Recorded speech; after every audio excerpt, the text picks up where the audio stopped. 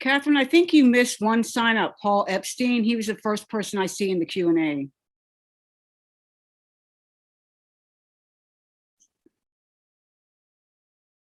He requested to speak at 6:19.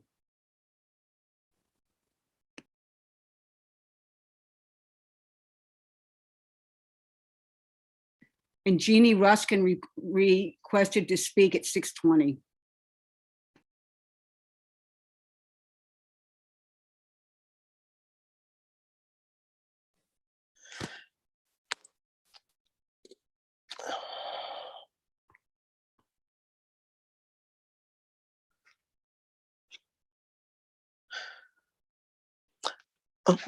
Paula, it's Barbara.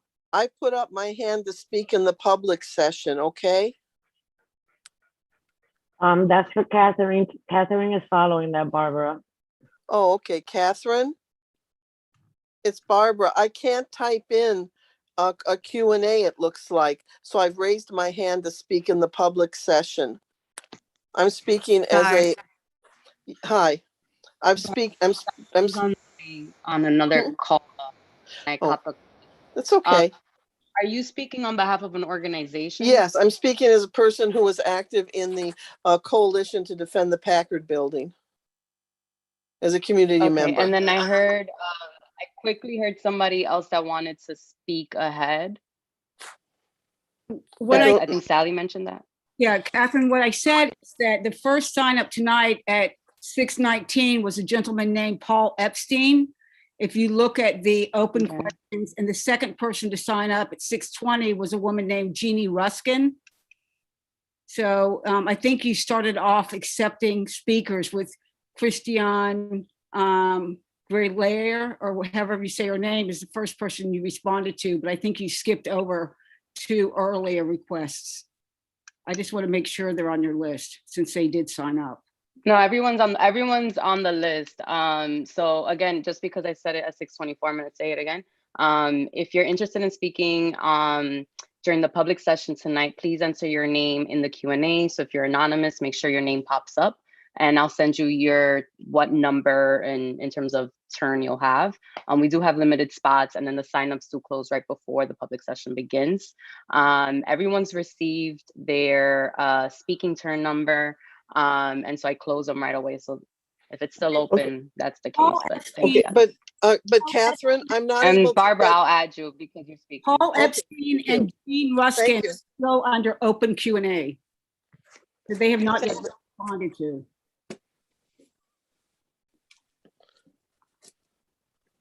That's weird. I don't see any. I don't see them.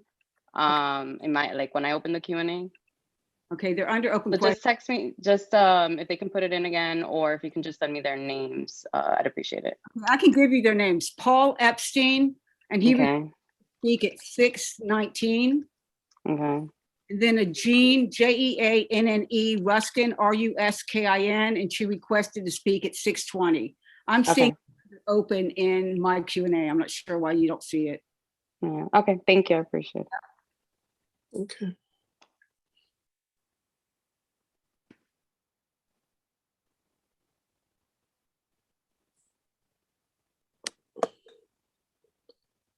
Yeah, I think I was about 6:15. If you just want me to go first, that would be okay, Catherine. I'd appreciate it. I'll add you on the list, and I got you. I'll let you know. Okay, thank you. I'll mute myself now.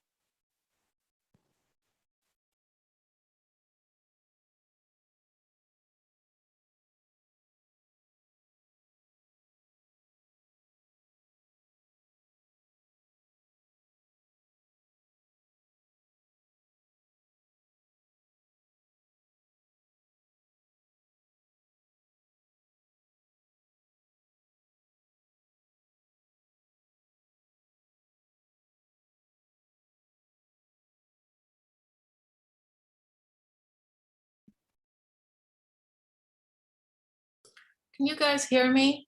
Just checking. Yes. Thank Yes. you.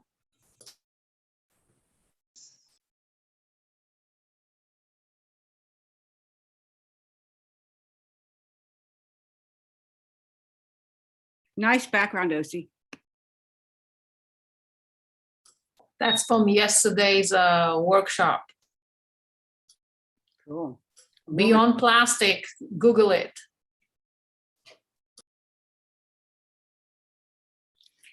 It's all the fault of Dustin Hoffman and the graduate, I guess. Good evening, everyone.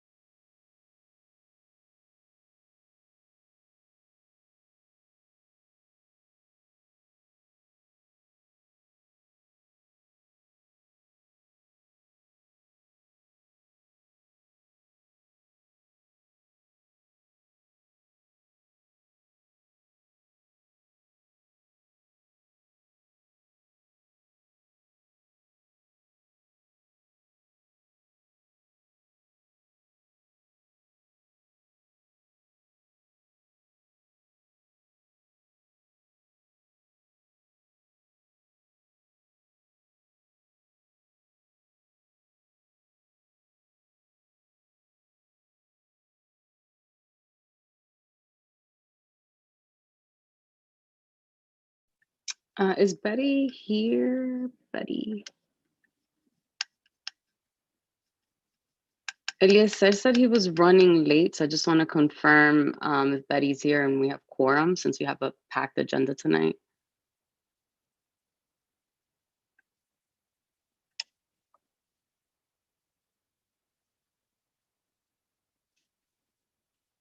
Okay, Betty's not here. All right, give me a second, folks, and I will count to see if we have quorum and we can start.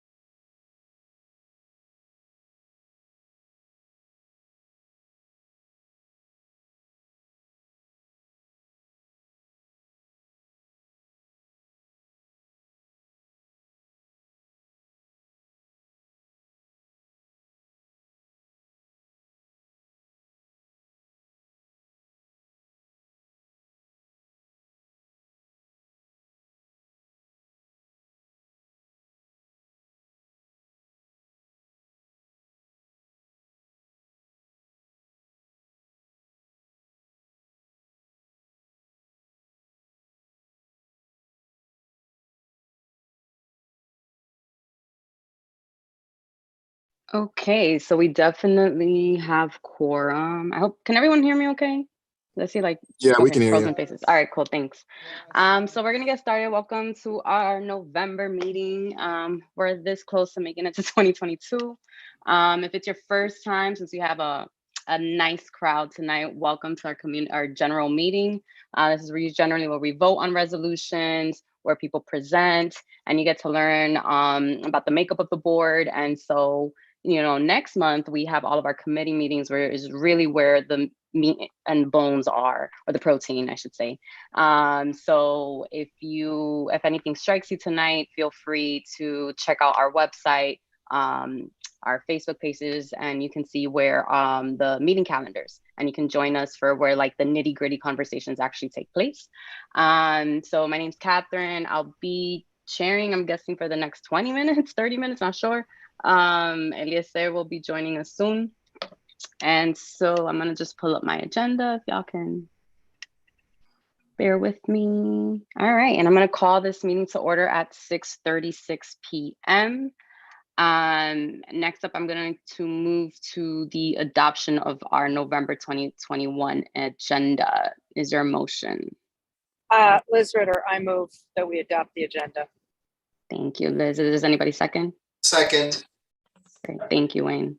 All right, and so we also need to adopt our minutes from October 2021. Hopefully folks have Nope, reviewed first them. we have to vote on the agenda or see if there's any objection. Oh, sorry, is there any, thank you. Are there any objections to the approval of our November agenda? Okay, hearing none, the agenda is adopted. Sorry, y'all, this is I always forget the language behind this. All right, now we can move. Is there a motion to approve our minutes for October? Oh, I move. All right, Curtis, who seconds? I need a second. Was that you, Wayne? Who seconded the minutes for October? Isidro. Isidro. Okay, thank you, Isidro. Is there anyone opposed? I'd like to abstain. Okay. I'll also, Noted. Sally Fisher abstaining. So Liz and Sally abstain. I don't think Betty Lehman's here yet, so. I'm here. I'm She's here. Oh, you're here? now. Okay, great. Perfect. All right, so you got those. Okay, great. Thank you. What's next on our agenda? Sorry, I just lost it. All right.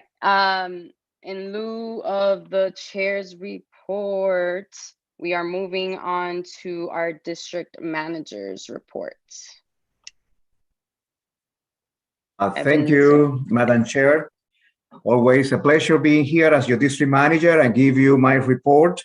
Very quickly, the Community Board 12 Manhattan budget ranking for fiscal year 2023 and the statement of district needs were submitted to city planning on time. Thank you to all the board members who participated in the exercise. And thank you to Chanel Paniagua from the staff that helped us to make this happen on time and very accurate. The New York City DOT removed the abandoned dining shed on 176th Street and Broadway. You heard me for the last 2 months dealing with this case, with this issue, that the restaurant that used to operate there closed their doors, closed its door and abandoned the shed that became a homeless shelter and a drug dealers shooting location and a dumping ground. So this morning, when I drove by there, I saw that it was removed. So thank you to DOT. So we resolved that issue. The calendar for December 2021, I completed this afternoon. I was waiting for committee chairs to send us the agenda items, and I completed very late, and I was in a hurry to come back home to start this meeting. I sent an email to Paola and Chanel to send it to you, but guess what? I forgot to put the attachment, to make the attachment there. For that reason, you did not receive it. Nevertheless, Paola and Chanel will take care of that tomorrow morning. Committee chairs, if you don't have you haven't submitted your agenda items, so you can do it tonight. Send it to Paola, Chanel, and myself. I will really appreciate that.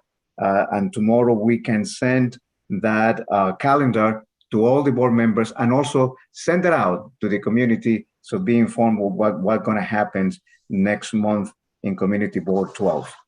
I need to let you know that I will be out on vacation starting tomorrow, and I will be returning to the office on December 14th. Last week, at the district service, at the Board of Service Cabinet meeting, it was discussed the how to return to the office, have live meetings, and how hybrid meetings gonna happen, and the support for the Board of President's office, et cetera, et cetera. To give us more information about the hybrid meetings and how Community Board 12 will do it going forward, I would like to bring to my report Mr. Jonathan Frometer. He is our IT person. Jonathan, take it away. Thank you, Ebenezer. Good evening, everyone. Yeah, as Ebenezer just mentioned, and you probably all know, we are returning at some point to our meeting room, and we are implementing different way of conferencing or streaming meetings. So the main feature here that we are going to install is a feature, in this case, Meeting All Pro, which is a camera with 360 degrees view, or I could say smart view, that will be provide at first instance for our borough president office. All right. So next week we are picking up the first camera that they will provide us. So we will probably need some other camera, but we are still analyzing the real need for another meeting that we may hold on another rooms. One of the most important thing about this camera is that we will still be able to use our Zoom account for streamings, so we don't have to get rid of our paid account since we have a couple of them. And yeah, so it's very is the lens is, like I say, is a smart lens, so it allows to view the whole room around, since the view is 360. And when I say it is smart, it's because assign the focus to the person who is speaking actually. So every time the speaker changes, so the camera focus the guy who is speaking. And it is very easy to install, so because it is a plug and play and USB, and we can still use our equipment, current equipment in the office. So this is just a new add-on that will help us to have a better hybrid meetings. And we will also improve the sound, since the camera comes with 3 speakers, high quality. And yeah, so that's that we have for now. Thank you. Okay, Ebenezer and Jonathan, you have 3 hands, and I'll call them in order. It's Sally, Osi, Tanya. So go ahead, Sally. Yes, I have a comment and a question. Can you hear me? Yes, we can hear you. Yes. My comment regarding the statement of district needs, it would be helpful, and I'd like to formally request that in the future, the statement of district needs be shared with board members prior to its submission to the city, so we have an opportunity to review what have been identified as our stated needs. Second, regarding the hybrid plan, it sounds to me from what Jonathan just said, the public under this plan will be relegated to a listening only mode.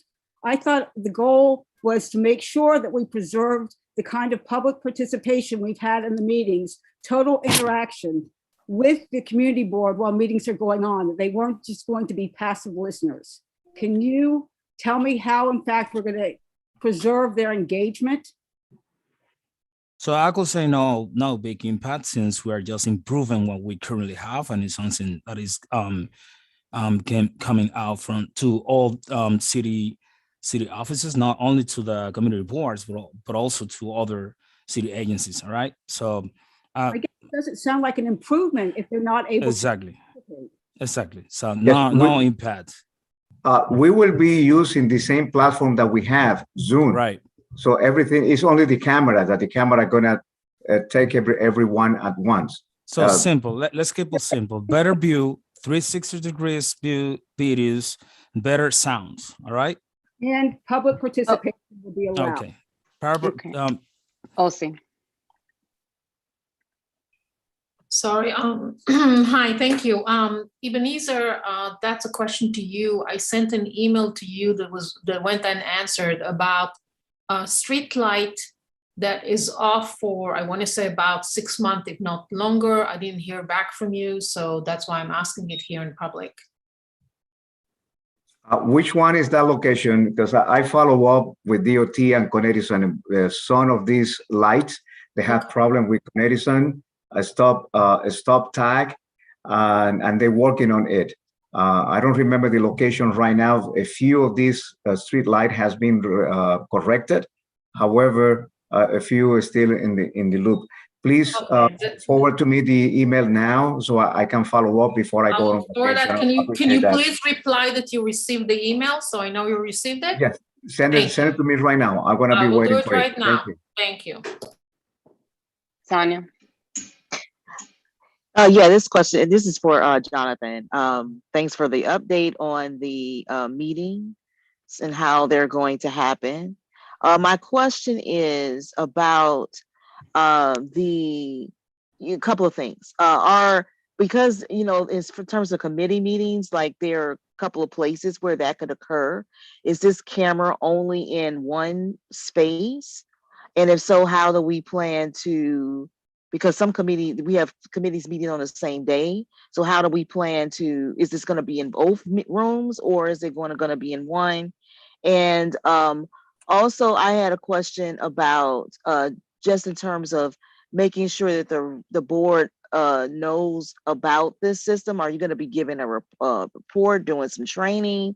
How are the committee chairs knowing how this is working, how they can engage with people who are using this, how this system is going to work? Like what is the process for making sure everybody's on the same page? Are you planning to give a presentation before the executive committee? What is the plan to make sure everybody understands how this is working and how this is going to work, and if there are any needs? And I also lastly share the same concerns about, from Sally. I think that, we've had a lot more public participation due to Zoom.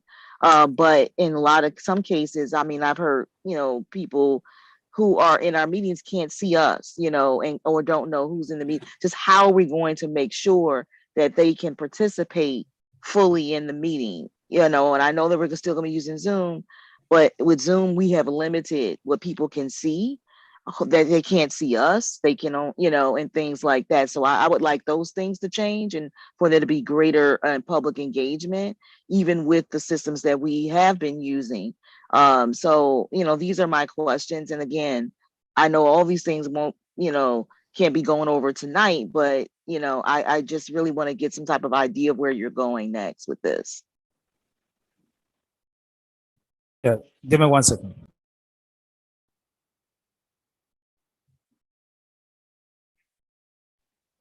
All right, I'm gonna wait. Now I also have Natalie. Natalie, I see you, so I'll wait. If it's for Jonathan or if it's for Ebenezer, do you want to share that? Conmigo?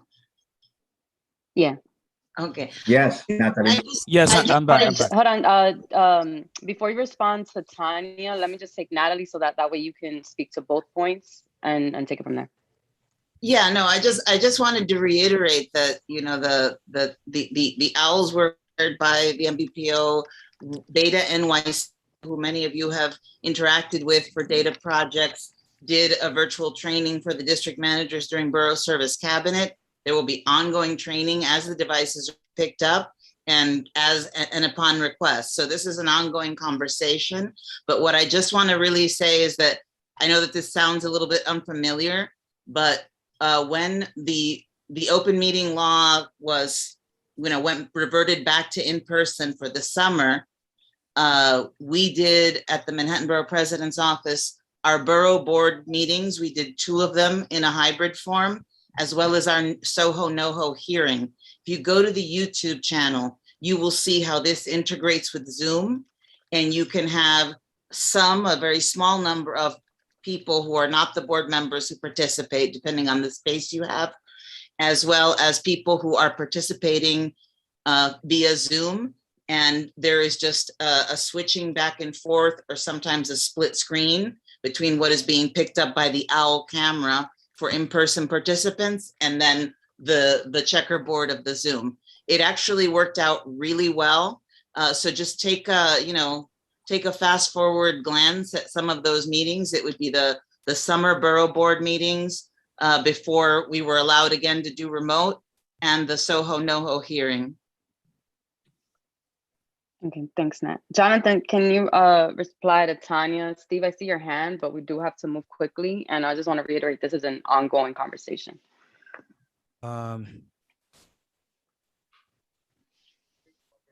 Yes, Tanya, responding also to your question. Sorry about I had to, since I have people working here in my house, so like sorry about the big noise. Yeah, for sure we are going to be providing training to each of the committees when we are on board, right? We are just receiving the device, right? We're going to install it, we're going to test it, and then we're going to provide this training that you were asking for. And for sure, no worries about like, you know, having less or wrong participation of the team or public visitors. Yeah, there will be having more view on camera, since right now you can see that you can only see like the playing views, people in front of the camera. Of course, in our room, we have a couple of cameras. I mean, we have 4 cameras, so we have a better view, but manually you have to be switching from one camera to other, meaning from an angle to other angle, manually through the equipment we have installed there. But since from this camera, we don't need to do that manually. The camera will do that for us automatically with the smart focus. So yeah, training will be provided. Okay. They definitely look like owls. Thanks, Jonathan. So Steve, I'm sorry, but we do have to move on. We have a packed night. And again, this is just a beginning presentation of what next year potentially hybrid can look like. So thanks, Jonathan, for starting us off. That was a timer. All right, so we're moving on to the next item on our agenda, which is an annual presentation led by Ross Frommer from Columbia University. I know we have a lot of new board members, a lot of members of the public. Ross, if you can, in your very limited time, give us a couple context as to why you and several young adults in our community are present tonight. Sure, and thank you, Catherine. Thank you for inviting me. Apologize for having to wear the mask, but I'm at an office. So each year, I, or in other cases, some years, some other folks, or a colleague of mine, comes to the board to present what is known as the Dyckman Institute Fund Scholars. And there are other people on this call who may know more about it, but basically, it is a scholarship at either Columbia College or the Fu Foundation School of Engineering and Applied Sciences, specifically designed for students from Washington Heights and Inwood. The history is very interesting. It can trace its roots back This doesn't to look right. Liz, to the estate of the family estate of Alexander Hamilton. And it's just one of the ways that Columbia uses to ensure that anybody who is qualified to go to Columbia and wants to go to Columbia can afford to go to Columbia. We have a number of named scholarships, a lot of money available for financial aid, and this is just a piece of the puzzle that's specifically designed for students from northern Manhattan. So I do want to thank you for inviting me here again tonight, and for the whole board for inviting us to join you this evening to recognize the 2021-2022 Dyckman Scholars. As you might imagine, in my job, I get to do a lot of meetings, and I mean a lot of meetings, some of which are interesting, some of which are fun, some of which are frankly a lot less so. But this one is always one of my favorites each year. And once again, like last year, I'm sorry that you will not get to meet this year's scholars in person, but as you'll soon see, they are just an extraordinary group of young people. Before we go any further, I do want to take a moment to mention another great Columbian with deep roots in this community, who unfortunately passed away last month, and that is Al Thompson. Al was born at what is now New York Presbyterian, grew up in Harlem, and graduated from George Washington High School. He then attended Columbia College and was a star of the track team. In fact, his shot putting record still exists today, almost 70 years later, and was actually good enough to make it to the Olympic trials. After serving in the Navy, he came back to Columbia and in 1960, graduated from dental school. Had a very successful career as a practicing dentist and spent many years on our faculty. And while at Columbia, he helped create what is now called the Office of Access, Equity, and Inclusion. I got to know Al pretty well over the past 20 years, and we had a pretty strong connection because he actually went to college. They went to both college and dental school with my father. My father was on campus at the same era. And when we focus on the Dyckman Institute Fund this evening, we do have another scholarship at Columbia designed to help students from Northern Manhattan attend the university, something known as a Thompson Munoz Scholarship, which is named after Al and another native of this area, Carlos Munoz, also a Columbia alum. So I will miss Al greatly and just say, may his memory always be a blessing. Now, on to the Dyckman Scholars. And first and foremost, I want to thank and acknowledge what I would call the unofficial DIF committee, Ziad Ramadan, Bob Isaac, Steve Simon, and Ziad Ramadan, excuse me, I'm sorry, Martin Collins. I wrote Ziad's name twice. Sorry about that, Martin. They do keep me on my toes, shall we say. Now, if we were in person at this point, I'd acknowledge all the parents, family members, and friends of our special guest tonight and ask that they stand and be recognized. I guess you cannot see them with us because they're probably in the webinar, but if you could just take a moment and say thank you and applaud all our parents and family and friends who are with us this evening. It is now my great pleasure to introduce my wonderful colleague from Columbia, Leah Shaleni Soman, who's the Director of Financial Aid and Administration for Columbia College and the Fu Foundation School of Engineering and Applied Sciences. Leah, can you say a couple of words and then introduce our scholars? Sure, Russ. Thanks for the introduction here. I work in the Office of Financial Aid and Educational Financing, and we're the office that manages financial aid for the undergraduate students at Columbia College and Engineering. Our mission is to help all students admitted to Columbia College and the Fu Foundation of Engineering and Applied Science, regardless of financial circumstances, achieve their goal of pursuing a world-class education at Columbia University. Columbia College and Engineering admits students in a need-blind manner for U.S. citizens, eligible non-citizens, and students with documentation. This is very important. It means that our admissions office does not consider a family's financial circumstances in the determination of admission. We are very fortunate to be able to award aid to meet a student's full need, and this aid includes grant and term time work component. We do not use loans to meet need. In addition, students whose parents' annual income is less than $60,000 with typical assets will have a zero parent contribution. I can say that for 2021 and 2022, we have awarded over $100 million in institutional funds. The Columbia University grant is made possible in part by our family of donors, which include alumni, parents, and friends of Columbia University. The Dyckman Foundation is one of these donors and generously provides scholarships for 4 Columbia undergraduate students each year from Inwood and Washington Heights. Tonight, we celebrate Richie Barua, Lord Crawford, Dina Rama, and Shahid Thabit, but I would also like to acknowledge that there are many others from Washington Heights and Inwood attending Columbia. Now, if our scholars can say a little bit about themselves and introduce yourselves. Lord, can we start with you?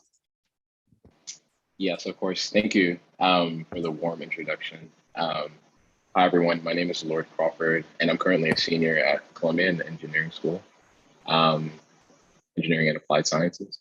I grew up around 156th Street, Broader Riverside.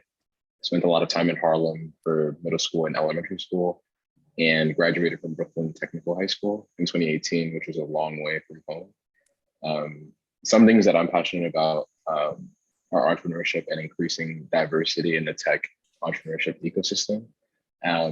So at Columbia University, I've done a lot to change the face of what tech and entrepreneurship looks like, and generally be someone that can show others that it's possible. And sorry, I forgot to mention that I also study computer science. As I said, I'm in my senior year now, and I'm incredibly blessed to have this community board as a supportive network pushing me through these last 4 years. Yeah, I just want to say it truly wouldn't have been possible without this generous scholarship, and allowing my family to not worry about, pushing me through Columbia University.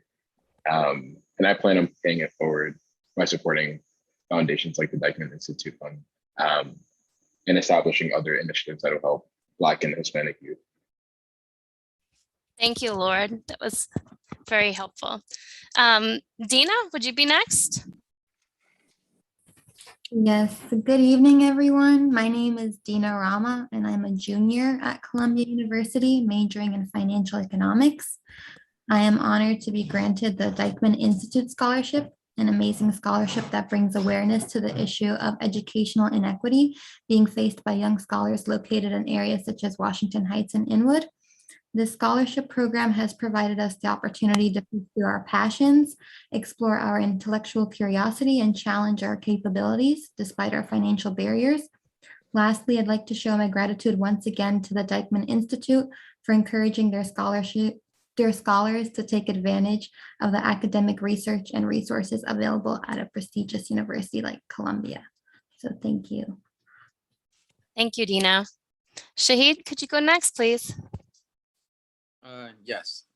My name is Shahid Thabit, and in terms of where I grew up, I first grew up in Inwood around 207, and then I moved to Washington Heights, more towards like 181st Street in St. Nicholas. And my parents, just to go up to my background, are my mother's from the Dominican Republic, San Francisco de Macorís, and that's also an important part of like who I represent myself as. In terms of my major, I'm planning on doing neuroscience or biology. The main reason for that is that I always found it amazing how complicated yet simple the human body is and what it takes to survive, how intricate, complicated and beautiful it could be. And in terms of how the neighborhood Washington Heights growing up impacted me, I would say there would be two things. And I feel like it was very important for, other people who want to apply to, Ivy League schools, including Columbia, is one, to always see your potential and not look at yourself for what you are, but what you can become. I remember my mother, I was in the 4th grade and I wasn't doing too good in school. And I said, man, I wish I would just get an 80 on this class. I remember it was one hard class for me. I think it was math or English. And she said, why are you asking for that? You're gonna be the best student in this school. She made me see something that I wasn't even close to achieving. But that thought alone kept me pushing and kept me going. Another thing is also to be proud of where you're from and also be proud of what your parents accomplished. So in terms of when I attended Bronx High School of Science eventually after middle school. And I remember a lot of the students near me, they were talking about how their parents are alumni of Harvard, Yale, Columbia, all these great schools. And I was in the classroom and it was my turn to say where my parents were from. And I was very proud to say my parents came to America. And it's not like recognized. It's easier to say, oh, Harvard, Yale, but to notice, what our parents, most of people in Washington Heights and Inwood went through to get here and make a life from scratch, not knowing anything. That's a lot harder. And it's something you should appreciate and something that strengthened me in terms of being in this community. And I think it's important for scholarships like this to be so successful and to encourage youth to continue, because it gives the opportunity to view others instead of viewing yourselves. There's this one quote I always like to reference is, when you look at the mirror, you always see yourself, but when you move that mirror to the side or you look beyond that mirror, you see the millions of people that need your help. And I think that's one thing the scholarship really did for me. And it gave me the opportunity to see my potential in the next 10 years to become something great. And I really thank you guys for that. Thank you, Shahid, for that meaningful message there. And our newest scholar, Richie, would you please say something? Yeah, hi, my name is Richie, and I'm a first year student at Columbia College. I grew up around Dykeman Street and went to City College Academy of the Arts on 196th Street. And I'm hoping to major in sociology on a pre-med track just because I would like to explore disparities in health and education. It is an area that means a lot to me. And, Washington Heights is all I've known since I immigrated to the States when I was 9 years old. And I absolutely love it. I can't believe, I can't live in a better place. And I just think there's a lot of things that can be improved and I can give back to the communities, to a large amount of first gen students here as well.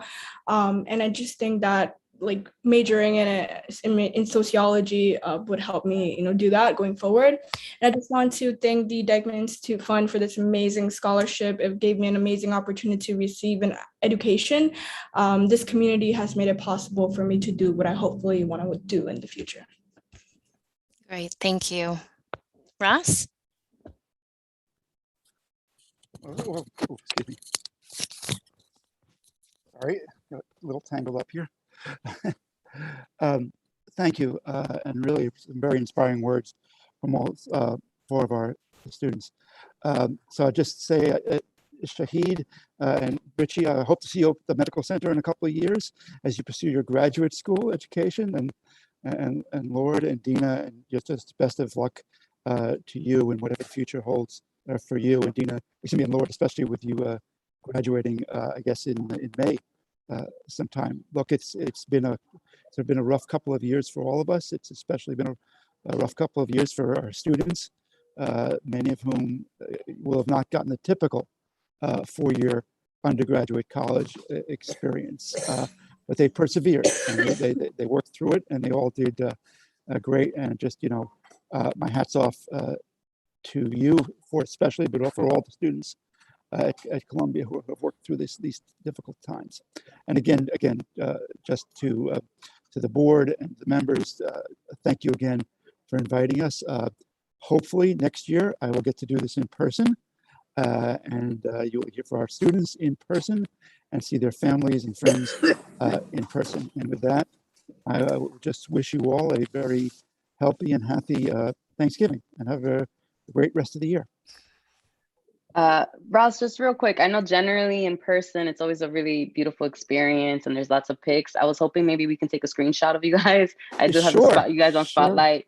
Sure. Dina, if you around and you could put your camera on, there we go. All right, so I'm gonna just take a quick screenshot. All right, 1, 2, 3, smile.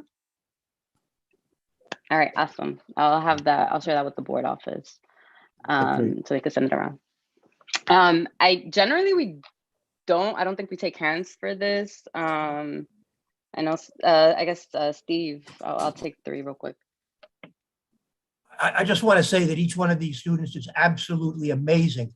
And I wish that I could be present. We could be in the same room so I can shake their hands. And Ross and Leah, you may have other students from Washington Heights and Inwood, but right now, these are our 4 favorite students from our community. They are amazing, and I'm convinced that each one of them is going to be a huge success. And I'm happy that in some small way we were able to maybe assist them. And I must commend Bob Isaac. He's the major force behind promoting, discovering the existence of the fund and promoting the scholarship every year. And what this has resulted in is when you hear these students it's amazing. It's just amazing. I want to see each one of them come back in a few years and see how successful they are. They are absolutely going to be successful. Thank you so much. Well, Steve, you may be able to have favorites. I think Leah and I probably are not allowed to have favorites, although I will confess I do have a favorite in the first year class. Richie, with all due, sorry, but turns out my nephew is a freshman, is a first year at Columbia this year. So he's my favorite. No, I'm sorry. Everybody else is tied for second. That nephew is disqualified on the basis of nepotism. These 4 kids are the absolute favorites. All right, thank you so much. It's always beautiful to see young, thriving talent from our community. And so again, I'm going to share the picture so that perhaps it could be sent by our end of year listserv on the listserv or news blast. Catherine, if I may, I think someone from Congress, Assemblyman Taylor, did want to say a couple of words. I had heard that. I see someone from the Assemblyman's office. Oh, yeah, Mina. Oh, I thought it was for later. Yeah, go ahead, Mina.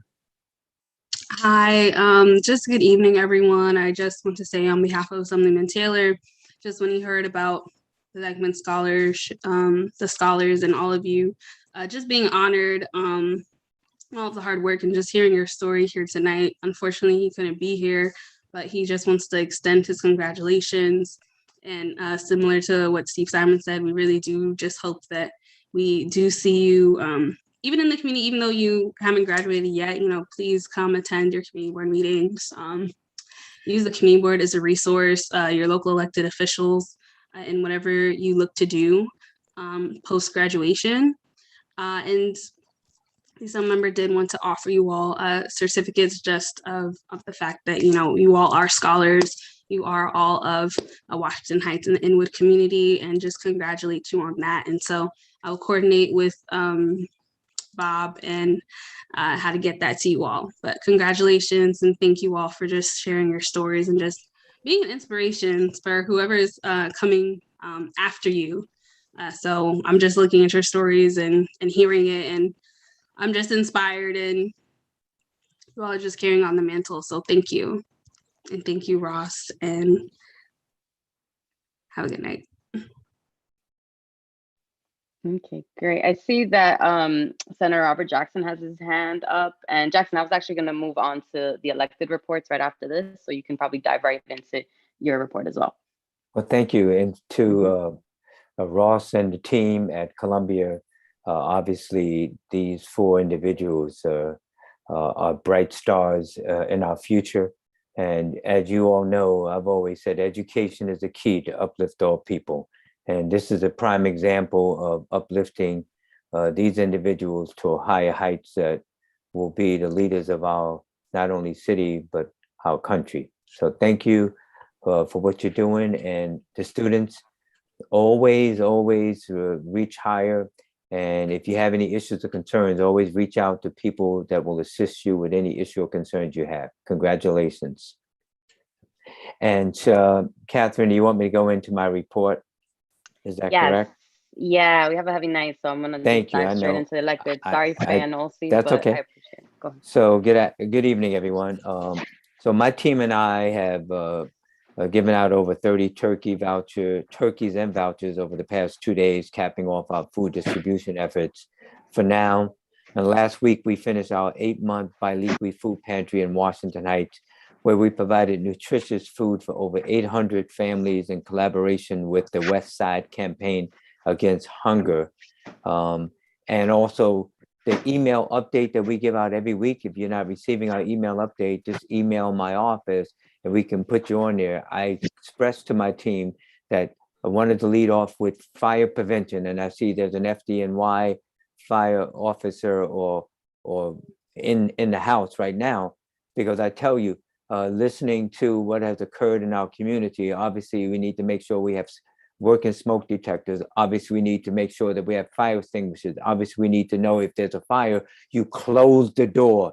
And all of these things help to save lives. And obviously making sure that when we plug our cell phone and anything else in there, and then we unplug it, take out the charger out of the actual plug itself, because you never know when something will go off. So that's so important to save lives.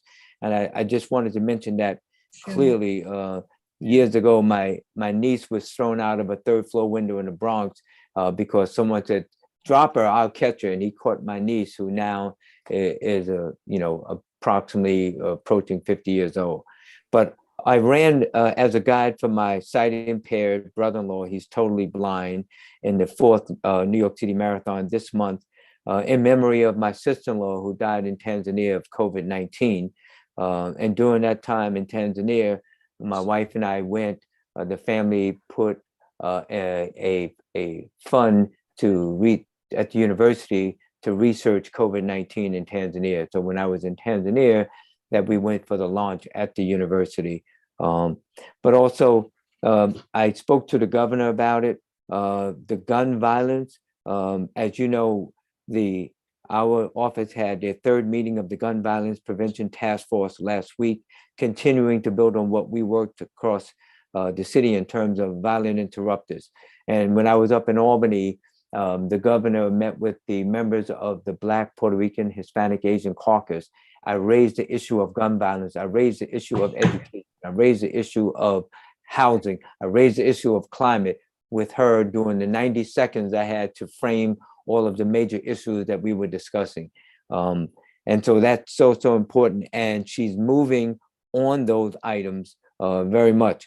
And so also this last week, we had our first forum on cannabis in New York State last week at City College. It was very successful, a lot of questions and concerns, and that subject area is being developed out by the actual board that's handling it. Also, the ERAP, the Emergency Rental Assistance Program, closed as of 9 days ago. I protested because it leaves tenants without access to eviction protections after January 15th. And January 15th is a very strategic day and time in the month of January, because we go back around the 2nd or 3rd. And so obviously this is a major issue that we're going to have to address when we go back up to Albany. If you were not aware, the 31st Senatorial District, which includes all of Inwood and 95% of Washington Heights, some of Marble Hill, and I go down to 26th Street, has the most rent regulated units in the entire state of New York, the 31st Senatorial District. But regarding local land use matters, I will call City Planning Commission Chair to voice my opposition to the fresh supermarket application at 4650 Broadway, the former Packard building. And also, I also oppose both the height and parking variance request for 2238 Cumming Street, formerly known on the Holy Trinity site. Obviously, the height that they're looking for is to go up from what there was agreed to from 7 feet to 7 stories to 9 stories, and to build a parking garage. I say to you that Artemis knew what they were getting in day one. And in my opinion, if this goes through, they pull a sham on us. And so I ask everyone respectfully, in order to stay with the type of,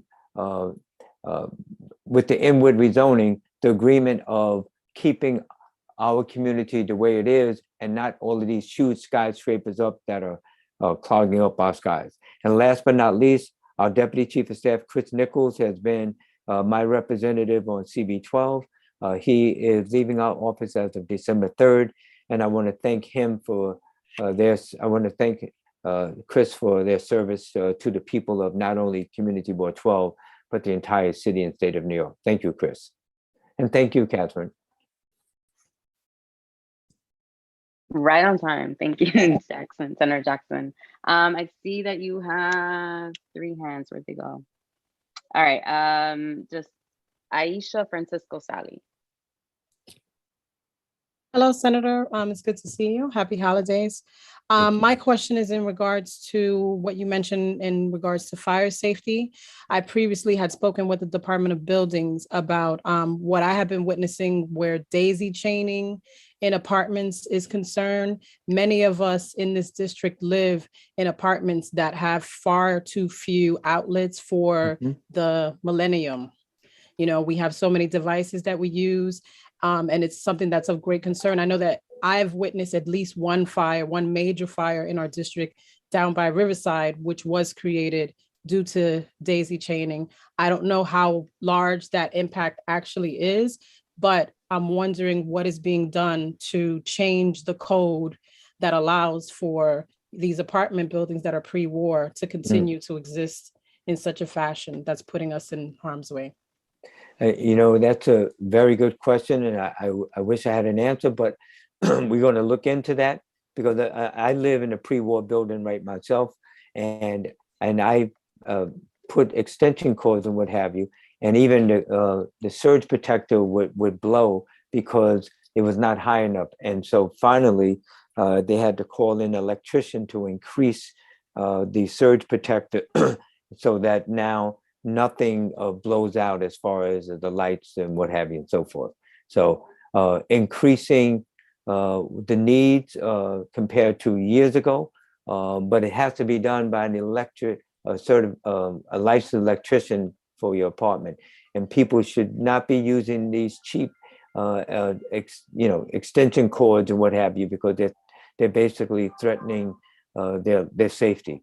And I would assume that the FDNY will speak more about that, but very big issue. Okay, Thank you. Francisco? Thank you. Yes, hello guys, and good evening. Hello, Good Senator. evening. How you doing? It's a pleasure. I'm doing seeing well, thank you. I'm out here in Brooklyn, but I'm with you in Community Board 12. Awesome. Thank you. Thank you. Two things real quick. I think communities like ours, love coat drives and turkey drives and stuff that really helps the community. But, I've grown up in this city my entire life, and I can't tell you one person that has a fire extinguisher in their apartment. Not one. Really? Not one, especially in this community. I've been everywhere: Brooklyn, Queens, Staten Island, Westchester, Yonkers, Uptown, Bronx. Not a single person owns a fire extinguisher.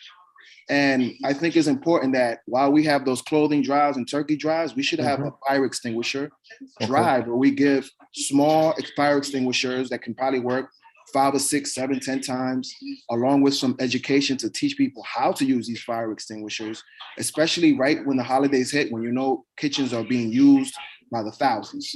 Okay. So that's one thing. Secondly, when you talk to your colleagues upstate and you guys talk about violence and prevention, in Washington Heights and Inwood, we lack after school and centers like a YMCA, Boys and Girls Club, Parks Department gyms. We have none of those things that are active the way Harlem has it.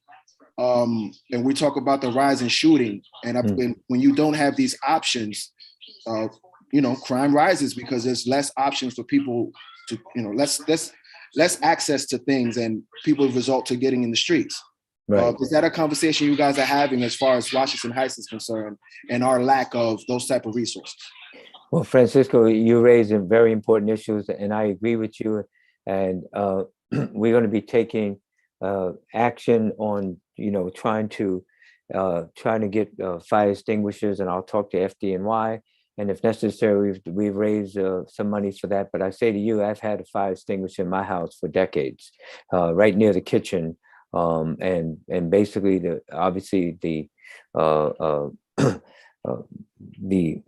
fire alarm and up in the ceiling. So that's very important, and I changed that battery.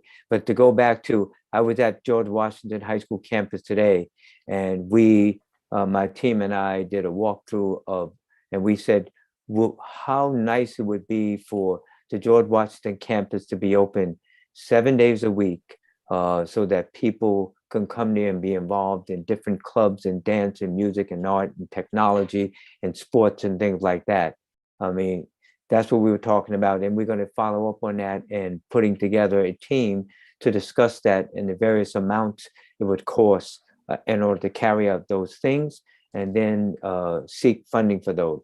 Ideally, obviously, we have about 125, 150 billionaires that live in New York City, and we're going to start with them first. But we can work on that together. That's the discussion we had today after I spent about 2 hours at George Washington High School campus school. Not the school, but they have 4 schools at George Washington High School campus. But thank you. Those are very important issues that you raised. All right. So we have Sally and Joel. We also have FDNY present tonight, and they'll be reporting. So save all the thunder as well for them. So Sally, go ahead. I just want to thank Senator Jackson for standing with us, the community, in terms of your consideration of the land use resolutions that are on the table tonight. And also all the work you do, some of which is in your jurisdiction, some of which is actually the responsibility of our local electeds who seem to be ducking many of these issues. And I also want to express my heartfelt gratitude and appreciation to Chris Nichols, especially when it comes to matters of environmental justice. You're always there for us. I'm not sure what we're going to do without you, but I promise I'll try and lose your phone number so I won't be bugging you while you try and begin the next chapter of your life. But you have been amazing, and I will be forever grateful. Thank you, Sally. Chris is going to be missed. Thank you, guys. Sally, I hope you don't lose my phone number because I'm just going to find you on the street and give it right back to you. Well, thanks. All right. And your last 10, thank you, Chris. Last hand, Joelle, for Robert Jackson. And Liz is there too. Hey guys, good evening, Senator. Good evening, Joel. I just had a quick question in regards to the cannabis Forum. meeting forum that you guys did in City College. Was it done through Zoom or was it in person? Is there somewhere we can? Because I wasn't able to go. I really wanted to attend that event, but wasn't able to make it. Was it in Zoom and was it recorded in order to review it? Sure. It was in person and Facebook Live. So it should be on Facebook. Quite, Joel, I don't know exactly where. It's probably on our website, and if not, I'll make sure that my staff will get that to you, and not only to you, but to let everyone in CB12 know exactly where it is. It was Facebook Live and in person. Okay, great. Senator, it is on your Facebook. You're 100% correct. And Joel, it's Senator R. Jackson is the little thing at the end of the URL that you add to facebook.com to find it. All right, and this is just the beginning. There's going to be more because it's developing. It's not in full implementation stage as of yet. Sure, yeah, I'm following it closely. Thank you, Chris. Thank you, Senator. Appreciate that. All right, thank you. So I know we have some extra hands. I did see in the Q&A that Joanna's here as well. So if y'all can put your contact info so folks can direct any pending questions, because we do have, again, a very long agenda. We don't want to be here at midnight. So I'm going to move on to our next report. Thank you so much, Senator. And that is Lori from Adriano Espaillat's office. Good evening. And on behalf of Congressman Espaillat, I want to congratulate this year's Dyckman Scholars. I myself was deeply, deeply moved by what they shared with us about their backgrounds and about their aspirations. I look forward to going back to the Congressman and sharing this. He would love to have been here. As usual, he has many, many, many obligations, and hopefully he will join you in person next year. Okay, I want to invite everyone to an event taking place this coming Monday night, November 29th, from 6 to 8:30 at the Fort George Presbyterian Church, 1525 St. Nicholas. This is a presentation on the Build Back Better legislation that has passed in the Congress. And I just want to share with you some of the highlights. We are proud to say that 3 of Congressman Espaillat's bills have been included in the Build Back Better legislation: Transportation Alternatives Enhancements, Safe Streets, and the Complete Streets Act. I think I speak for many in saying that over the years, it's been challenging to find competent childcare, competent as well as affordable. And so one of the main benefits of the Build Back Better Act is that they're going to have opportunities for people to not have to pay more than 7% of their income. Right now, childcare is more than $12,000 for an average family. I think I've mentioned in the past that District 13, Congressman Espaillat's district, has more public housing than any district in the country. So the fact that there's going to be a major chunk of money to rehabilitate NYCHA is a very, very welcome thing indeed. In addition, as many of us have experienced, New York has had 31 extreme weather events in the last decade. It's cost New York families, New York taxpayers, $100 billion. The Build Back Better Act will create good-paying union jobs and advance environmental justice and save New Yorkers from this kind of burden. The congressman demonstrated his commitment to this issue by journeying to Glasgow, Scotland for the United Nations Climate Change Conference, and he was invited by Speaker Pelosi. He was part of a small delegation that came from our Congress to the event.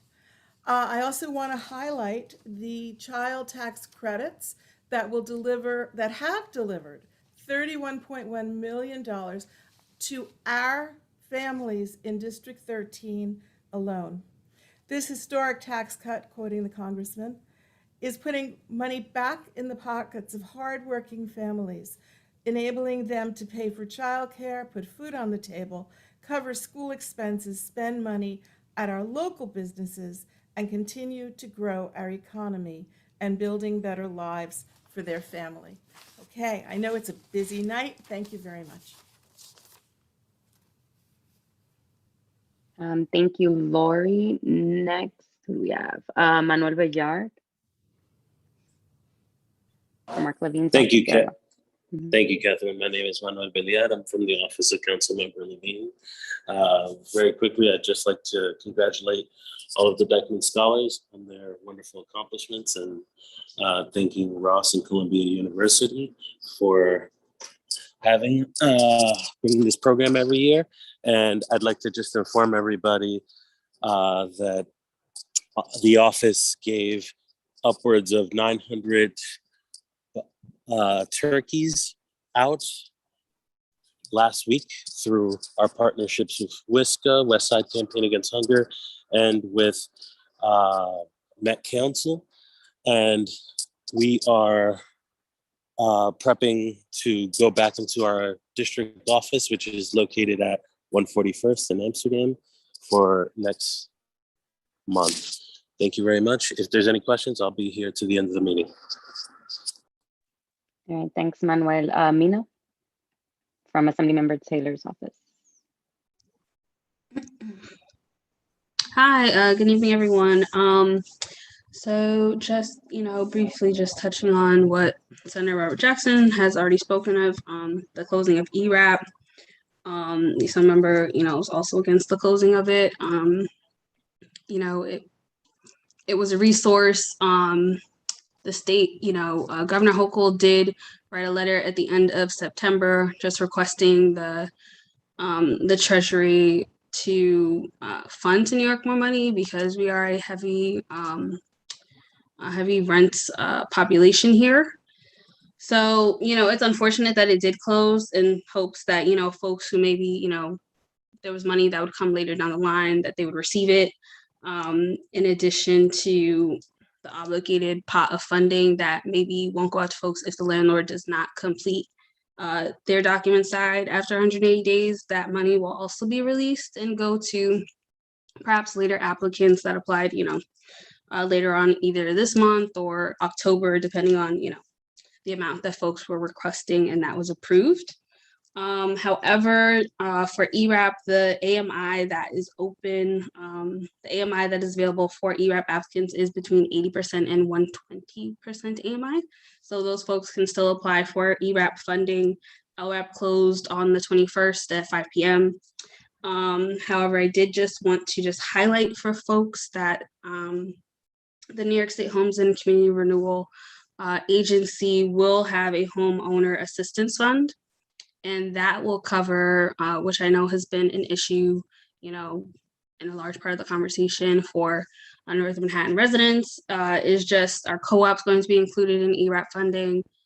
So HDFCs, Mitchell-Lama shareholders, et cetera, will be included in this homeowner assistance fund. It will be live. The application will be live in the first week of January.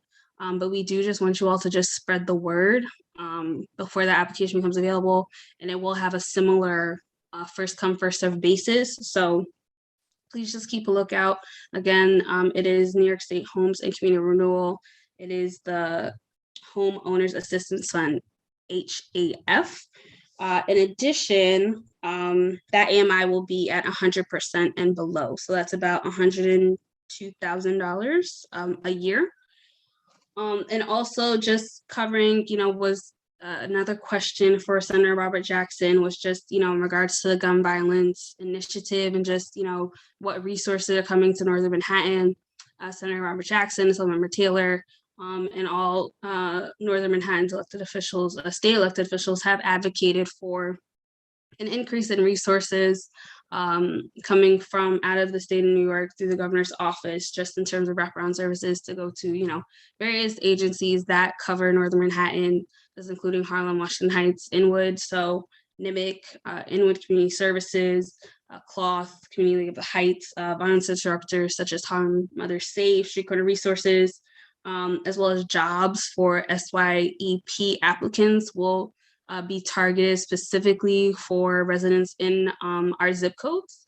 So that is something that is happening on the state level that is being supported by all of your local elected officials. And I also do want to say we did have a great event last week at Riverbank State Park to just honor the pioneers of breakdancing who, unfortunately do not receive the flowers that they should in regards to just this global genre of hip hop that is the most internationally recognized music genre. So it was really exciting, really fun, great performances. And I do also want to sadly announce, which I'm sure you all are aware of, that Erica Rodriguez did leave our office as chief of staff. So we're gonna miss her, as well as Chris. It's a really sad, time, but changes must happen. Folks have, things that they need to just focus on and their next chapters in their lives. So we will welcome Wendy Olivo, who is no stranger to this board, as the new chief of staff. She'll be starting next week, Monday, and you will definitely be seeing her face more. So thank you tonight, Community Board 12. A pleasure to report on behalf of Assemblyman Al Taylor. Thanks, Mina. And I was there with a baby breakdancer, and let me just say, it was fire. The fits were amazing. So if folks see the pictures, it's like folks are glammed out and ready to receive their flowers. It's true. Thank you. Thank you. And so our last elected speaker is Assemblymember Carmen de la Rosa, where's she at? Let's see. Promoted, yes. Hi. All right. Good evening, everyone. First of all, before we get into the substance of the report, I want to first thank Community Board 12 for their service and wish you all well as the holidays approach. I wish you all peace and health with your families as we get together to celebrate. And remember to social distance and be responsible. So piggybacking on my colleagues' reports, we too have been focused on food distributions as the holidays get closer. Yesterday, we distributed hundreds of turkeys in Marble Hill with Kingdom Earth. Today, we've distributed hundreds of turkeys at the United Palace, as well as other goodies that accompany the meal. We are also working diligently to support food pantry work that is happening across the district. I have a firm belief of not reinventing the wheel. I also want to take this opportunity to really give a shout out to the mutual aid groups that have really stepped up during the pandemic to consistently feed our communities during this time.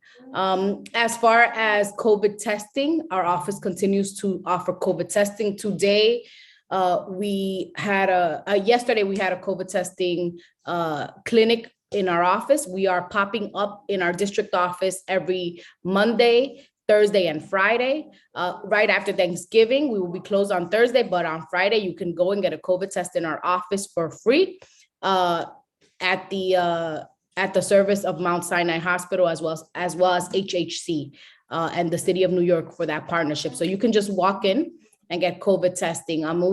We'll continue that throughout the year. We've also been working with the vaccine bus. We've been working with residents in Inwood specifically to make sure that we have coverage of vaccine sites and the mobile bus in Inwood. There have been some complaints that came to our offices from small business owners that would like the bus to be moved from 207th Street to Nagel and Dyckman. We are working on that. I finally heard back from the City of New York, and they are looking to move the bus over to Dyckman and Nagel for the next time around. ERAP, Our colleague said it very well, but I too am in favor of continuing the ERAP program and continuing to assist renters in our community that are really at risk of evictions. So we will continue to fight on the state level to make sure that the resources are available. As well as the Fund for Excluded Workers, which you all know has been kind of a pet project for me. I believe that all New Yorkers deserve to be part of our recovery. We're asking for an additional $3 billion from the next budget cycle for the Fund for Excluded Workers as well. Piggybacking on the report that was given by Senator Jackson, as well as Al Taylor's office, Mina at Al Taylor's office on gun violence prevention. We also funded through the Assembly Catholic Charities who will be hiring violence interrupters from the community to go out and address in instances where violence does occur, people from the community that can assist in that help. So I am excited to hear that the colleagues as well have been working really hard. We understand the urgency of the violence that is occurring in our communities, and we look forward to continuing to working together on that. Governor Hochul signed probably my last bill as an assembly member, and it is a bill releasing individuals who are the victims of intimate partner violence from their utility bills. So one of the things that happens when folks are involved in intimate partner violence is that sometimes their financial independence is also put at risk. This bill provides an escape clause for someone who is a victim of intimate partner violence to escape from a cell phone bill, a utility bill in the state of New York. And we're proud that Governor Hochul has signed that bill. As far as the resolutions you all have before you tonight for 2238 Cummings Street, who has applied, Artemis, who has applied for a variance. I am speaking out tonight in opposition to the variance after having conversations with both community members as well as a large coalition of members who have come together in opposition of not just this variance, but also the inward rezoning. At this time, I am in opposition because one, the height limits that are being asked for are contradictory to what our community has fought for during the inward rezoning. One of the wins of the inward rezoning, as has been put to me very eloquently from our neighbors that live in the surrounding area, is the R78 zoning. And this developer is asking for a variance to the height. So I oppose both on height and parking restrictions. As you all know, parking is a serious issue in our community. And while I will always be one to encourage folks to take public mass transit, we know that the reality is that there is still a need to have parking spaces available, as well as I have to cite the lack of multilingual outreach and outreach in general to the folks living in the surrounding community. It is one of the complaints that we have heard. I think this is an opportunity for us as we transition out of this administration and into the next, to really draw lines in the sand when it comes to the development that comes into our community. As you all know, I have the privilege of serving as the council member elect at this point for the 10th district, and I look forward to continuing the conversations around development that happen in Upper Manhattan. We also have just started our transition committee for the city council.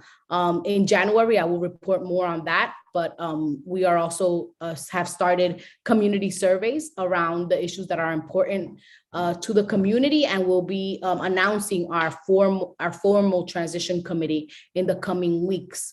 I think there's a pattern here. Many of us have lost staff members that have been with us. For me, it's Orlando Ovalles, my longtime chief of staff, who has been with me since day one.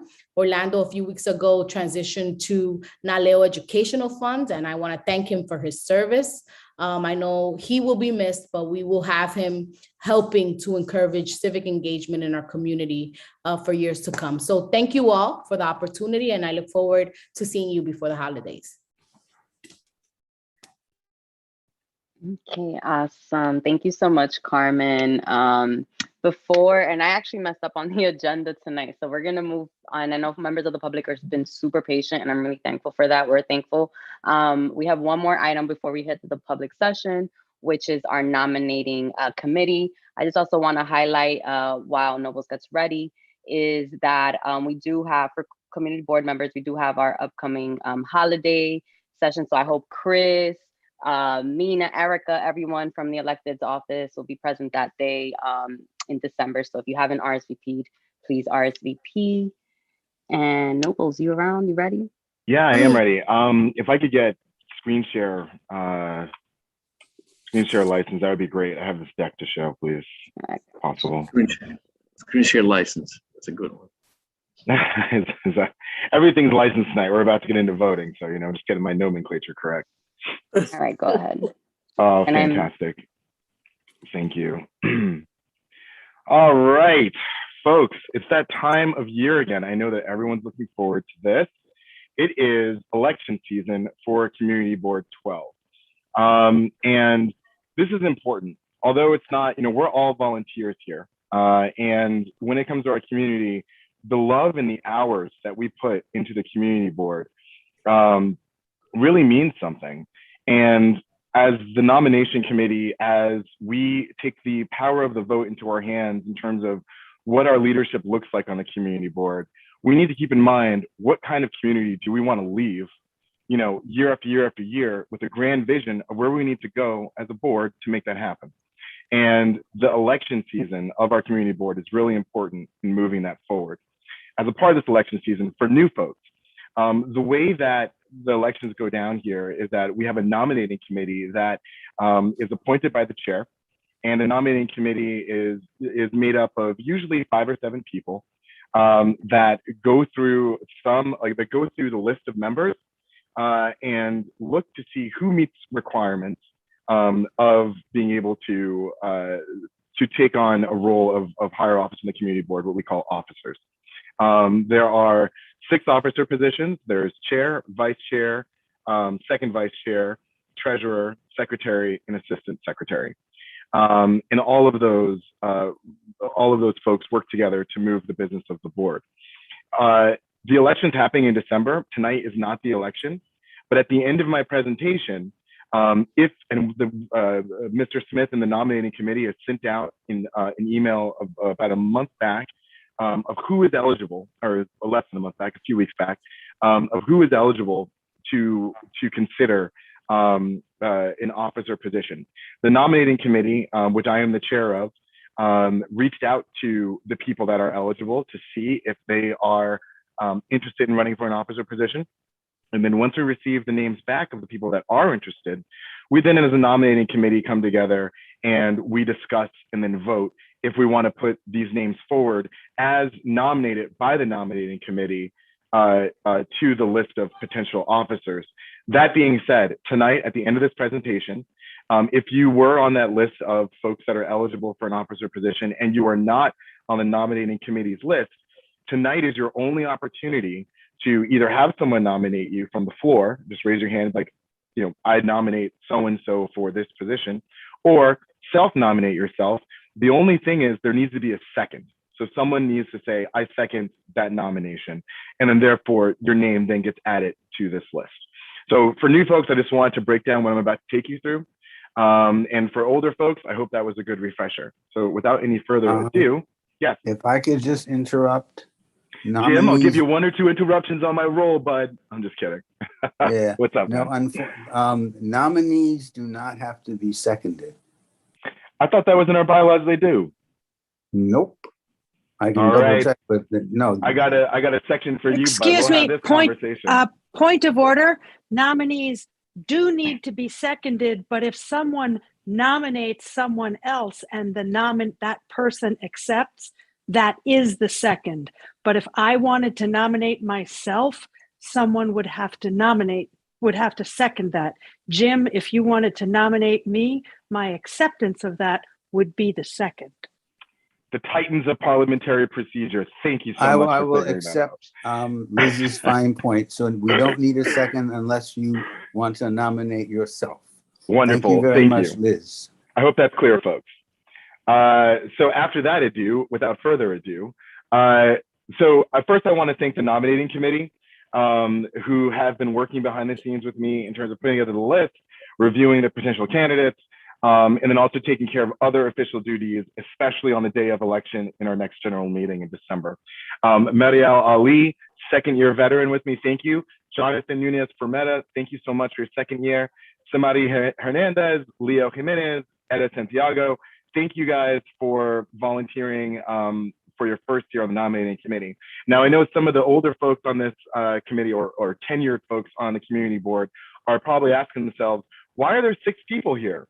The reason being is because you can't have 6 folks doing work on the nominating committee, but when it comes to voting for the names on the nominating, when it comes to voting on the names to get on the list of nominees from the nominating committee, it needs to be odd. And we did have an odd number when we voted on this list because Eda couldn't make it. So that was all done above board. So that is why, even though there's an even number of people here, there was still an odd number when we came to vote. So I just wanted to make that clear. So nomination criteria, attendance is in our bylaws as probably the main way that you can be considered for office or position. As you can see here, 2/3 of your general meetings and primary committee meetings need to be attended. And then also from a punctuality standpoint, there is a clause on there. But we don't, being secretary in the past, knowing the minutes, we don't usually take punctuality into account here unless there was some kind of contention. But it is in our bylaws. And you have to also be a member of the board for 1 year. So newer folks that might be considering self-nominating yourself or trying to get someone to nominate you, as long as you've been a part of the board for 1 calendar year, you can do that. If not, you'll have to wait till next year. But on top of these bylaw enshrined criteria, we also have other criteria the nominating committee is using to evaluate the folks that we did to put them onto the nomination list. Ability to collaborate or disagree in an inclusive manner. And that means when you're in official community board business, like in the meetings, in the general meetings, like, are you respectful when there is a disagreement? Like, are you listening to the parliamentary rules? You know, are you not using ad hominem attacks? That's a very big piece of our criteria to get on the nominating committee's nomination list. Next, proven or potential commitment to leadership. You need to want to be an officer, and you need to have shown that you have leadership capability in the past. That could be writing a resolution, that could be all sorts of things. But we want to make sure that if you're going to be an officer, you're going to be able to do the work. Third, a track record of community involvement. As I was saying before, we spend a lot of hours as volunteers on the community board already, but we usually are called to the community board because we're already doing something in the community. And when we're on the community board, we shouldn't see the community board as being the end of our community involvement. We need to be doing things outside of this. And so when someone wants to be an officer, we make sure that you are still an active member in the community and not just checking the box of community board involvement. Okay, so our nominating list. This email already went out to our board of the folks that are interested. It went out, I believe, maybe yesterday, Friday. It went out on Friday. Thank you, front office. Of the folks that we have contacted, rose their hand, interested in running for an officer position. There's an elephant in the room here, as you can see. We do not have anyone interested in being secretary, and I'm going to address that in a second. I was secretary, obviously, thank God for Betty Lehman, thank God for OC. We've been taking on secretary for, I would say, maybe 4 or 5 years now, is what we've been doing here in some form of it. We need new folks to be secretary. And it is honestly a really fun, interesting position.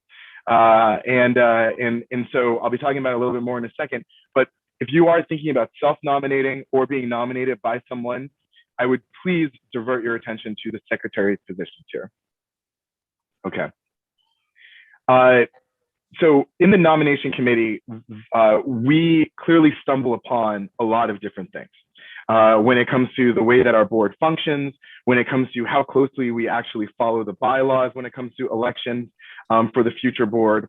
And there's a few holes that, you know, every year we really try to make extremely transparent and bring to light for the board at large. And I do believe we have a bylaws task force that is charged with updating our bylaws. So it's always good to raise the flag. I wanted to give 2 key takeaways that we've stumbled upon as the nominating committee as we've been going through this process. And I'll be mentioning more during the election in December on potential bylaw recommendations. But there's 2 I really want to bring your attention to. First and foremost, we all know that the bylaws do need a major updating for where we are. I think like last year, we even wrote a special amendment to be able to do elections virtually. And so there are other places here. For one, we want to make sure that the additional criteria points that I had just discussed with you in terms of the ones that the nominating committee reviews in terms of like leadership, disagree without being disagreeable, so on and so forth. We want to make sure those are enshrined in our bylaws. This is something that, you know, Catherine brought up in the executive committee that was an amazing I'm sorry, I have two kids over here screaming. She brought that up in the executive committee. We thought it was an excellent recommendation. And so we want to make sure that, you know, there are things that are outside of attendance that goes into the bylaws that makes you eligible for officer. We want to make sure that's in there. Secondly, there's ambiguity around third terms. With the officers, like officers that are not the chair, definitely there's 3 terms enshrined in our bylaws that requires nothing special, you know, simple majority vote. And last year, like since we hadn't started enforcing that, like in previous nomination committees, we started doing that last year, and we will hopefully be doing that moving forward. But there is a new kind of ambiguity that we came across this year in the nomination committee. And I'll tell you, I spoke with everybody about this, from the mayor's legal counsel to our Manhattan Borough President's office, to tenured members on the board, to a couple parliamentarians, to you know, a lawyer that, you know, deals with, you know, governmental policy and Robert's rules for the Senate. And out of all of them, this is what I've come up with here. Not even come up with, it's in the words, but I'll lay this out. Basically, there was conversation of, is the chair allowed to have a third term? And it is in our bylaws, they are allowed to have a third term. However, their folks might have been, I see, sweetie. I'm sorry. Thank you, little one. Thank you. Third term, right. So in our bylaws, as you can see here, and I want to lay this out for everyone very transparently so you can see this. It says in our bylaws, the chairperson shall serve no more than 3 consecutive terms. So that already says chairperson can have 3 terms. Election to third term shall be by unanimous vote. So the word here, election to the third term, not privilege of a third term, is very important. So they can run. Now, where we start to get into some murkiness here is when it says unanimous vote. So according to our city charter, we cannot have unanimous votes. There has to be simple majority votes. And so therefore, our current bylaws technically run against city law. And so therefore, the unanimous vote aspect of this, since it would be illegal, we're not going to be following that.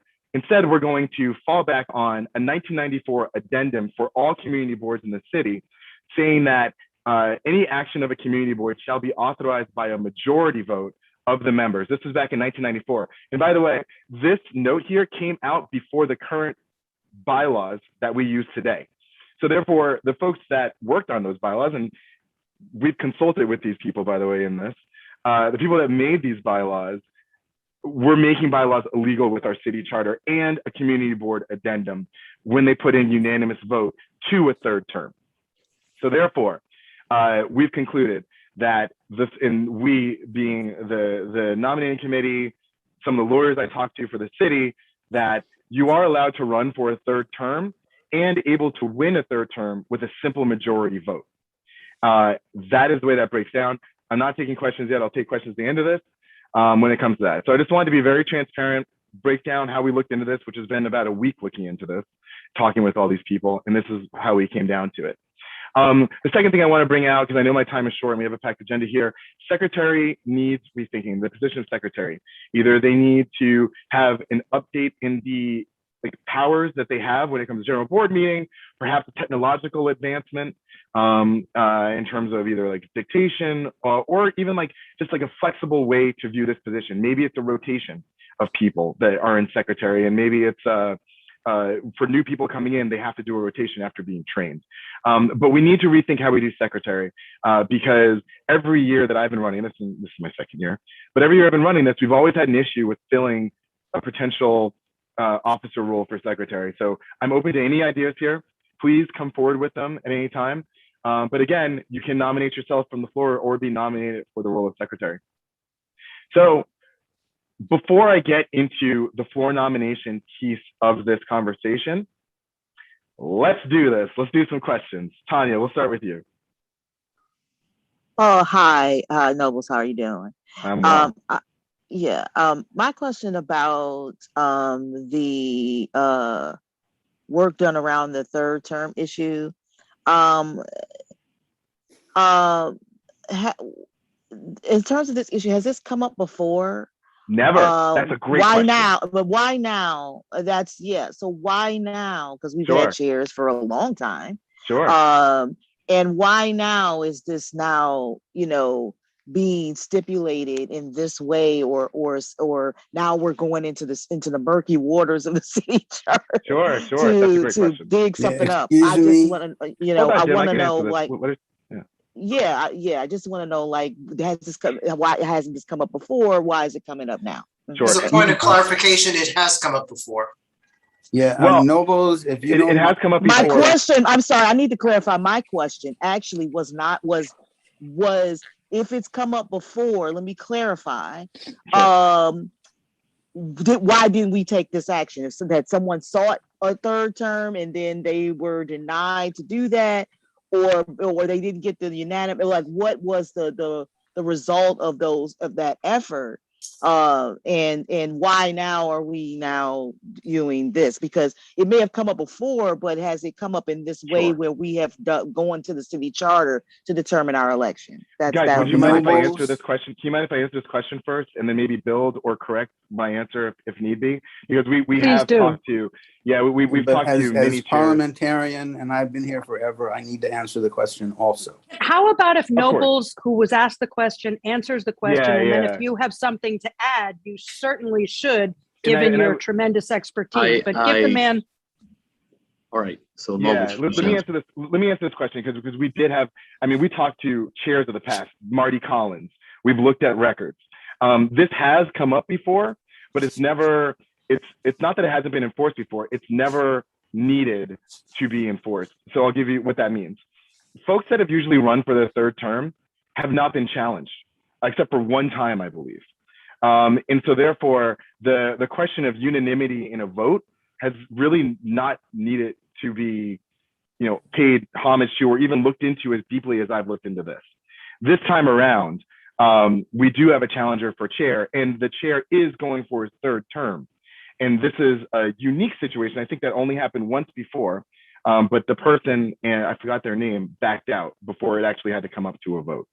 And so that's why this time around, I put in a lot of focus on getting this right, because technically in this perfect storm of things, we are making precedent here, and we want to follow the bylaws to the letter and in accordance with city law and this addendum. All right, Jim, go for it. What did I miss? I'm sure there's something there. Thank you very much. I believe my microphone is on, right? Yeah, and I apologize for interrupting. This is a very technical issue. It's a legal issue, and it's been resolved, I don't know, in the last 40 years that I've been on this board, probably more than half a dozen times. Now, the whole key is, as Nobles pointed out, our bylaws as written are not conformant to the city charter, which says the community boards may only do things by majority vote, as it says in that thing in the middle of the screen. Now, it turns out Article 14 of our bylaws is a severability clause. And what that does is protects the rest of the bylaws just in case one part of it is no longer in conformance. And it basically says, in the event any provision of these bylaws I'm reading shall be deemed invalid, such invalid portion shall not impair the validity or enforcement of the remaining provision of these bylaws.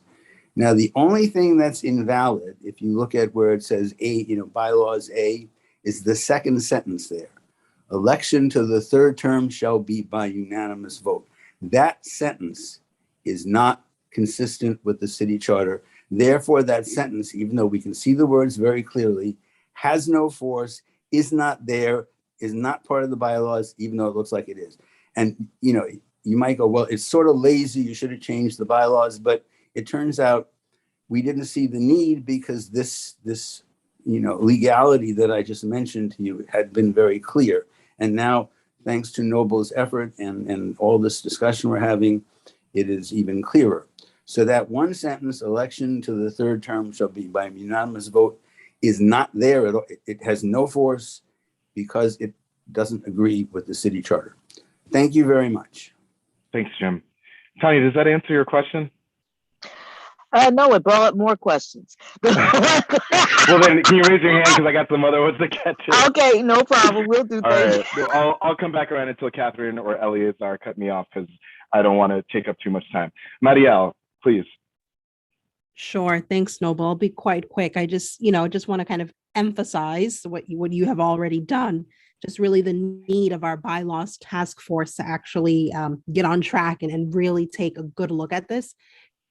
And we did have a really lengthy conversation about our bylaws. Yeah. And it shows that it's needed like badly. This looks poorly on us. So I do look forward to seeing the work of the bylaws task force and reviewing our bylaws, but also updating them and making sure that we're in line with the city charter. Thanks. Yep. Yeah, and we did make a quick bylaws update last year, as you remember. So this can be done pretty quickly. So just remember that for the folks on the task force. Aisha, thank you for waiting. Oh, Hi. Aisha? First of all, I just want to concur with what Marielle said. There was a very vibrant group of people on the board 2 years ago that were very interested in making all sorts of changes. We actually met and talked about these things, but nothing seemed to have come to fruition over the last 2 years where many of these things are concerned, despite the fact that there have been a lot of charge added to the fact that there were ways in which members were being wronged by the lack of those changes. And so it would be great to see activity from the bylaws committee or task force where those things are concerned. That being said, my question is in relation to the difference between majority and supermajority, and how that comes into play. Yeah. So, my question is there no difference when a chair runs for a third term? Is it as if it was the second or the first? Is my question. Basically, yes. According to what Jim said, in terms of I got the striking piece of the bylaws here, it does make that last sentence here like basically obsolete. So it goes back to the chairperson shall serve no more than 3 terms, like any other officer.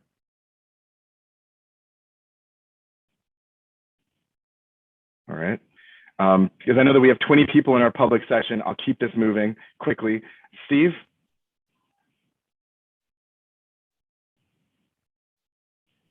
There you go. Well, I just want to make the point that the reason that this provision may not have been tested in the past is after we told people that and no one may have run against somebody seeking a third term because after it became clear that this provision did not apply, people decided not to contest the position. Right. So I'm trying to rack my brain to remember if in fact we did have a contested race with somebody who is running for a third term. I think there may have been such a case, but if there wasn't, the likelihood is that people may have chosen to bow out after they realized that the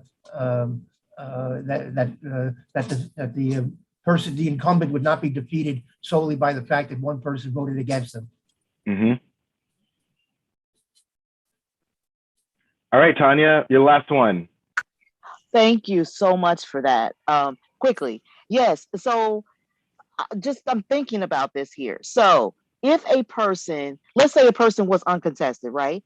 But the bylaws still, which we said had happened in the past, but the bylaws had said you needed a unanimous vote. It would have been tested because if that person was still, they were the only one there, they would still, according to our bylaws, still would require them to have unanimous vote. So that test would have still automatically been there. And so that's where I was confused because it still would, whether they were contested or not contested, that would have still come up. And I don't know if we can be in the minds of people saying why they decided not to run against somebody. I don't think we can make those assumptions. I wouldn't know that. and that they understood that this was not applicable, because people read it and they think it's applicable. And they didn't do all of the other stuff that you're, showing us. You know what I'm saying? So Yeah. I just don't think, I think we shouldn't, we can't get into the minds of others, but this would have been a test in the past if someone was going for a third term. This definitely would have come up. And so that's why I was curious about why it had not. See, Jim, let me just address this piece and just keep moving, if you would, because I know there's a ton of people on public sessions, so I just want to move through this. Look, Tanya, you're completely right. If hypothetically in the past someone had stepped up, and there was one person that tried, honestly, I talked to Natalie about this too. I've talked to tons of people about this. There was one person that did think and decided not to. I forgot that person's name, but I can follow up with you later. But look, when it came to this, I couldn't deal in past hypotheticals. I had to deal with what I saw, and what I knew is that it was never tested before, which kind of puts us in a good spot, because now that it's being tested, we can set precedent for the future. And if I'm, lucky enough to be on this board, in 6 years, which I think would be the end of my board term according to the recent laws, at least, I'll be the oak tree to be able to pass on what happened here today. Because in the history, we have never been through this before. So that's why I wanted to make sure we did this by the letter and talk to everyone about it. Cool. I don't think there's any other questions. So let's do this, folks. Let's do the floor nominations. I put on here the rules for floor nominations. Basically, it still needs to follow the officer eligibility from before, and then I have my list open on my third screen over here. I'll be able to check your name to see if you're eligible. But if there's anyone that would like to run for an officer position, please raise your hand, or someone that would like to nominate someone, please raise your hand. I'm looking for secretaries.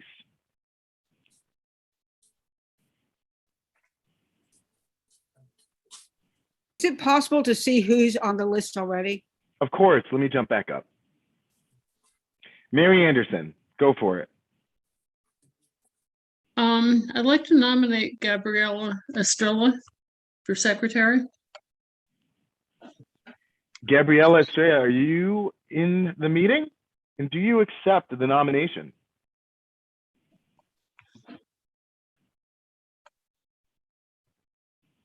Is she here?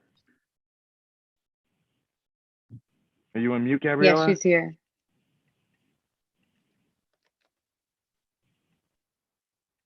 All right, Gabriella, I'm not hearing if you're trying to speak up or anything like that. You might be away. So according to the nominations, she can also either in this session or email me if she accepts that nomination. But I appreciate that, Mary. Thank you. Liz.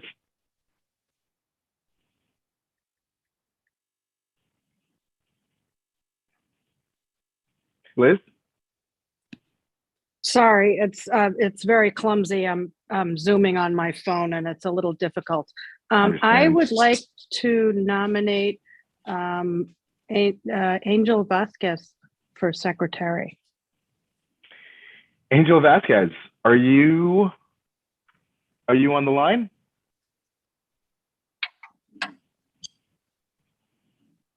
Angel? He was here. I don't see I think you him. jumped off. Alternatively, if Gabby accepts for secretary, I would like to nominate Angel for assistant secretary. I think they would make an awesome team. You got it. You got it. I'll put this down and we will contact them offline and see. Thank Cool. Is that it for nominations from the floor? Because I can move the agenda from this point, if so. Excellent. Well, guys, thank you so much for your time. I appreciate this, and I'll be speaking back with you. Hello. Can Angel be nominated for two offices at the same time? How about who? Can I just wait? I can answer that. No, he can't. But in the course of accepting that nomination, he could decline if he wished, or he could accept, which would then remove him from contention for second vice chair. Right. Great answers. And then when it comes to December, if he saw that he was running up against Gabriella, who might want to run for secretary, he could choose to withdraw his name and then go run for assistant or vice versa. So there's still one more shot here. Just to be clear, there's The only reason why there's one more shot for nominations for secretary and assistant secretary is because they are currently vacant. Right. Nominations from the floor cannot be made after this process closes in this meeting unless the position is vacant. Thank you, Liz. Gabrielle, I see you're with us. What say you?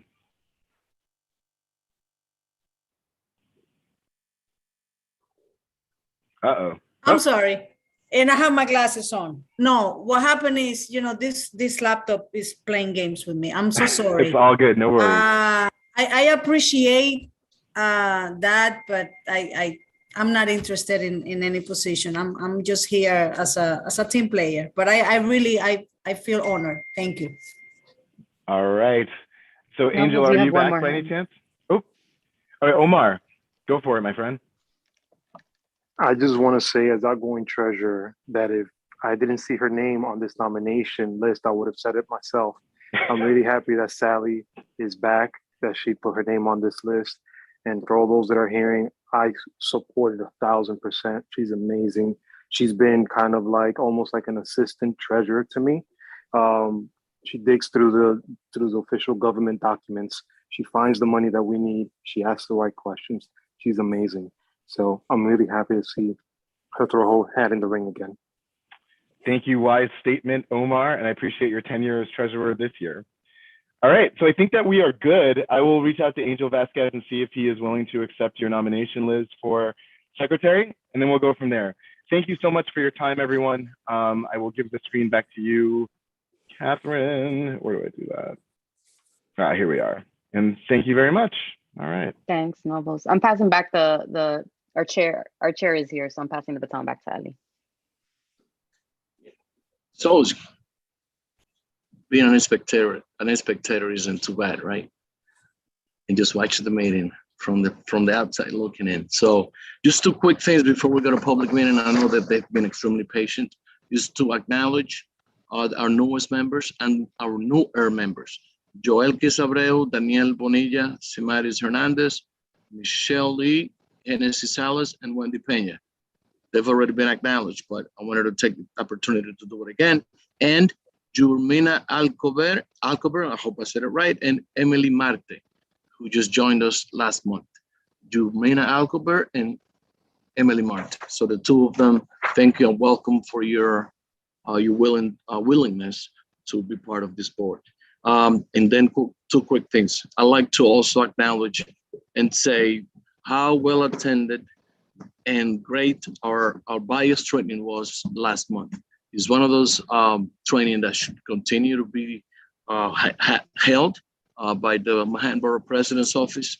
And I think we all learned a lot. I think that Liz made a couple of great comments about it during the executive meeting, saying that it really opened up our minds and made us look at things from a different perspective. And the number two thing is we should hold a moment of silence for the death of Malika Shabazz, the daughter of one of my idols, Malcolm X, who was found dead today in her Brooklyn apartment. So I'd like to hold a minute of silence on her behalf. Thank you.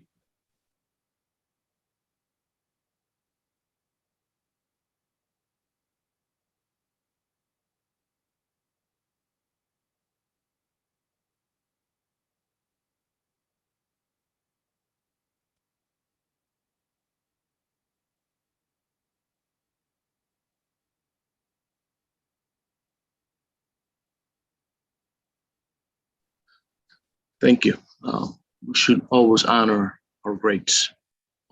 She was a great example of her father mainly was a great example of and contributed a whole lot of where we are today as a society. Our public session, Catherine, I'd like to start off with our FDNY representative and then give me the stack of the next members. Thank you.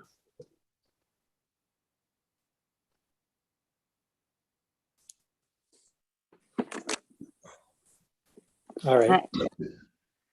Hello, everyone. My name is Chris Ritchie. I'm a battalion chief in Battalion 13, which is located up on 181 Street between Audubon and Amsterdam. I was asked to come tonight for any questions you guys might have in regards to the fatal fire which occurred back on October 30th at 660 West 178th Street.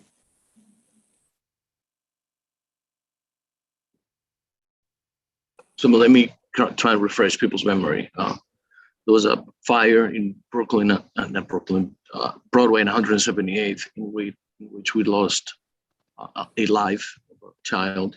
And what the representative here is saying, if you guys have any questions or anything regarding to the matter, such as who got there first, you or the police department. Oh, we were the first ones to arrive on the scene, the EFD.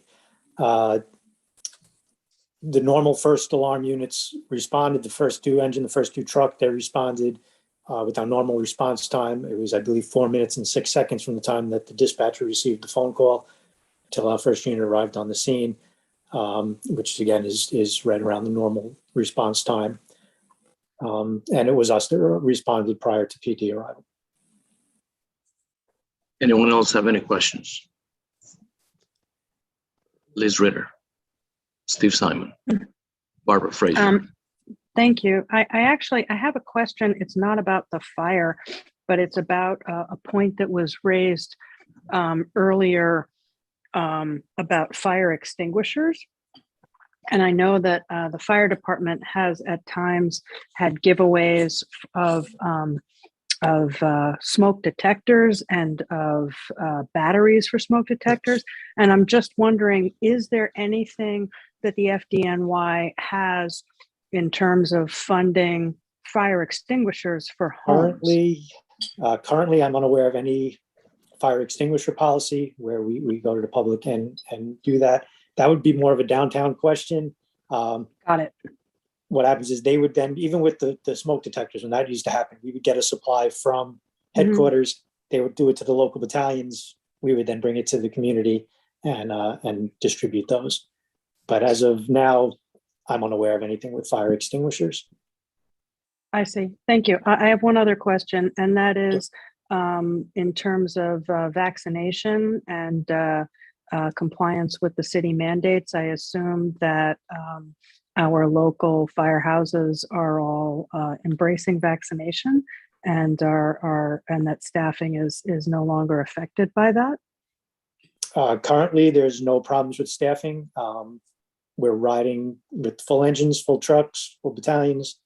I can't speak for the whole city, but I believe that that's citywide. But I can tell you in our area that yes, we are. All of our units are fully staffed. Excellent. Thank you so much. I appreciate that. Steve? Yeah, that was going to be my question, but to take it one step further, can you also assure us that at no point did we suffer a lack of service because of reduced staffing resulting from the vaccine mandate?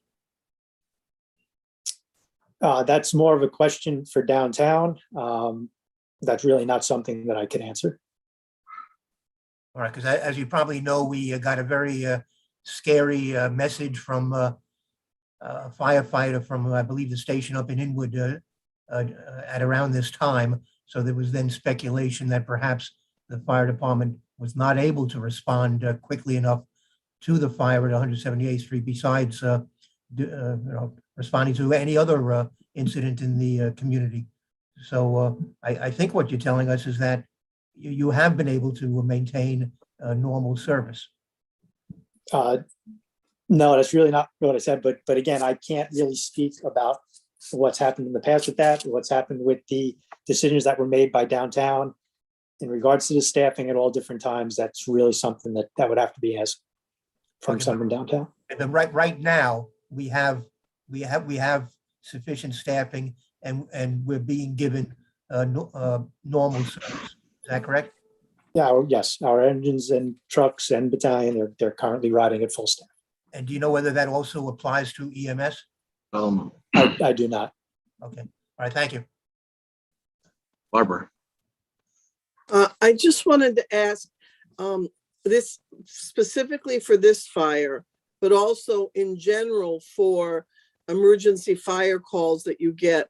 You mentioned that you said it was like 4 minutes and 9 seconds that you got to the site, but can you estimate how much is the delay in the call going in?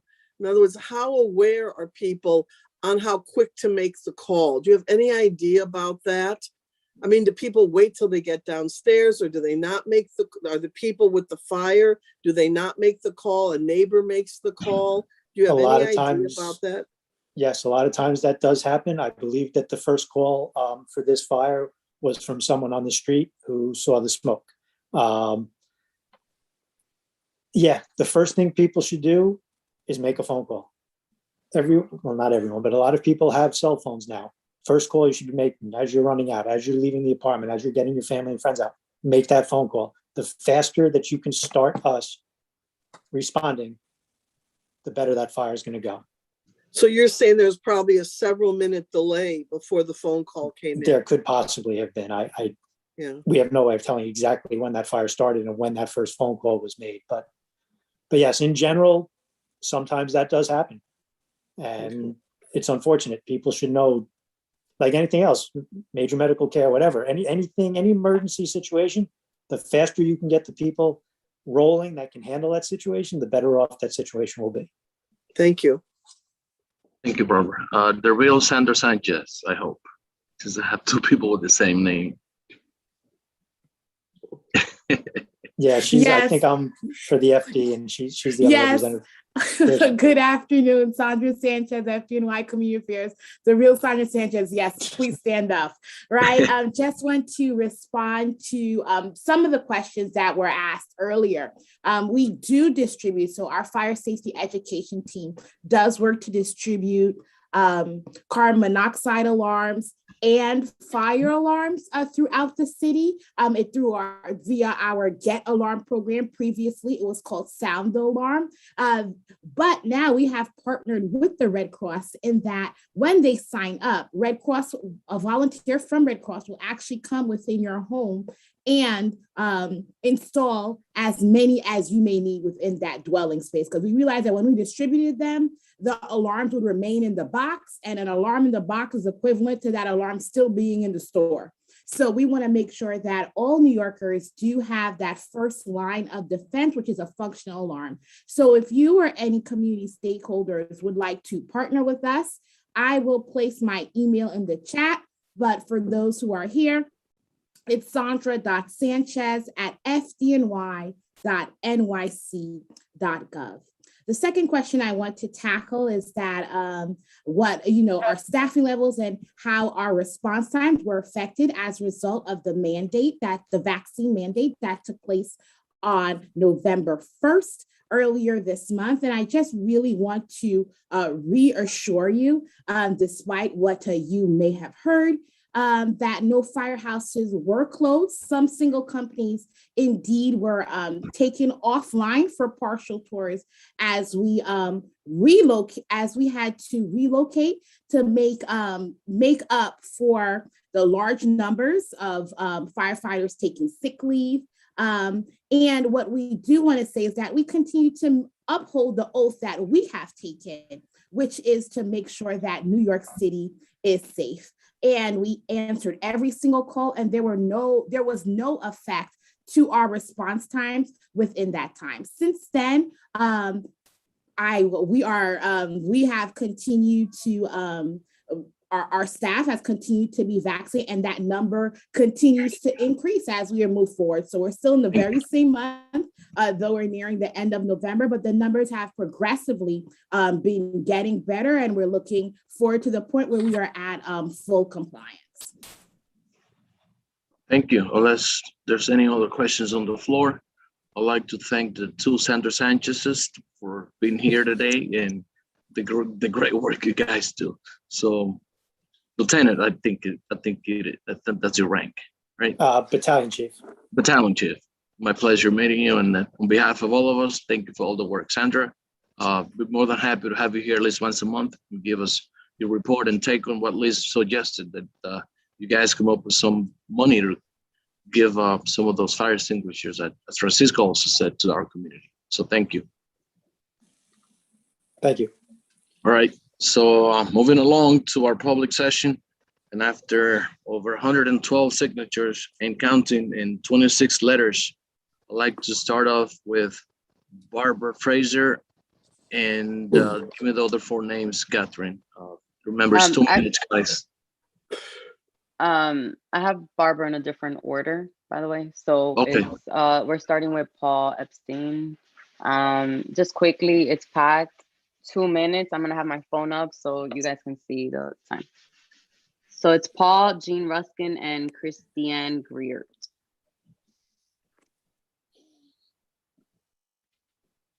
Paul, you can unmute. Hi, I'm Paul Epstein, co-chair of Inwood Legal Action. And for the Cumming Street project, Artemis said they would apply for 421A option C for 30% of units renting for up to 130% AMI over $139,000 for a family of 3. Monthly rent would be almost $3,400 for a 2-bedroom apartment. Obviously way too expensive for uptown residents where median income's about 54 grand. We don't need developers who only use 421A. There are programs from HPD and HDC that subsidize deep affordability, such as ELA and senior housing. But do not expect Artemis to go there. Once they get their variances, you will have no leverage over them. On parking, Artemis claims plenty of capacity near its site to absorb extra cars if they get a parking variance, even after growth from rezoning. That's laughable. The rezoning EIS says Inwood would have parking deficits of over 1,000 spaces midday, almost 300 overnight. Where's the discrepancy? In Artemis's parking memo in the BSA application, table 4 has 2 footnotes. Their utilization data for the 2 biggest garages are from 2008. Their 13-year-old data are old enough to be bar mitzvahed. That alone is grounds to deny the parking variance. But there's more. They also didn't account for Dyckman Plaza, other outdoor dining, City Bike, the future loss of parking when a block of Seaman becomes 2-way. Also, Artemis claims their bedrock situation is unique. Not true. Just a short walk from their site on Cooper below 207 are 2 soft sites, undeveloped privately owned parcels that have 25 feet of bedrock on top. Artemis's data cannot be trusted. Pass a resolution to reject both variances. Thank you very much.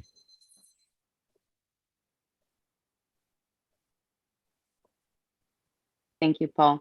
I don't see Jean Ruskin anymore in our attendee, or is it Jeanne? I don't see her on the list. I'm gonna just move to Christiane. If anyone knows Jean or if she's back in, just raise your hand. You know, I once had it. I can't remember it anymore. All right, Christiane, go ahead. You're a regular, so I gotta let. Great, thank you. My name is Christiane Griert. I'm an Inwood resident. This statement is on behalf of the Lower Seaman Avenue Tenants Association, which is composed of tenants in the building complex 1 through 19 Seaman. LSTA stands in strong opposition to the 2 variances outlined in the 22 through 38 Cumming resolution, as do more than 530 signatories to a petition on this matter we started less than a week ago, and 30+ residents who emailed the board in opposition by noon last Friday. The proposed Artemis project directly abuts our building complex, so many of us have a firsthand understanding of the nuances of the site. Our opposition is not because we would be directly inconvenienced by development, though we absolutely will be. Our opposition is quite simple and echoes the concerns of several testimonies you've heard and will hear tonight. Number 1, the increased building height from 80 feet to 110 feet is unacceptable. R7A zoning in this area was guaranteed by the 22 Inwood rezoning and must be upheld. To approve this variance would violate the zoning and create a building that towers nearly 5 stories higher than other contextual buildings in the immediate neighborhood. Number 2, exemption from providing parking will further stress the lack of on-street parking in the area. R7A zoning requires developers to provide 70 off-street parking spaces for a building this size. Moreover, LSTA is deeply concerned by the lack of transparency by Artemis, and even more so by the truncated process and review of this application indulged by the Land Use Committee. Procedure matters, process matters. You all fell asleep at the wheel and left the public uninformed. But luckily, we are so fortunate that passionate and resourceful community members did their homework and shared their due diligence with the neighborhood and elected officials at lots of meetings this week, and many of them will with you tonight. LSTA insists CB12 reject the Land Use Committee resolution outright and adopt a potential alternate community member resolution. Time. It's time. Thank you, Christiane. Jean Ruskin is back on. So Jean, go ahead. Jean, you can unmute.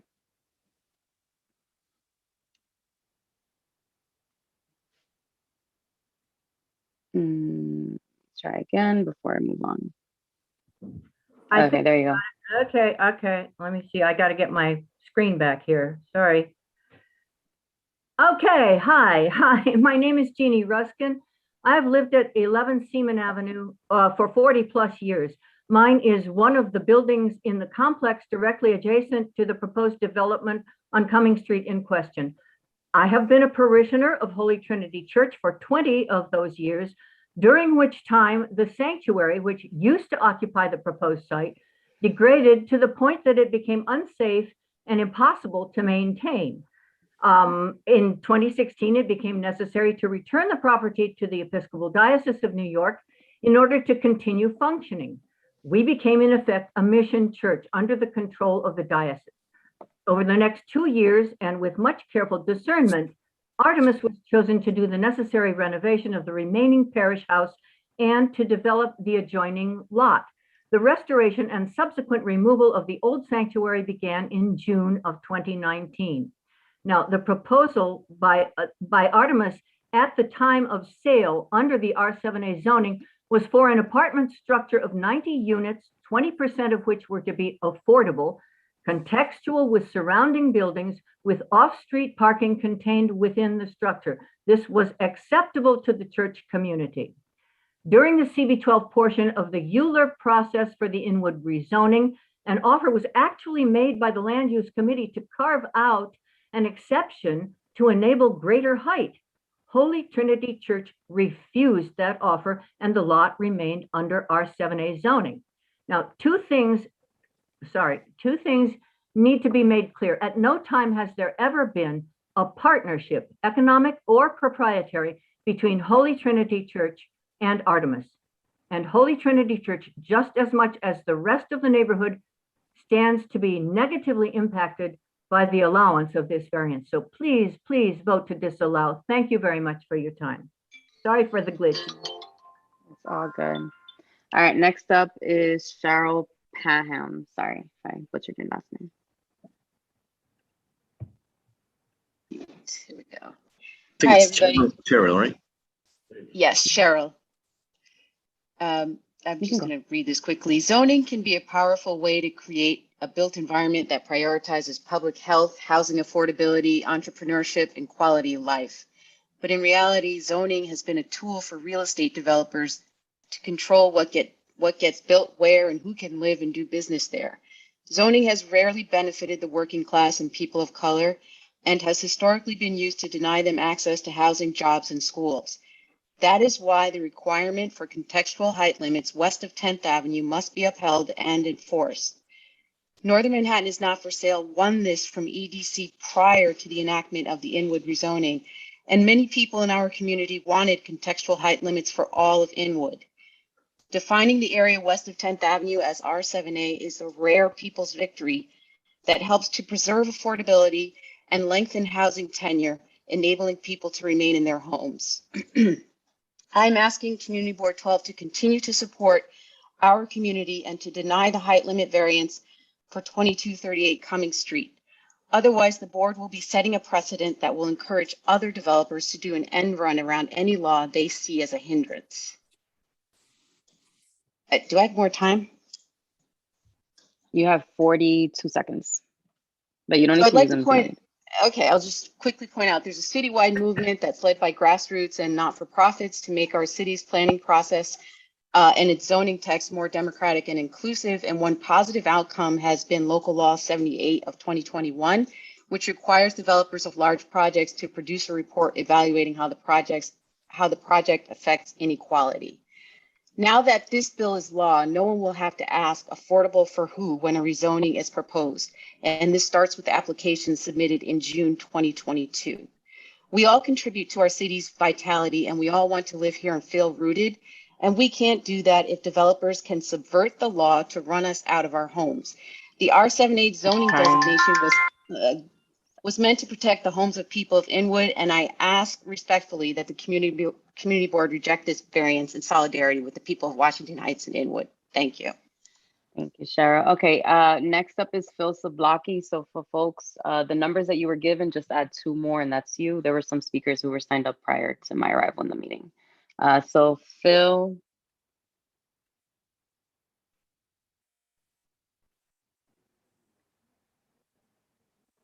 Okay, there you go. Am I coming through clearly? Yes. All right, great. Good evening. This is Phil Zablocki of Advocates for Equality and Integrity.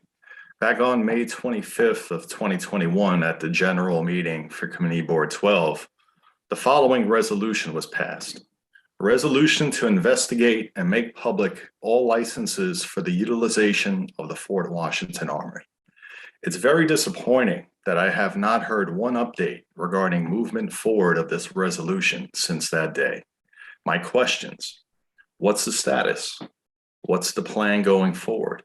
What can I and others in the community do to help you move it along? In my 2 minutes here tonight, there is not enough time to recap the details of this resolution. Simply put, a resolution with 22 whereas clauses and 4 be it resolves, along with all the media and community attention the whole Fort Washington Armory matter and its facts has brought to light, deserves this community board's active and priority attention to get to the bottom of the matter and make the necessary changes at the Fort Washington Armory as soon as possible. Our community expects no less from this community board. Thank you, and may everyone have a safe and a happy Thanksgiving. I yield back my time. Thank you. Thank you, Phil. Maggie? Hi there. I'm Maggie Clark, PhD in Earth and Environmental Science. The requested variance on Cumming and Seaman to release at least 49 more residence cars into Inwood, adding 50% more apartments, and all that has been said before, will create a number of environmental impacts to the local area. This development, being a spot rezoning, is not accounted for in the environmental impact statement for the Inwood rezoning. The impacts from granting this variance are in addition to the considerable traffic congestion, air pollution, and secondary impacts of these, such as increased pulmonary disease and deaths, increased response times for emergency vehicles like ambulances and fire trucks, delay of buses and truck deliveries, as well as impacts to view corridors and reduced access to sunlight.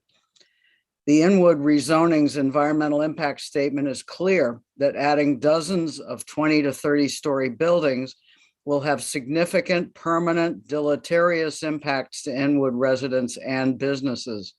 Specifically, we can expect that most of the intersections in the neighborhood will be gridlocked, with most of the rest of them being at capacity, whereas currently almost none of the intersections are at capacity.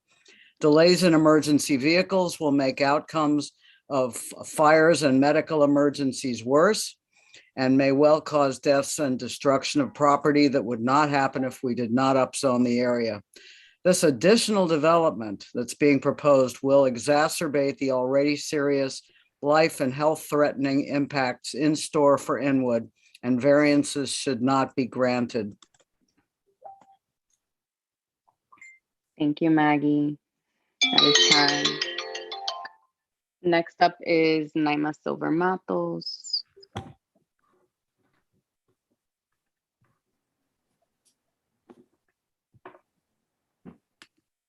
Thank you, Kathy.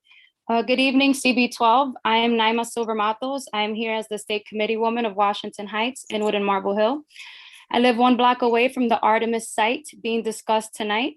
I'm here to urge you to please reject both the height and parking variances. Please reject the Land Use Committee's resolution, and I will explain why by focusing on the parking variance. Please note, Artemis developers claim that Even with anticipated growth from rezoning, there will be enough parking to absorb all parking needs created by their project. And the lie detector determined that was a lie. Please note, Artemis is basing their claims on data from 2008, meaning they reference outdated information that is nearly 14 years old. I was raised in this neighborhood and I have been living here for decades. I still live here. I can assure you that the parking situation has worsened in the past 14 years, and it's even worse in the past 2 years. We do not have enough parking spaces right now, meaning we will not have enough when these buildings go up. Remember, the Eliza will be right across the street. We literally have a parking crisis in Inwood now. I know neighbors who drive around for hours trying to find parking after 12-hour days. And since the pandemic, we have lost hundreds of parking spots due to bike lanes, due to the city bikes removing street parking, outdoor seating venues created by our local businesses in an effort to survive the pandemic, but together, the side effect has been massive loss of parking spaces. And no, the majority of our current neighbors cannot afford an extra $300 a month to pay for a parking garage. So if these truths resonate with you, or you realize that there's more than meets the eye, please reject the Land Use Committee resolution. And please reject both the parking and height variances. Thank you so much. Thank you, Naima. Jay, go ahead. Good evening, everyone. Thank you, Catherine. My name is Jay Baez. I'm here to speak on behalf of the residents of 30, 34, 44 Seaman Avenue and 25 Cummins Street, who live in the immediate vicinity of the Artemis development. Artemis applied for 2 BSA variances due to financial and unique physical hardship to be permitted to bypass R7A, which obligates them to provide off-street parking and build higher than R7A zoning laws. The basis for their claims of hardship are the rock foundation on the site and the R7A zoning height. Both claims are dishonest at best. Artemis was fully aware of both the rock and the zoning when they purchased the property, something of which a responsible developer would research prior to buying land. Neither the rock nor the R7A zoning appeared overnight. There is no hardship for a developer who will be making luxury housing and who is applying for 421A, which will give them a 35-year tax break. At no point was there any consideration of the surrounding community. We have been left out of this process entirely. The building is not for our community. It offers no affordable apartments, no community resources of any kind. Instead, if the variances are granted, it will steal more of our already insufficient parking space. We ask Community Board 12 to reject the Land Use Committee's resolution and pass a new resolution demanding that Artemis provide off-street parking and stay within the R7A zoning laws. We hope our voices are heard in decisions that directly affect us, and that the Community Board will stand with us and your neighbors, not a wealthy developer who is profit motivated. Thank you. Jay. Thank you, Jay Baez. Next up is David Tom.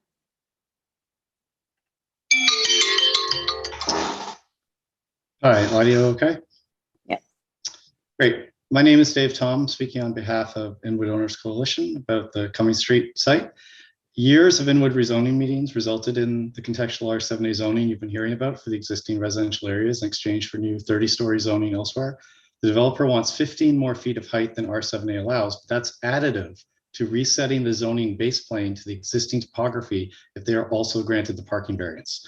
The result would be a building with its parapets 117 feet above the sidewalk, or about 11 stories. As you heard, that's 5 stories taller than most other buildings in the area. The applicant called this contextual with its neighbors. It is not, and it undermines the hard-won R7A. Furthermore, they claim they should be allowed taller buildings because there are other zoning districts elsewhere in Inwood that allow taller buildings. That logic, if successful, could be applied to any site in Inwood or Upper Manhattan, or really anywhere in New York City, because there's always a taller building somewhere. What is proposed sounds more like R7D or R8A zoning. Why didn't the developer apply for those? Because they knew that 1, spot zonings are illegal. 2, city planning would never grant an upzoning to an area that was just recently comprehensively rezoned. And 3, it would have triggered mandatory inclusionary housing. So they're using the BSA as a workaround to effectively achieve a rezoning that would never be condoned. Now, this is important. The board should not be tempted to vote for these variances separately. I've read every page of the application, and every analysis, every drawing was presented as either the as-of-right scenario without variances or the proposed building with both variances. There are no other options to opine on. The parking variance affects the height, and the extra height is being requested because they claim it's needed if there is no parking. It is not possible to separate the variances in this particular application. They are interdependent. This attempt to build a too large building started with plans filed in May, but the community only found out about it 3 weeks ago. Having now understood it, it's clear the application is without merit. It must be opposed in its entirety. Please vote against both variances. Thank you. Thank you, David. Barbara Fraser. Okay, I'm speaking tonight as someone who was involved in the fight against the demolition of the Packard building. During that time, my background is actually applied mathematics. And during that time, I did a parking survey and analysis of the parking situation in Inwood. And I walked around, unlike what Artemis did, I walked around and interviewed all of the parking lots and parking managers around the Dyckman Street area.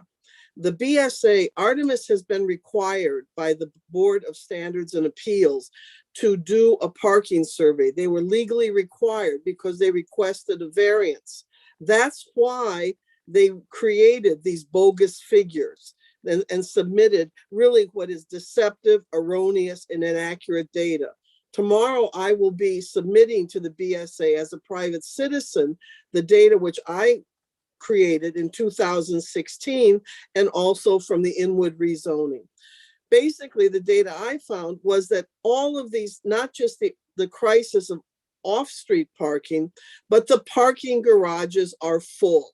The one at Dyckman Street in Sherman, the one at Payson and Dyckman, the parking lot a little bit above the Artemis site, they are all full with monthly people.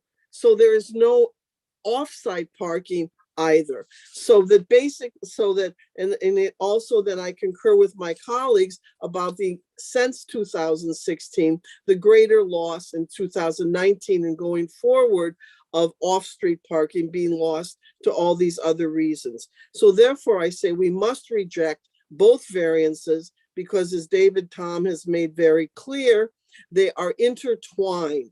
We must rewrite a resolution which says opposition to both the variance for parking, opposition to the variance for height, to reject both. Thank you. I rise to a point of order. Thank you. I rise to a point of order. Board members should not be speaking during the public session. Well, I'm speaking as someone who opposed the Packard, the Packard It doesn't matter. demolition. You are a board member and may not speak during the public session unless you're speaking for an organization other than the community board. All right. Exactly, Thank you. the coalition to defend the Packard building. Barbara, we got to move forward. Yeah. Barbara right, could have so made the next same up- statement during the committee discussion. All right. Thank you. Next up is Kelly Lawson. Hello, can you hear me? Yes. So my name is Kelly Lawson. I am a warden at Holy Trinity. I was born in Inwood. I was baptized at Holy Trinity on the site that is now scheduled to become an apartment building. My mother was on the board of Holy Trinity, and I am honored to serve as a warden and read this statement on behalf of our congregation. We would like to thank Artemis for renovating the historic parish house of Holy Trinity Inwood Community, Holy Trinity Church Inwood. They helped us build one of the few ADA compliant low carbon footprint edifices in Inwood, one that will allow the community to have a safe, well-lit space for all sorts of occasions. We are glad to now have a multi-purpose space that can enhance what this neighborhood has to offer. In early 2020, the Episcopal Diocese of New York, acting in mutual interest with Holy Trinity Church Inwood, sold a parcel of the church's land to Artemis, who purchased it with the intention to build an apartment complex. Since its acquisition of the property, Artemis has asked for a variance to the zoning rules. Holy Trinity does not own the parcel being further developed. and has no role in the choices Artemis makes regarding the building's height or exterior design. The members of Holy Trinity's congregation live within the community and want healthy and positive relationships with present and future neighbors in good faith. We will continue to be a spiritual home for ministry, where we can strengthen our bonds with Uptown Manhattan as a comfortable, accessible space for art, theater, weddings, public meetings, and more. As always, we remain committed to listening to the needs of the neighborhood to bring mutual understanding and renewal while caring for the property with which we have been entrusted. We'd like to welcome Father Gowan DeLeo to our community, and he welcomes any questions about the role of Holy Trinity to be asked of him directly. He invites the community board to hold any meetings they would like in the newly renovated space. He's sorry he couldn't be here this evening, but he does hope to see any interested parties at our free, open to the public community organizing event, which will take place on December 4th. Please contact the church for more information on that matter. Thank you. Okay, thanks. Next up is Dorca Reynoso. Hi, good evening, everyone. My name is Dorca Reynoso, and I'm here to speak on behalf of my community, who continues to be pushed out of our neighborhoods by landlords and developers who strategically price Black and Brown people out of neighborhoods we have historically occupied. Throughout this process, very little effort has been made to include those people in our community who will be most affected by this process, conveniently keeping us in the dark. By building housing not affordable for most people who live here, especially during a pandemic, Artemis is bringing more harm to our low-income community. In Washington Heights and Inwood, our median household income is approximately $54,000 a year, about 50% of the AMI. Artemis is proposing to build all their income restricted units at 130% of AMI, or over $139,000 for a family of 3. That would make the monthly rent for a 2-bedroom apartment $3,397. Rents like that are eviction notices for this, from this neighborhood for the majority of our current residents. We need developers who come into this neighborhood to come with a racial and social justice in mind, not looking to further exploit poor and working class. Artemis should not be allowed to circumvent existing regulations like R7A. The variances should not be granted. What we should really be doing is demanding truly affordable housing and rejecting the request. Thank you. Next, Catherine O'Sullivan. Hello, good evening, everybody. CB12. I am asking you on the land use resolutions.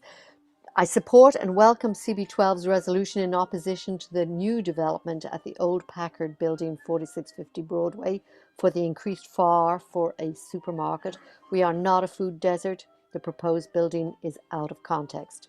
I ask CB12 members to vote against any approval of requested variances to the zoning by Artemis for the Cumming Street site. They knew what they were buying and they are now crying hardship. Do not support the variances. In passing, Row New York should be including public restrooms in their new building. Perhaps that's gone by the board and it's too late, but nevertheless, I'm saying it publicly. I'm also saying that Ring Garden is having a holiday party on the 4th of December and you're all invited. Everyone. Anyone elected, staff, CB12, you're all invited. To the Ring Garden, Dykeman and Riverside, and the rain date is the Sunday the 5th. Thank you. And now let's see, I've got one At more 4 thing. o'clock. At 4 o'clock. Thank you. Also, so yeah, anyway, no erections of this size at Seaman and Cumming. Thank you very much and happy Thanksgiving. Thank you, Catherine. Next up is Laura Ayala. Hi, my name is Laura Dagan Ayala, and I'm representing 91 Payson Avenue, where I've lived for 32 years, a mere 30 seconds away from the proposed, from the new building site. I'm speaking to you, the members of CB12, in your capacity to advise on matters, and I'm quoting nyc.gov, that relate to the welfare of the community, district, and its residents. We need you to reject the variances requested by Artemis, whose recent actions demonstrate clearly that they do not have the welfare of this community or of its residents in mind, but only their own profits. Artemis did not have the welfare of the community in mind when it deceptively and surreptitiously, with little or no community input, requested a variance to construct a building that would be nearly twice the height of surrounding buildings. This drastic difference in capacity and size is not what variances are meant to accomplish, and they know this. This devious misuse of the variance process is a direct affront to those of you and those of us in the community who fought for our 7 contextualized zoning in Inwood. Not only would the resulting structure diminish the character of this historic neighborhood, it would result in hardship for residents, increase congestion in the streets, and stress the capacity of our services, including public schools. This project is steps away from Amistad Public School, which is already at 117% utilization, and Muskota at 192%. Artemis did not have the welfare of the community in mind when it requested a variance to not provide parking, another blatant act of deception and frankly of disrespect to this board and to the community. Its use of cherry-picked data and its sudden claim of hardship posed by the rock on the site would be laughable were it not so egregious. Clearly, they intended this process all along as a bait and switch from the beginning. We won't fall for this blatant intentional deception of the board and this community, and we count on you not to stand for it either. We need you to forcefully deny your support for both variances and to protect the welfare of the Inwood community. Thank you, Laura. All right, next up is Stephanie Rivera. You can unmute. Hi, my name is Stephanie Rivera, and I'm a part of GDS XL program. I'm a Leaders for Change group, and mental health is so important. I feel like we should have this in the community because we don't have this. A lot of people are stressed out, and they need the benefit and the help. Someone to talk to them, someone to be there for them, and not many people have that in their life. And I say that is so important because GDS, the program, it has helped me so much when it came to like the services that they provided me, because I was able to learn how to advocate for myself, and also they helped me find a job, and they helped me through college. And I wanted to share that on November, sorry, not the.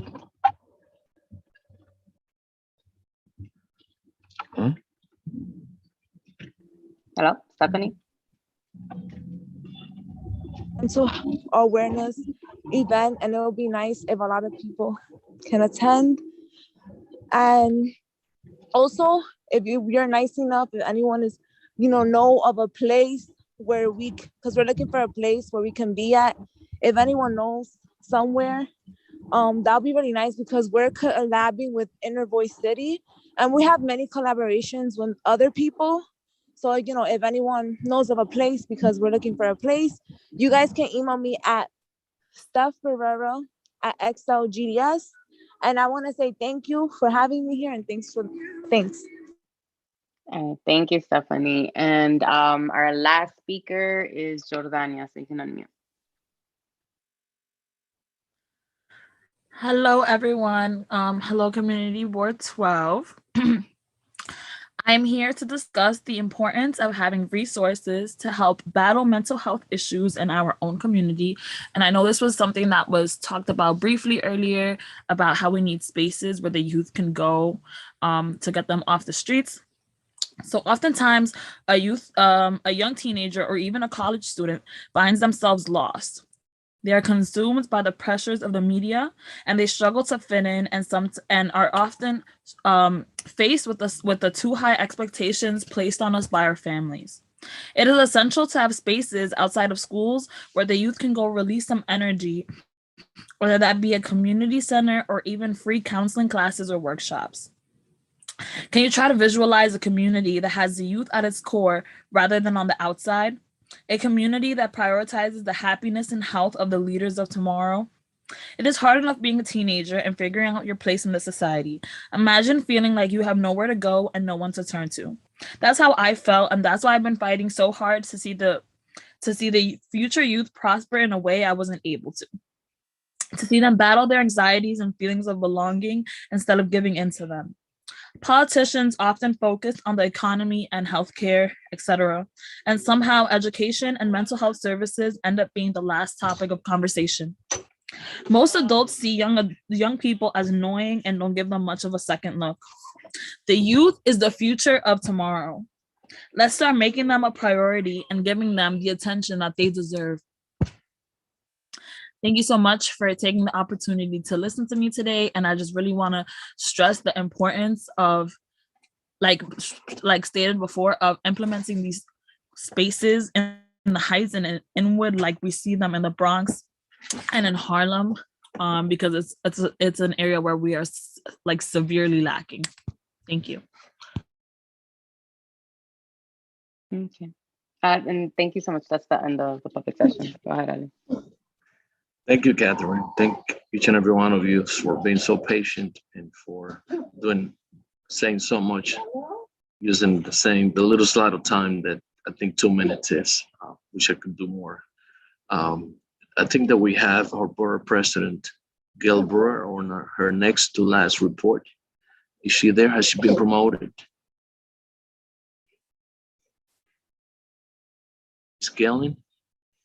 Before we move on to the presentation of our resolutions to be voted on. Gail, you're with us? Trying to be. There now.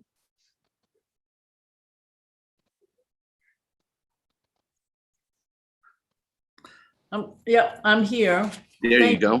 Floor is yours. It takes a while. Thank you very much, Mr. Chair. So I think the issues in Board 12 regarding land use are pretty challenging right now. To say that I'm upset about the LPC not extending the Audubon Historic District to protect the row houses on 158th Street. I don't even know what to say. I had so many conversations with LPC, as you did, regarding 857 Riverside Drive, that beautiful house, etc. So press conferences, whatever you want, whatever Peter Green wants, it's I don't know. I can't understand how that could not be landmarked and historic district. So we'll keep working on it. I know 4650 Broadway is another one. I don't really understand why the Fresh program would be applicable here when there are other supermarkets. So I'm also concerned because I understand 421A is what's going to bring in affordability. And I warn everybody, 421A is not permanent. I have never been able to make it permanent. I do not support 421A as the way to build affordable housing, because 30 years, 35 years goes very quickly. Why do I know that? Because I've experienced it. So, and then of course you get into all the issues of the AMI, which is another whole topic. And of course the Trinity Church Cumming Street, I think that you shouldn't have to, why should they build taller? So you're on top of all these. I just want to say congratulations on your advocacy, and there's so many tricks. You are aware of them all. The fulfillment centers are also called dark stores. They are really upsetting me. These are stores that do not have you or me as inside customers. We can't go in them. I think you've heard about them. We did a letter. We then did some press on it. We're going to do more. We're looking to see where they all are. We're going to be mapping them. You'll see a store where all of the windows are covered over, they're papered over, and they're owned. They basically say, I can get you your food in 15 minutes. In fact, everywhere I go, I see these guys with, on the back of their food carriers, on the back of their, it says, I'll get you food in 15 minutes. There are so many issues that are wrong. Number one, these stores are owned by big hedge funds and VCs. They are not owner operated.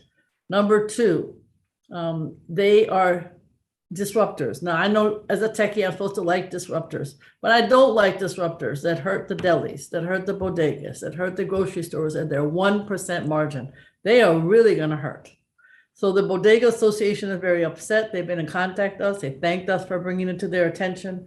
City Planning, Buildings Department, Health Department, SLA. They don't know if they're legal. Nobody seems to know. Are they in a commercial zone? Are they a warehouse? Are they a fulfillment center? Fulfillment center, dark stores are not in the zoning text. These folks think up things all the time.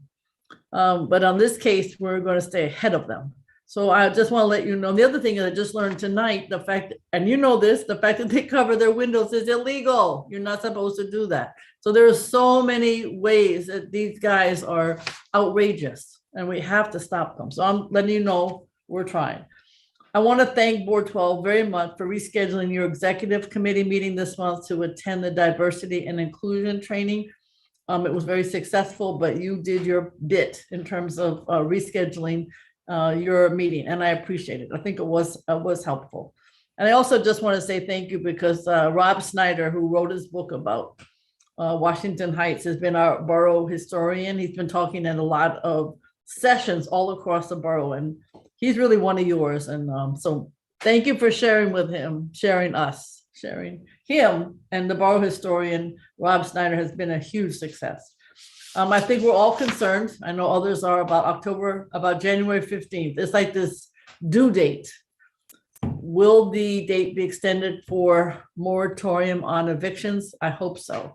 Will it be extended for open meetings? I hope so, but I don't know. It's a state issue. But I will say, no matter what, the OWLs, which is the device that you can use to make your meetings more available to the public, will be able to be picked up. We paid for them all, and Beta NYC will be training you. I think you know that, but I just want you to be aware that that gift is coming from us, and I hope it's helpful. It's very helpful for us in the borough president's office. I think your work, all the community boards worked on the open restaurants text amendment, and I think as a result, there is a task force. Nothing's going to happen until you have your input, and we're going to try to have them come to the next borough service or borough board meeting. That will be DOT, because they need to present exactly what they're doing, and people want to make sure that historic districts, community boards are involved with every step of the way. I think you know that I was really proud, something that's not in your area, but Chinatown was hit badly by the racism, no workers from the offices, no tourists, no folks from the court in that area. So we got together, we hired a grant writer. Vanessa Diaz-Lopez from our office was super helpful. And we ended up with $20 million for that community from the state. It's the REDC, which is basically the Regional Economic Development Corp, and it's really the state's Empire State Development. And it's a big deal. So 18-month planning process, and then they'll work on all the aspects of revitalization. I just, every Tuesday at 3:00, we have our ongoing Zooms on different topics, vaccine and funding. So you're welcome to join us. And finally, December 12th, it's a Sunday from 2 to 4. We're having the Manhattan Holiday Reception at John Jay College, and you're all welcome. Music, food, and fun. Thank you very much, Board 12. I really appreciate it. Thank you. Thank you, Gail, once again. And for our newer members, just like to say that you're one of those people that represent the ward we at its best, in whose ward you want to hang on. You want to hang on to each one of your words, because if you miss one, you're missing the entire presentation. So for that, I thank you on behalf of most of us. Thank you very much. And I think the last month, the mayor gave my report. So I was very happy that he did it, because I didn't have to talk. And, We'll get yours anyways. Okay, thanks. All right, guys. So thank you. Ready for our two presentations or committee resolutions. The A resolution was already presented in front of the executive committee. So that's why you see the word ratified. And then hopefully Wayne Benjamin, our chair, will explain it a little better than I would. And also the variance for 2238 Cummings Street, the one that you've heard a lot of people from the public talk about. So without further comments, Wayne, the floor is yours.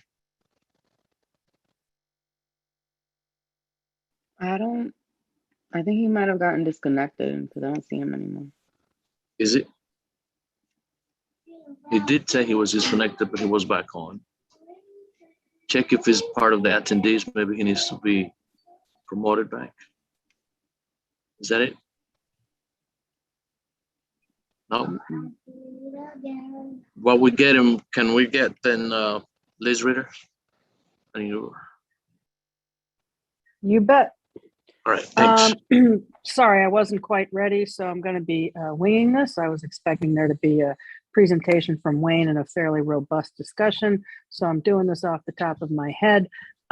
There's lots of stuff going on in the Arts and Cultural Affairs Committee. I would encourage people to read the minutes. That'll tell you everything that you need to know. But in terms of the resolution before us this evening from our committee, the Parks Department has mayoral funding of a little over $12 million for several retaining wall projects. Two of them are in the Bronx. They're part of the package of this project, but they're not part of the resolution because, you know, it's the Bronx and we're Community Board 12. The 5 projects within Community Board 12 are 5 sites, 5 retaining walls in 4 parks, 2 in Isham Park, along the Isham Alley, 1 on the Memorial Circle, 85 feet of retaining wall in Inwood Hill Park along Payson Avenue, a bit of retaining wall in J. Hood Wright Park at the northern perimeter in the middle. There's a slight correction to the wording on that. It's actually not along 176th Street near Pinehurst Avenue. It's adjacent to Pinehurst Avenue near 176th Street. So I will email that correction to the office. And thank you, Steve, for that correction.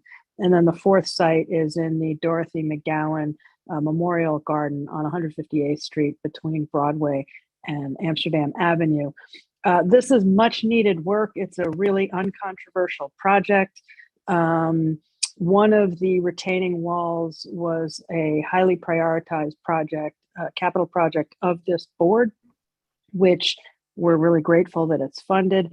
The Parks Department is going to work to try and prioritize those projects to go first and is willing to work with the garden to try and schedule the work so as not to conflict with the growing season. I'm happy to take any questions, but this is I think it's a pretty self-evident project. Yeah. And I encourage everyone to support it. Any questions? Questions related to Specifically to this resolution. Specific to the resolution. Maria?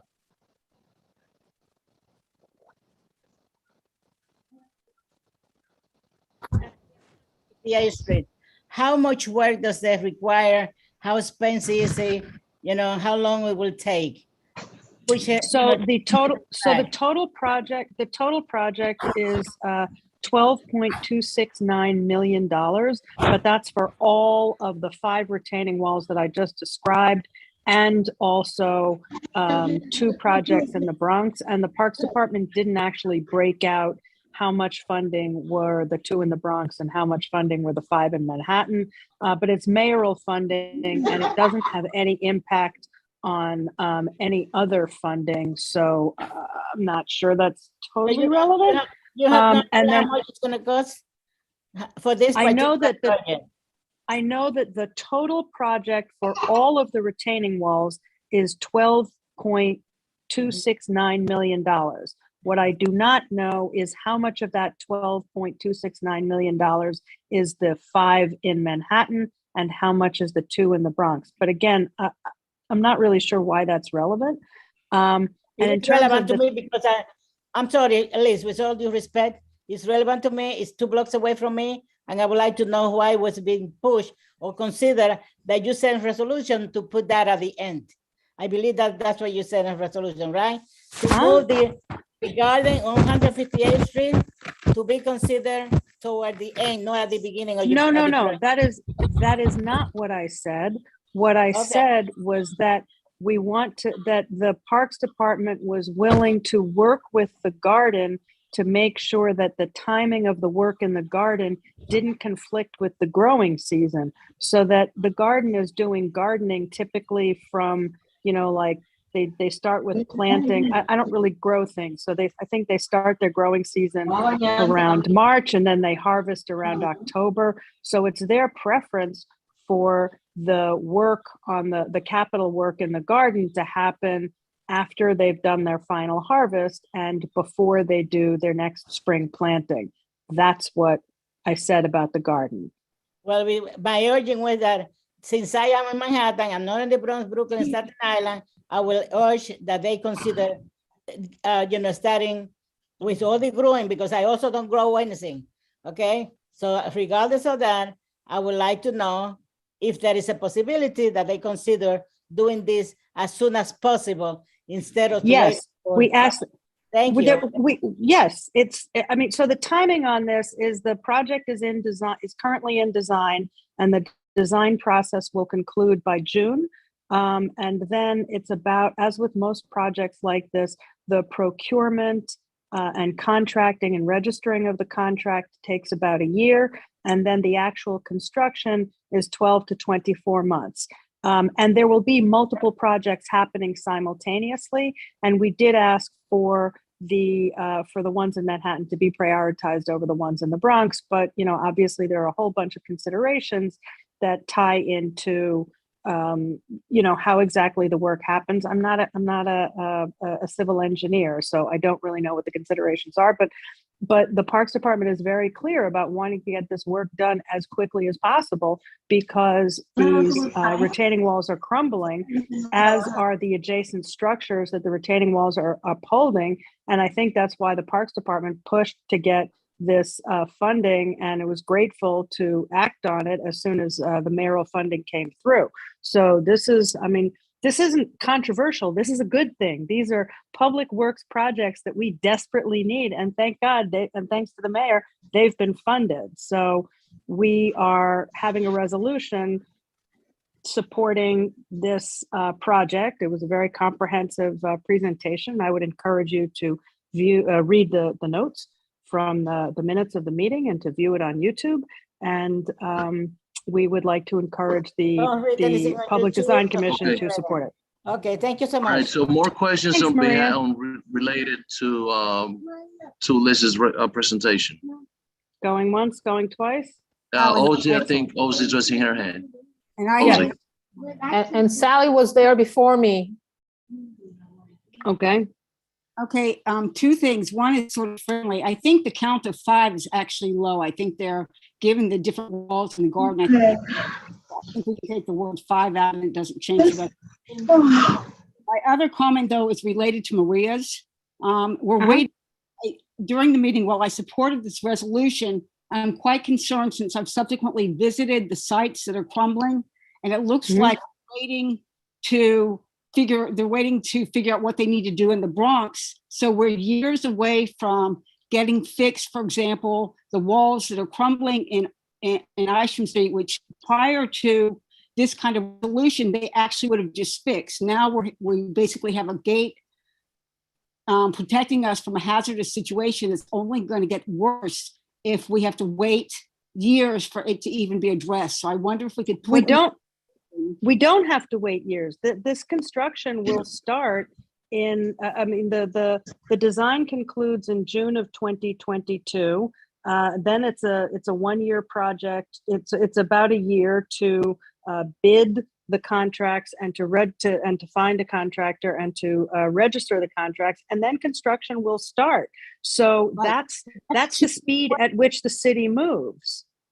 I know, but in the past, when we had these kinds of collapses in the park, it was actually just a matter of they would fix them. And now we're waiting, we're going through the capital process, which by design takes years. So I just worry about these sites deteriorating even further. I wonder if we can add something to the extent that they can actually come up with an interim solution to fix a problem so it doesn't continuously.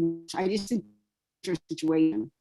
And putting it into the capital process rather than it being a work order that can be acted on now, I think is an issue. Okay. Okay. Yeah, that was a comment. Okay. It's not a question. So Ozzy. Okay. Liz, I didn't see it on the resolution, but maybe it's there and I just didn't Do you know if they're going to introduce new type of stone when they fix it, or they try to use whatever stones that fell off and just put them back and match those whichever type of stone they need to fulfill the one that are no longer, the parts that they're missing stones that they can't. My Okay, go understanding is of the project is the goal is to use as much of the available existing materials that they can, and to match as best as they can similar materials, not, put in something that's completely different. Now, in fairness, that's not always possible. It really depends on what's available, but I don't think, they're not planning on putting up like cement. The goal is to make it look as much like what it looked like before it collapsed. Great, thank you. Last comment, Barbara Fraser. Just brief comment to OC's question. The retaining wall at Gorman Park at 188th Street, the upper part of it had to be fixed recently like that. And that was where they were trying, to contextually keep the same kind of stone and masonry. And when they spoke with the committee, they had a pretty good idea of where to get the stone and how to do it. So I would suggest, if you have questions about that, go look at the top walls at Gorman Park, and that'll give you a certain idea about restoration. Thank you. Thank you, Barbara. Okay. Okay. Thank you, everybody. I appreciate your support. Thanks, Liz. Thank you. I haven't seen Wayne as of yet. So Tanya, would you please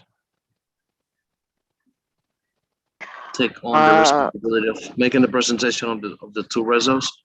I'm not so prepared to do that, but I can definitely take questions about if people have questions about what our board did. Well, I mean, what our committee did. Do you want me to start with the fresh application? Because do you want me to start with that one, or you want me to start with the Cumming Street? Yes. Yeah. Start with A and then B. Just take questions or whatever. Could you try to call Wayne to see where he is? I just emailed him. I just emailed him. I was gonna suggest if Tanya, if you want, we could do licensing and then. Let's do that. I would rather Wayne present his res. Because he wrote them, and I would just prefer that he do that. Yeah. All right. Good enough. So Isidro. Thank you, Chair. So first, I gotta thank Simari Hernandez for writing up the minutes. Thank you so much, Simari. Isidro, you're gonna have to get closer to the mic. Okay. What about now? Nah, still can't hear you very well. Big problem. Can you hear me now? We're good. All right. So first, I'd like to thank Sismari for writing the minutes. For new members, please understand that, and obviously all members as well, that you're not voting on agenda item number 7, 10, 11, 16, and 21 because they have been withdrawn, and as such, we do not vote on those agenda items. A quick note, on agenda item number 14, we are turning that resolution from a positive to a negative. Now, if I'm not mistaken, they have not submitted the proper paperwork or stipulation that was required by the committee. We requested for them to submit copy of a sound limiter. They have not. And as such, agenda item is going to turn from a positive to a negative vote, meaning that the community board would object. I would like to add that some language to the resolutions, particularly agenda item number 3. If you're so kind to please add the following word that would read on those 8th, whereas, please add members of the community indicator of loud music being played by loudspeakers in the outside of the dining area. It's just one minor correction there. And also on agenda item number 9, on the 7th, whereas,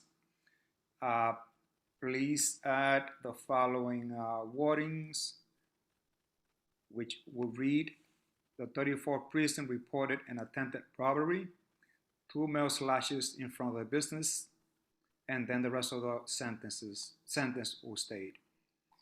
Those are minor updates. And at this point, I'm going to open up the floor for questions or concerns. Ready for questions? C5, Liz, Steve, Sarah. Thank you. Actually, Sarah. I have a quick question about whatever is the one that's on the corner in something in the 600 block of 172nd Street. It says it's at the corner of 172nd Street, but it's a corner of 172nd and what? Broadway. Oh, thank you. And Broadway. my other question / comment is about item number 5, Bunny, which is a cafe and restaurant on Broadway in Inwood, between 207th and Isham. They are an incredible community partner. They host many performances, fundraisers, community events, meetings, classes, all for free. There are 0 noise complaints. There are 0 parking complaints. There are 0 complaints of any kind.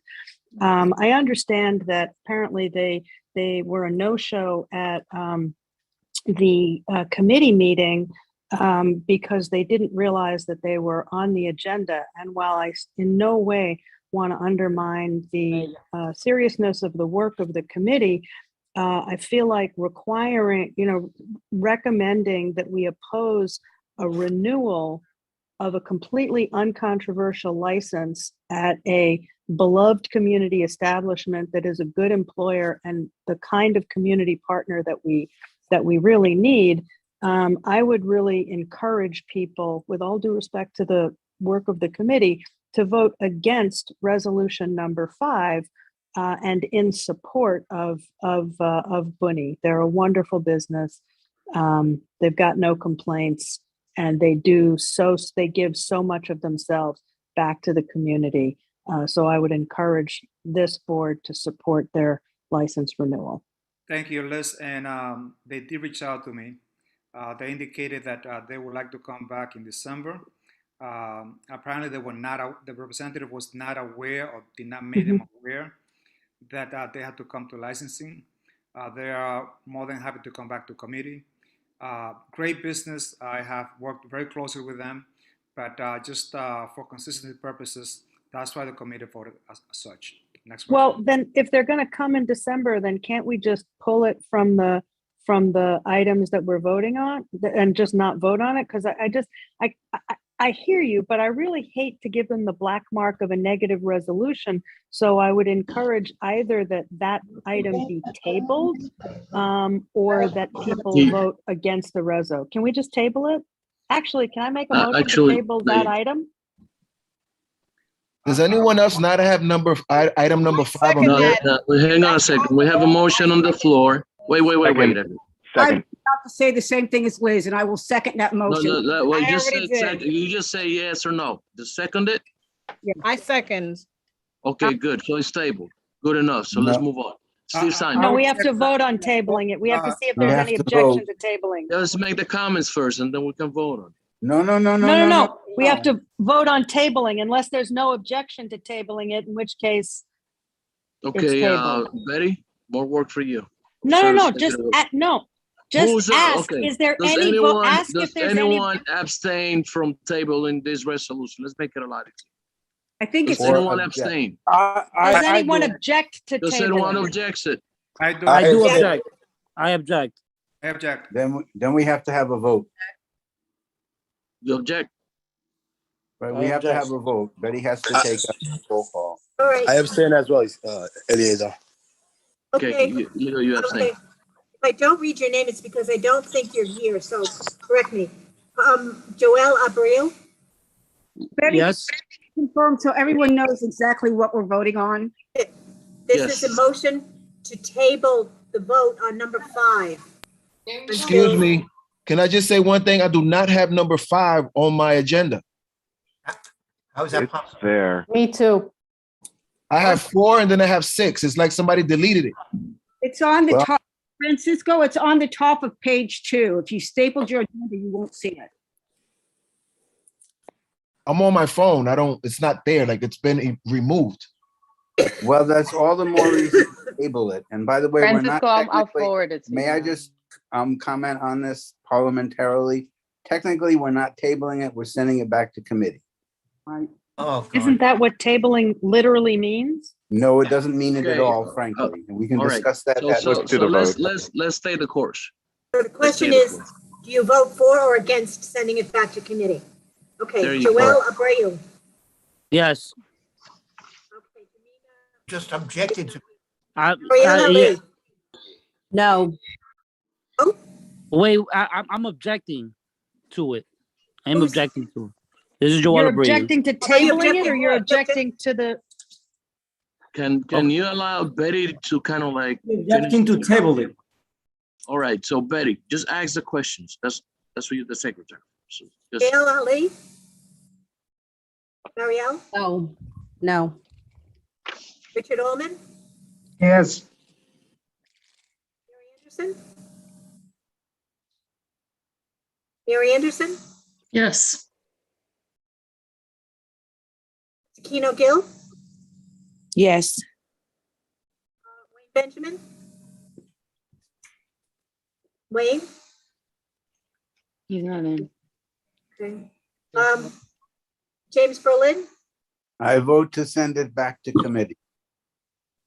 So Daniel that's, Bonilla. Daniel Bonilla. Tanya Bonner, Send it back, and it wasn't on the agenda. I did, it was missing.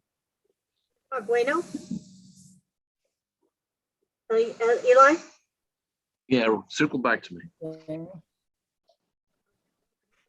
Nobles Crawford, Yes, back to committee, please.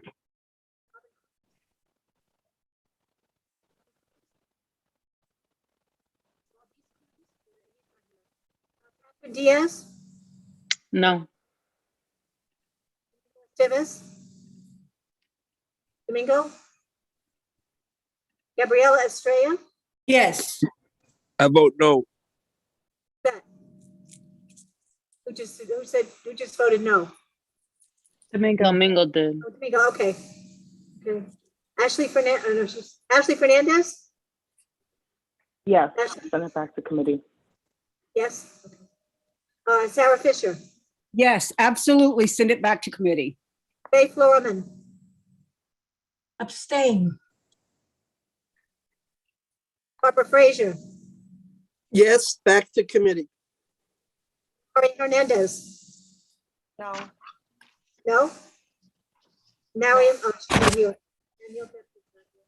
Leopoldo Jimenez, No, Leo, no, Joseph Kalinsky's not here. O.C. Kaminer, No.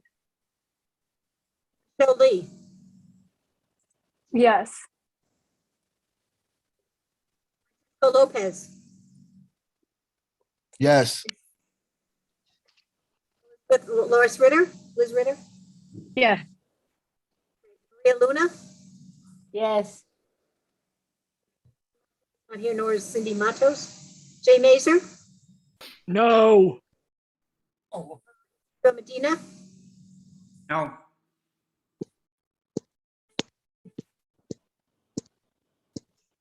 Debbie. We'll come back. All right, Jonathan Nunez Fermetta, No. Sylvie, Betty, did you ask for me? Sorry. It's Debbie. Yes, Did I you call did. my name? yes, I did. Yes, it's back to committee. Sylvie? I don't think she's here. Wendy Pena, No, no, Robertson? Bruce Robertson, Yes. Eda Santiago, Eda Santiago? Sorry, I'm having some technical issues. Yeah, I vote in favor, sending it back to committee. Steve Simon? Yes. Tejeda? Yes. Angel Vasquez? Angel Vasquez? Curtis Young? Yes, back to committee. Okay, let me go back to the people whose names I didn't hear from. Wayne Benjamin, is he around still? No. Betty, it's me, Robin. I'm here.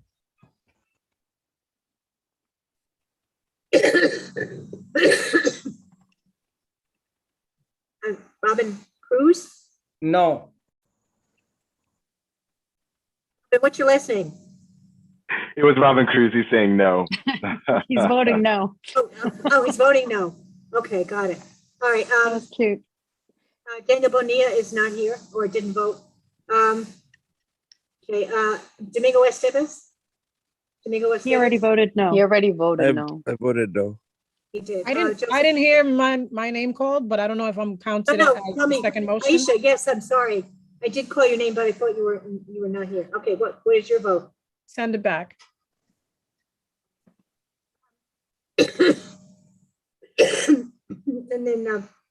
And then Angel Vasquez. He's not here. All right, so let me add them up. One, two. Wait, you got it. You got it. Eleazar. Oh, hasn't myself, I voted. didn't, I will vote yes. Okay, No. anybody I missed? Did I miss anyone? The chair. Eleazar, how do you vote? No.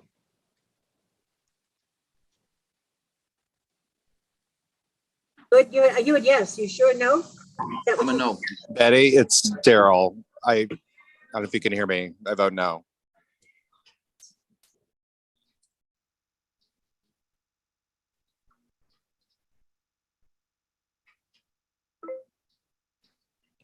I don't get all the people voting no. Do you have everyone? So you have everybody, right? Hopefully. Did anyone not get called? Okay, well, she gets a tally, gets the numbers. Does anyone have any questions related and specific to the resolutions? Who was my numbers? Sally, were you first? Hold on a second. Let me get to people who have not said anything yet. Debbie.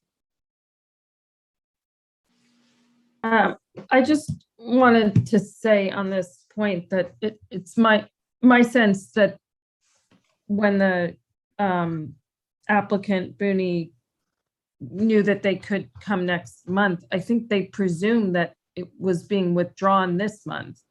So I was a little shocked to see it on the agenda and totally support the committee's approach to, a no-show is an objection. I really do, but I think they thought, if they're on the agenda for next month, that they're not on the agenda for this month. So, that's it. Sally? Yeah, I Wait a guess, second. Hang on. Aisha hasn't really commented. I have the tally, it's 14 no, and that's 12 and 18. Okay. 21 yes. All right, so it gets back to committee. Okay, Sally. I guess my comment's irrelevant, but I really don't understand committee members voting not to consider it, not to have it sent back to committee when they've already agreed to hear Booney next month. It's just illogical, but luckily logic ruled and the yeses got it sent back to committee. Okay, Point of order, we're these done talking resolutions. about this now. We're not Comments? talking about Okay, this resolution Thank anymore. you. So let's move on. Mary. Hang on. Aisha hasn't really said anything yet, and then Joel. I'm not sure why we're done talking about this. My hand has been raised since before the motion was even made, so I don't think that Because that's- it was tabled, that's why. I and we're understand not that it was talking tabled, about but it my anymore. comment is about the practice, not specifically about whether we're going to table it or not. We're My not comment- talking, it is now tabled and we're not talking about it But how does anymore. that prevent me from being able to express myself as a Aisha, board so hang member on. Yeah, on so how hang our on. board Okay, functions? all right, Aisha, go ahead. So my comment is that this practice, and much respect to Isidro and the rest of the licensing committee and the people who have built this system that I've watched over the years and how it has, changed licensing. However, this practice is a suggestion. It is not a requirement. It's undemocratic to force board members to have to vote a certain way when that's not even really the law. That's not even really a requirement. And I understand that in the spirit of things, this is what you would like to happen. But I agree with the stance that Liz has taken. If she had not said it, I would have said the same thing. And I think it's unfortunate that sometimes our businesses are penalized, things that cost a lot of money at times when it's extended on, or when they have to come back, or when they get a negative mark. It is not without impact. And I think that we as board members can be free to make a decision on our own whether we want to do that or not. And I'm glad that we did today send it back to committee in the spirit of good community. Thank you. And thank you for allowing me to speak. Anytime. Great comments. Domingo. Yeah, like for me, for instance, one of my biggest concerns is this moral compass that some individuals hold on this board, but yet it's towards specific businesses, specific type of people. So if we're gonna hold the moral compass and be like, hey, this is how everybody should be treated, I personally like Booney, right? But I also seen the practice of so many other businesses who have good practices being rejected just because I guess they don't invite, or some people, everybody has to pay, you know what I'm saying? So it's like, we have to be consistent. Even though you like the venue sometimes, I think it's logical, right, to also consider all the previous businesses that were they were rejected simply because they didn't have lobbyists and advocates within the board. Thank you for your Eleazar, comments. No, you sorry, got. I actually have forgot. to- I forgot Yeah. the second part. I'll be very quick of what I was going to say because I got caught up Go in the right whole ahead. I'm meeting. gonna. I know that some of us are in the practice of just voting against specific businesses, and in the spirit of what Domingo is saying, Galicia Tapas is a business that I grew up in, with my mother taking me to dinner on a regular basis. May she rest in peace.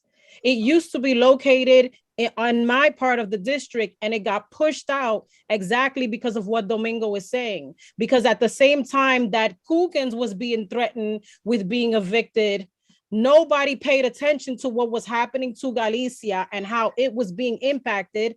And it's a certain type of business, just to say. It is now located on 207th Street. I asked my board members to please vote in support of this license. It's a family-oriented businesses that has great food, great service. Thank you. And I Vermillion. rise to a point of order, Mr. And Chairman. Vermillion. Yes. I rise to a point of order, Mr. Go ahead, Chairman. Jim. Thank you. Let me remind the board of what we just did. We sent this motion back to committee. That means we don't talk about it anymore. I know we like to talk, and in fact, many of the points that were made, I think were very important. But according to parliamentary procedure, the second we send the motion back to committee, or table, as some people like to call it, the discussion on that motion ends. It's no longer on the floor. So please, let's go on to the next committee. Thank you very much.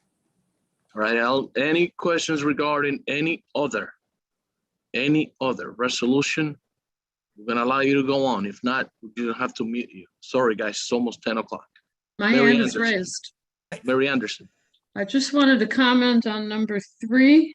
I'm the one that brought up the issue of the loud music all day and evening.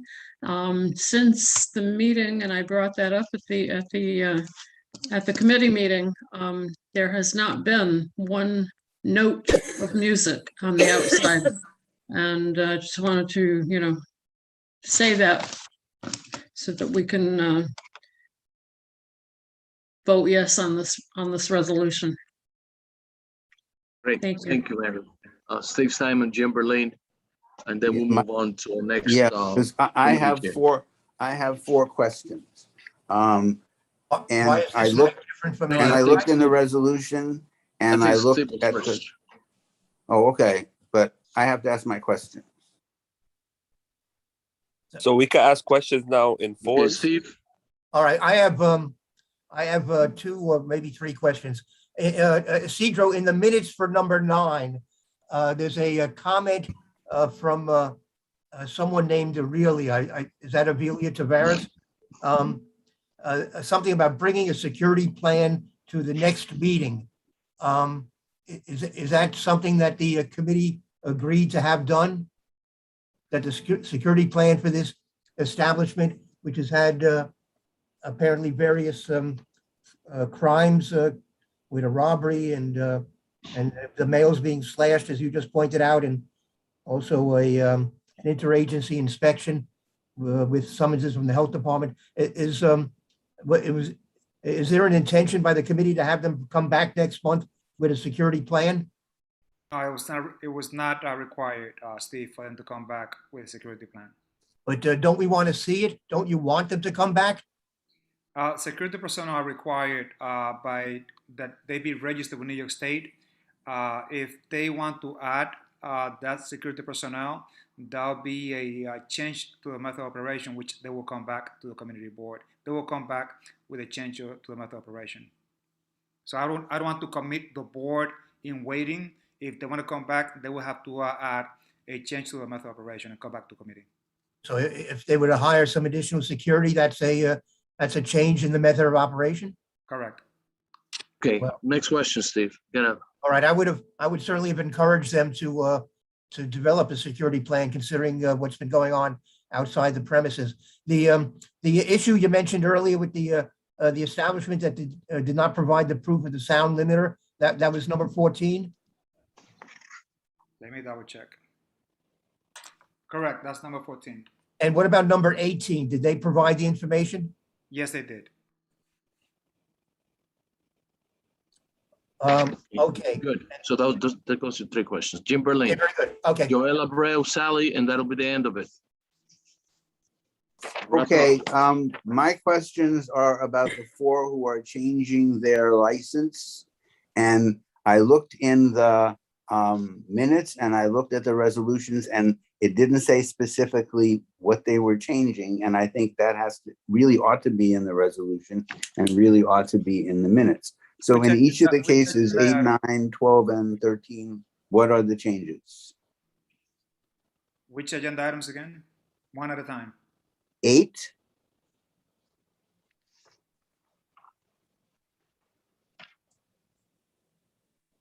What are you saying that we should add? What will be the friendly amendment?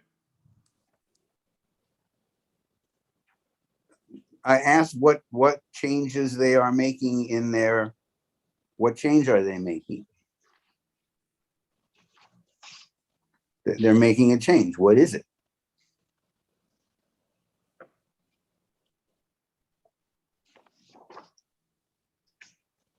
It's hold on.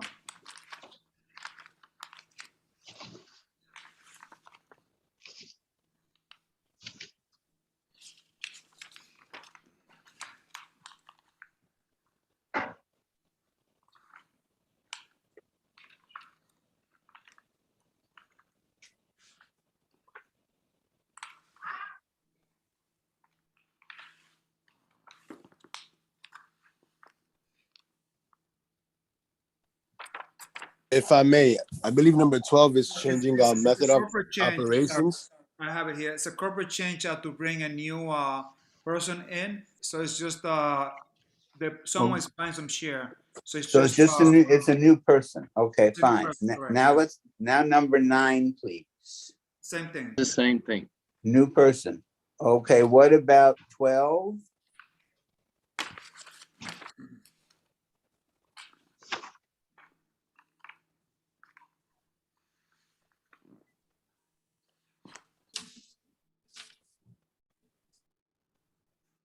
Method of operation. Yes, go ahead. Well, what does that mean? What are they changing about them? You know, are they putting in trapezes or fire or? The ask is to add DJ, to add security personnel, and to close at 4 a.m. I believe that's in the minutes.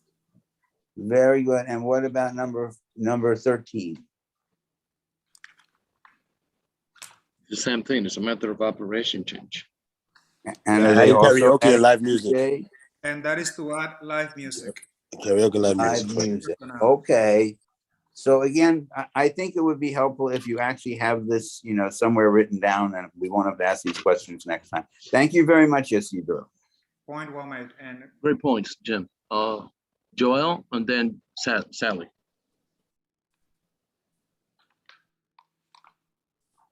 Joel Abreu. No, she lowered his hand. Sally. Oh, can you hear me? I'm sorry, I'm here. Yeah, go ahead, Joel. I'm sorry about that. I am doing a motion to table or go back to send to the committee, number 19.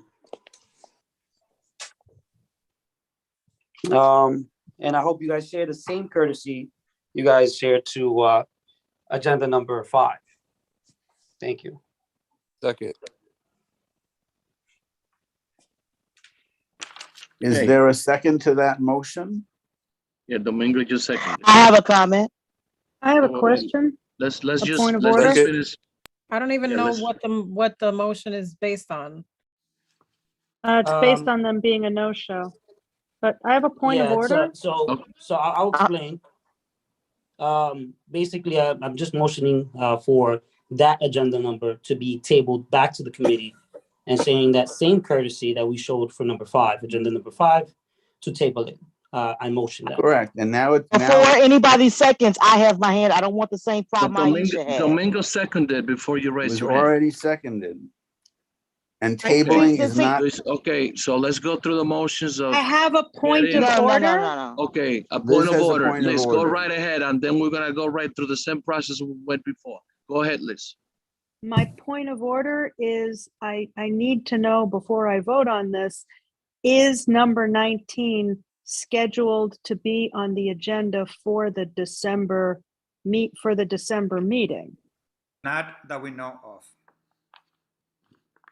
The answer is no. Okay. We don't have an inside person that's able to Yeah, disclose that yet. we wouldn't I mean, only Okay, we cannot the discuss. board it. know that. Now we So vote. there's an answer. No. There's an Point answer. of order.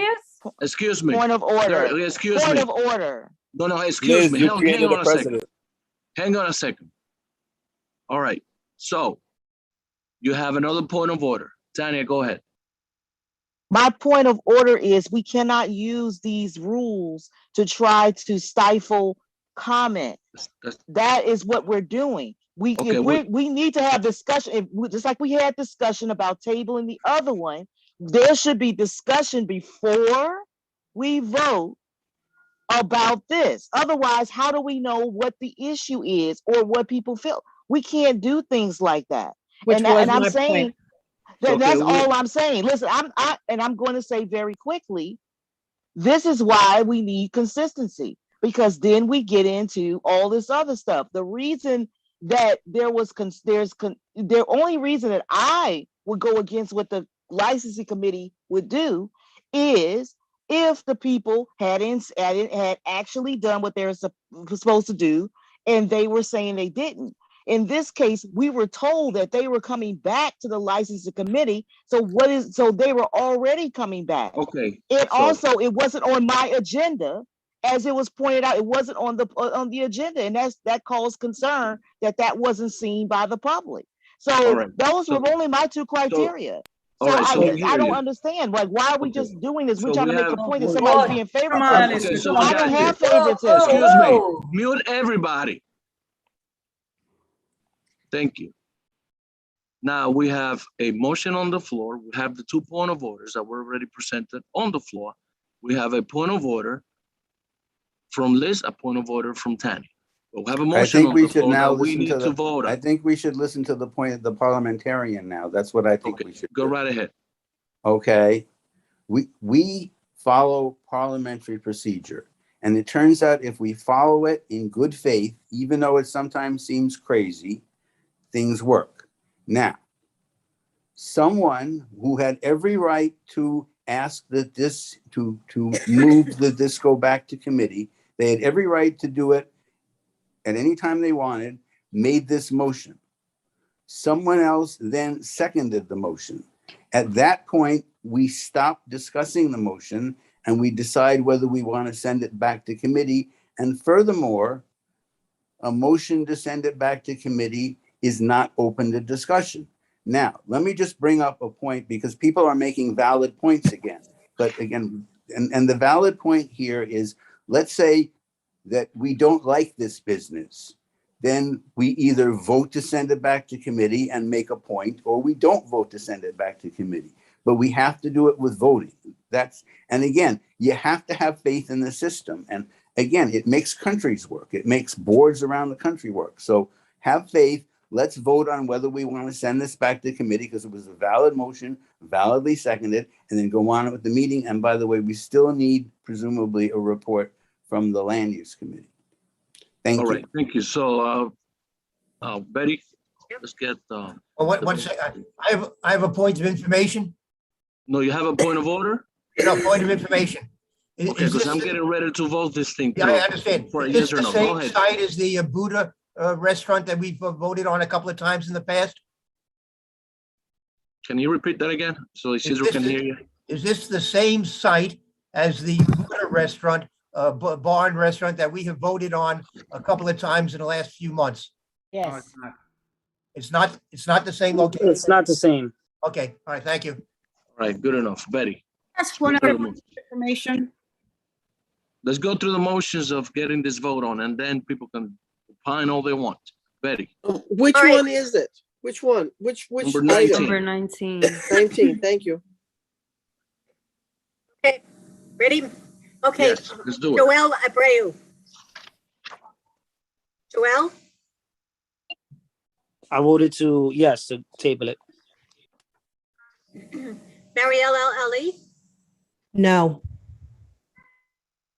Richard Ullman, Yes. Mary Anderson. Mary Anderson, Yes. Glenda Aquino Gill, Yes.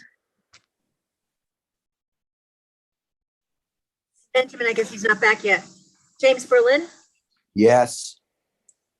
To send it back to committee. Daniel Bonilla, Come back to me, please. Daniel Bonilla. Come back. Back to me. Come back. Come back. Closer to the mic, Dan. He said to Come back. back to him. Bonner, No. Isabel Bueno, Yes. Daryl Cochran. Daryl? Okay, Nobles Crawford, No, false equivalence with Mooney. Cruz? Robin Cruz? No, No? yes, no. What is it? What is it? No. Robin? No? No. Catherine Diaz? No. Estevez, I don't think he's here. Gabriela Estrella? Yes. Lee Fernandez? No. Yes. What is it? What is it? Yes or no?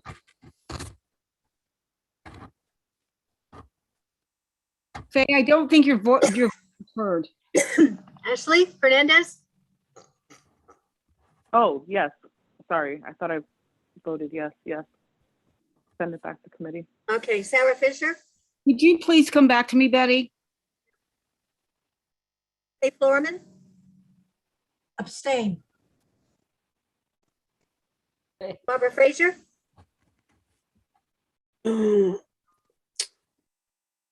Yes.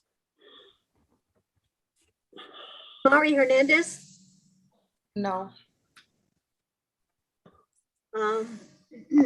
Leo from the Jimenez? No. Josie Kaminer? Absolutely not. Bill Lee, Michelle No. Lee, No. Francisco Lopez, Yes. Liz Ritter, No. Jay Luna, Yes. Pete Mazer, Jay Mazer, Jay. Back to him. Jay's not here. Yes, he is. Jay Mazer?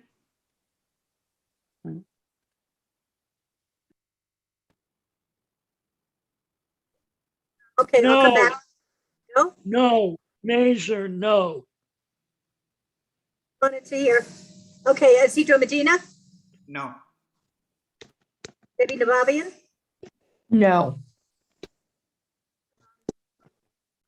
Jonathan Nunez Formetta, No. Aisha Ogilvy, I agree with Noble's false equivalence. No. Robertson, Yes. Eda Santiago, Yes. Simon, No. Omar Tejeda, No. Curtis Young, No. Angel Vasquez. I don't know if I got him or not. I don't think he's here. Okay, let me go back and see what. Daniel Bonilla, Daniel Bonilla, Abstain.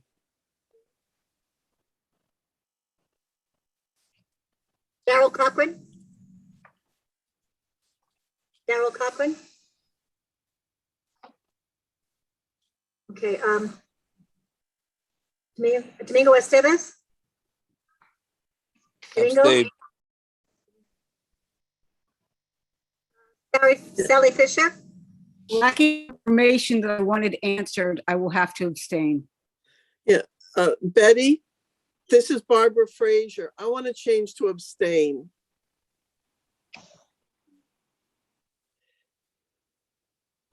did I miss anybody? Okay, let me. Yes, you missed Wendy Pena. Oh, Wendy Pena, sorry about that, Wendy. No. Yes, no.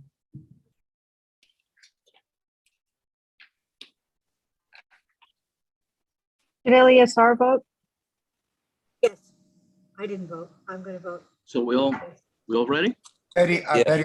Betty, this is Curtis Young. I'm also going to change to abstaining. I have enough information. It wasn't discussed.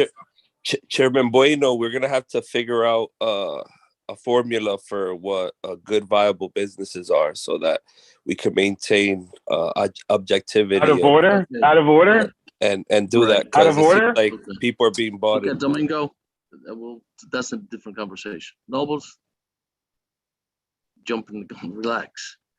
Yeah, that's what happens when the truth is told. Yeah, I got it. Yeah, I get it. We all get it. I disagree, but we're not allowed to talk. So we I get, want to change my vote to abstain also. This is Jim Berlin. All right. Is anyone else changing their vote to either abstain, yes or no? This is the time because we are moving on. No? Okay, Betty, you got it. Anyone else that has anything related to a different resolution other than 5 and 19? This is the time. I had a general comment or question for Isidro. Questions are welcome. Comments, I think we've heard a lot of them. So go ahead. And that'll be the end of it. The vote goes first. Isidro, respecting, I have a great respect. Sorry, no. Well, Can you get closer to the mic? Yeah, sorry. Isidro, I There you have a go. great respect for you and the committee and all the hours you put in doing this. I guess my question is, I'm not sure how these actions affect the committee and its effectiveness. If the, I would propose, but maybe this really compromises your work, that if a application is rejected solely, a renewal application is rejected solely because the business is not able or does not show up at the meeting, that they be offered a chance to come to a following meeting, in which case it be automatically tabled. So the Buny situation, for example, doesn't happen.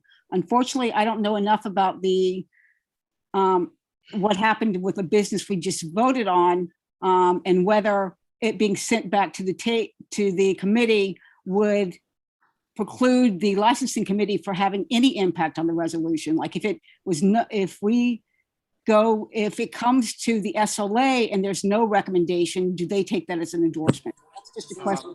Thank you, Sandy. And that is a great point that you brought up, because by essence, by tabling these resolutions, what the SLA will see is that the community board didn't have any input. God forbid that, let's say, the new on-premise liquor license brings a closure of 4 a.m. The license committee nor the community board will have an input into it. That is the problem that we come when we table resolutions. Let's try, I highly recommend that we don't take this practice. We have outstanding businesses here, but we must hold them accountable. When they have an appointment, they should come to the community board. Let's say that Buny has some problems that some of our community members wanted to bring it up. If there was no sign posted, the community would not have heard about these comments. And we should stick to some of the committee recommendations, and tabling some resolutions is a big problem for the community. Thank you for bringing that up. Really great point. What we met. And I'm sorry, just to add, Okay, thank you, guys. I'm moving on to land use. Thank I you have for all the comments. before you go there, I have the tally. Okay, Okay, 18 no, 12 yes, and 7 abstentions. can you repeat that number again? That 18 no, 12 yes, 7 abstentions. Remarkable. Chair, I'm sorry. So and I we're don't moving think on. the- So no I more don't- comments. Chair, Moving on please, to one land second. use. Wait. The resolution did not pass. Okay, That so it means says we here, still so it has can to be discuss voted it. on. Exactly. The resolution, Okay. it is not Yeah, sent so I back think to that- committee. I Right. think that we all understand that. It has to stay Okay, here good. to be voted on. All Good. right? Chair, Good. can I So just all add I a said was comment? no more comments on 5 and 19 if there was any. So we're moving on to land use. So Tanya, you said you were taking any questions if there was any? Okay, I'm gonna start with the fresh application. And yes, that did come before the executive committee because of a deadline. And that the developer had. And so therefore a vote had to be taken by the executive committee because it would have been too late at this meeting for that vote to happen. And as people probably read in the minutes, the application, excuse me, one second, was for 4650 Broadway. They were applying for an application to put a fresh supermarket at the foundation of what is going, the bottom floor, the ground floor, what is going to be a larger housing development that would be built on top, right? And so the land, this project had actually come before land use the month before in October, and our committee did not take a vote on it because we wanted more information. Because what the developer was presenting to us was information solely about the fresh supermarket application, and we knew nothing about the development.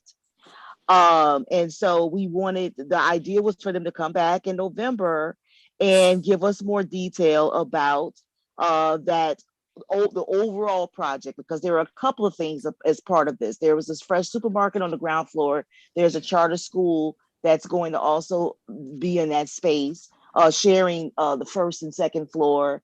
And then there's this large development that was going to go on top. And so ultimately the committee, did not support this project because we, again, did not have appropriate information about. We had a lot of concerns about the project, about the housing part of the project, including how it would fit into the overall community. We felt that it needed to be less height, and a number of other concerns. We had questions about affordability, same questions that this committee is always, having questions about that, because we know how important it is to have affordable housing in this community, and actual affordable housing based on the needs of this community, and not just a blanket affordable rate that gets thrown around. And so we just weren't satisfied with what we were given. And so ultimately, the committee did not support this, and then it was brought to the executive committee and ratified. And so today we are considering the application for 2238 Cummins Street. As people are well aware, the speakers did a great job giving us some background about this project. The committee, I'm just so you all aware, I'm giving these notes, but I, have my own thoughts about this. But the project, basically, what the committee ultimately decided was and what we eventually voted on, which I thought, in one sense, we were right to sort of to request affordable housing, because what was presented was not indicative of being in a development that would result in actual affordable housing.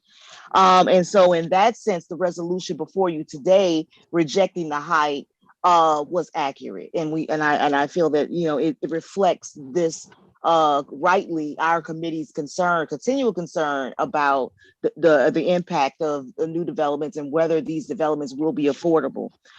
We also urge the developer to increase the number, to meet with residents about excavation, because some residents had concerns about how that would happen, particularly with the rock. And we also asked them to possibly consider other design options. And so they wanted a positive resolution from us, but these were the terms in which we were bringing it to you, is that they really make this project affordable, that they communicate with the residents near that project effectively, and then come back to us regarding design and how those conversations with the public, went. What wasn't really the sticking point, I will say, in terms of the parking, that we're offering a variance. We didn't really, as a committee, and I would defer to other members of the committee, didn't really discuss the part that wasn't, I didn't think that was part of what we had agreed upon, which was to give them a variance for parking, because I personally would have had concerns about that, but it is in the current resolution that we are doing that. But the thing that we voted on was not about the parking. And I personally don't think that that's appropriate for this. My personal opinion, if I had known that's what we were going to be voting on, I would have said no to that part, because that's not something that I support. Because I do understand that, when you talk about 140 units, that's going to put a lot of pressure on a community in terms of parking. And I really, again, I would like, if Steve or Jim or Joel or someone has any sort of opinion about that part, but I think the committee was right to reject the height variance. But the question, for me, is about the parking variance. And I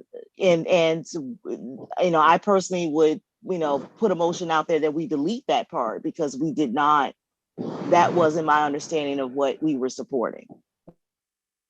Technically, it's your resolution. Okay. So, Tani, ready? Well, yeah, it is, but we can also ask for things. I'm sorry, who just blurted out a question to me without being acknowledged?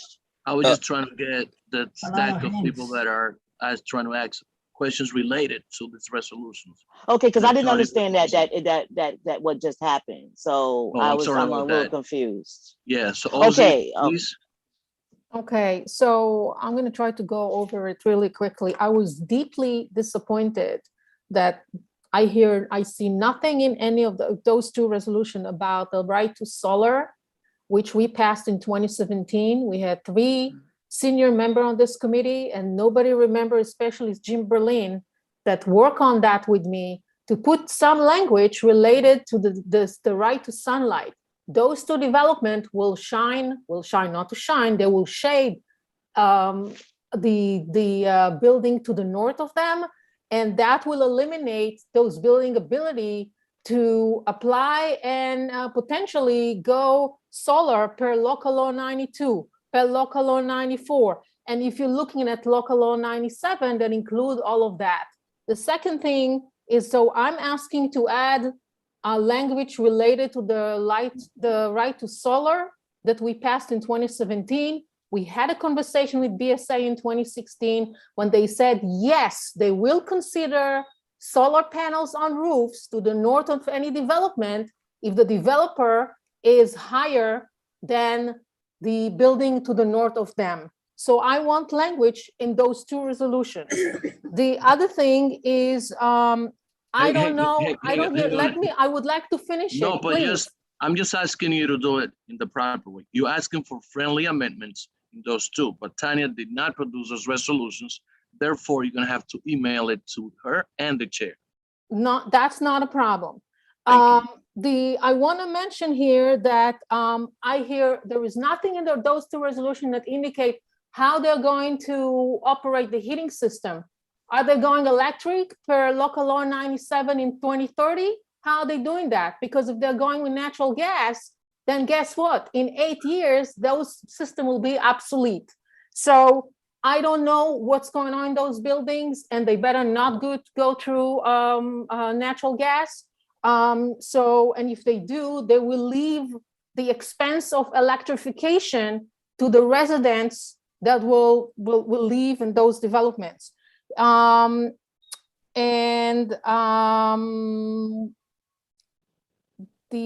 other thing is, and again, it's about going back to local law 92 and 94. Are they planning to have solar panels on the roofs? This is, any new development should have that, and it's not in a resolution. Are they? I understand we are against those developments, but we should say what they're not going to do, even though they are required, and they are more than 25,000 feet. So if there are more than 20,000 feet, 25,000 feet, they should do it. So I really want to hear from Tanya. I know you're probably unable to answer that, but I want to hear from Jim Berlin. I'm so disappointed. Steve Simon, you were there. Can I say something, OC? I want to respond. And I'm fine with responding to people's questions. I don't have a problem with this. I think that's what we're here for. So I'm good. Yes, you're correct in terms of the concern about the shading. We did have, as far as the fresh application in that property, there were extensive concerns expressed about the shading of the park of Fort Tryon. Right across the street. We were very, very, very adamant that that was not acceptable, that this was a major concern. It was a big part of, it was definitely one of the major reasons why it was rejected by our committee.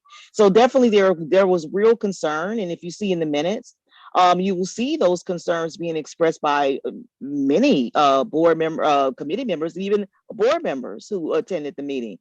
But in terms of the language and adding specific language about solar, that's definitely something you could definitely send over to Wayne and see if that's something that he could do. But I can tell you that this is definitely did not get past, that there was definitely discussions about that, because that is a real concern, and what you're saying is accurate. And it was not acceptable. And I agree with you. Yes. And we did. Yes. Thank you. I just want it in the resolution. That's Yeah, all I need. my name was mentioned, and by the way, I have several parliamentary points. We're getting a little confused tonight. If you have, when we vote tonight, we have to know exactly what the resolution is going to say. That means OC cannot send a recommendation to Wayne to put in afterward. Okay, that's one piece of it. Another piece of it, speaking of the specifics, because they're very important issues here. We did pass a resolution in the land use committee demanding there be new zoning protecting the sunlight from the buildings that are there. But there is no such new zoning. So that's part of it. The other thing is, insofar as they're required to have solar cells on their roof, that's what they're required to do, and we don't have to comment on it. If they don't have them, the DOB won't approve their plans.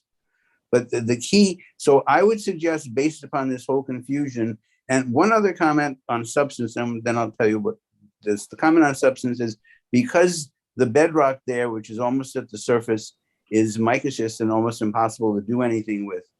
The reason, and again, I'm not necessarily supporting the project, but the reason they want the parking variance, which we may not want to give them, is because you can't really build a garage. You'd have to blow up this rock, which is almost impossible to do. Now, what I suggest we do, and I don't think time is of the essence, is that we actually send this back to committee, and all these various suggestions like OC brought up and stuff, they can all then be forwarded to Wayne, and we will bring this back up at the committee, and we'll come up with a resolution that we, the community board. The issue with that, No, Jim, I'm sorry, since I'm Jim, the issue with that is the BSA needs to have a comment. There is a deadline. Yes. Oh, And there that is a deadline deadline. is going to be Oh, no, if there's a December deadline, then 13th we or can't postpone it. 14th. You're absolutely right. Right. then So we we can't can't, postpone we it. have to do this tonight. Let Tanya- Right, let so Tanya I respond. withdraw my motion to. All right, so let Tanya respond. Tanya? Right. So yes, Jim is correct. Okay, in terms of everything else. Thank you, But Tanya. we do have to do this. Thank you, Jim. And I appreciate your perspective and insight, being on the committee much longer than me. But we have to do this tonight.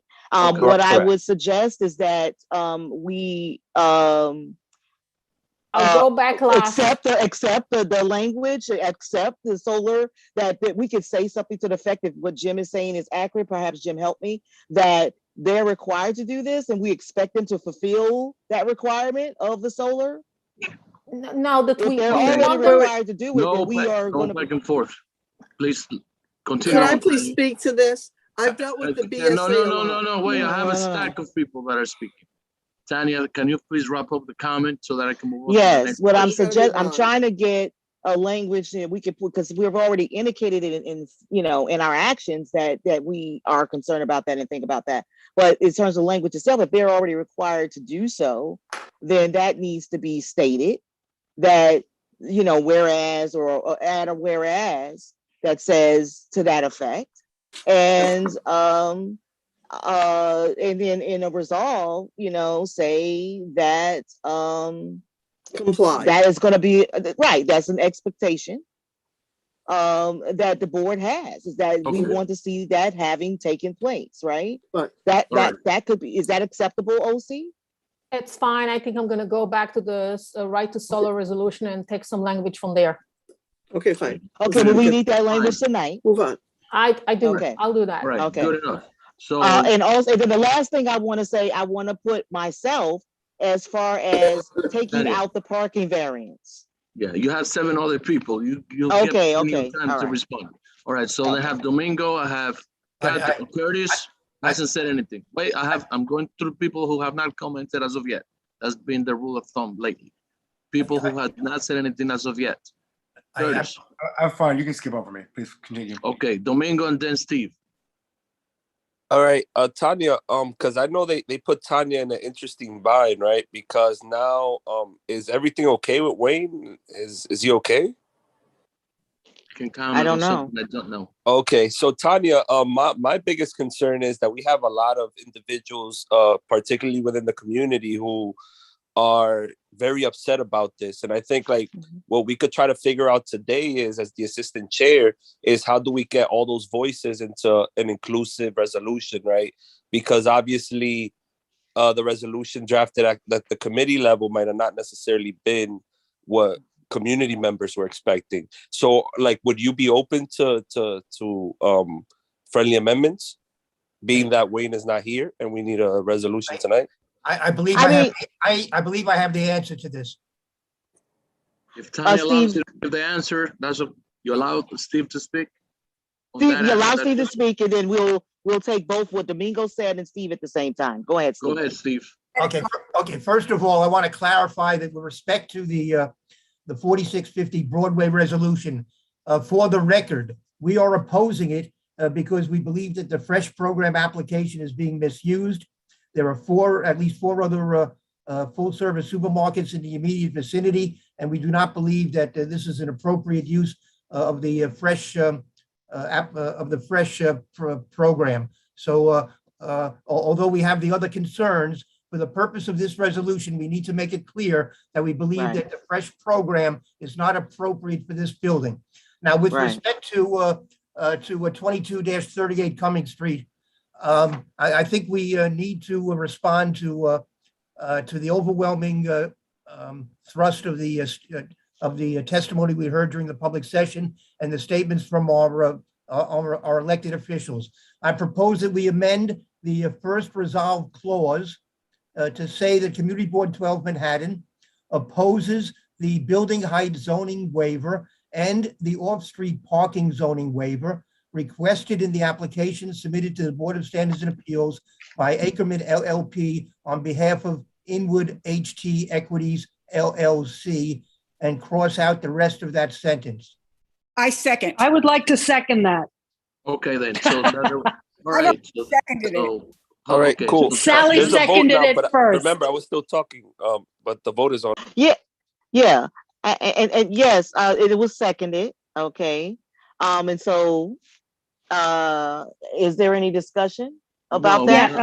Yeah, yes. Can I just say that procedurally, we now have to stop discussing the Ms. main Cochran, we're just getting motion there. and we have to discuss the amendment. Right. I that's have what I'm some other referring to, amendments. Can we Okay, do you other may have amendments? you may And have you- other amendments, Barbara, but we have to discuss the amendment that's on This the amendment. floor first. Yes. Right. All right, cool. Because I Oh, we was can't on. do more than one amendment at a time. Okay. That is correct. Thank you. Okay, so on Great. this amendment, And we need to procedure. vote. Well, Okay. no, not if there's no objection. If there's no objection to the amendment, we don't need to vote on it. Is there No, any we need, objections we to this need, amendment? excuse me, we need a discussion of the amendment, and we haven't had one yet. And I have Okay. a much simpler solution, by the way, and that's just simply rejecting the motion we have. We don't amend it, we don't like it, we're voting against it, and that solves the whole problem. Oh, that Just solves vote nothing. against this No, thing. that means we have no position. That's not. No, that means we reject it. Jim, Steve is right. No, Steve is right. Tim, you're out of order. You can't use your parliamentarian power to just chime in whenever you want, man. There's a stack. Okay, so. And I'm on track.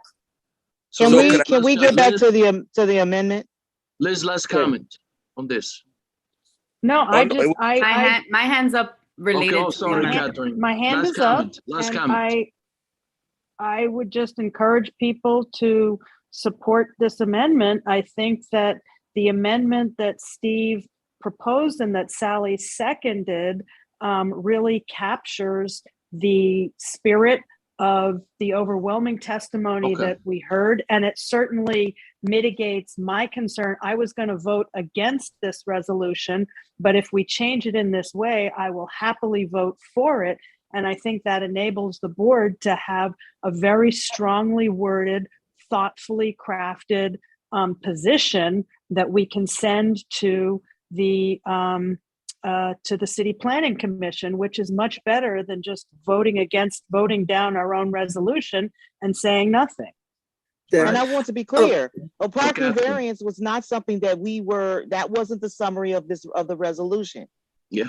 All right, Okay. Catherine. As we met about what we had met about when we met as a committee. So I don't know why it's there, and it should be taken out. I'm just saying. Right. I feel like Domingo didn't get his question or his comments answered. Can we just?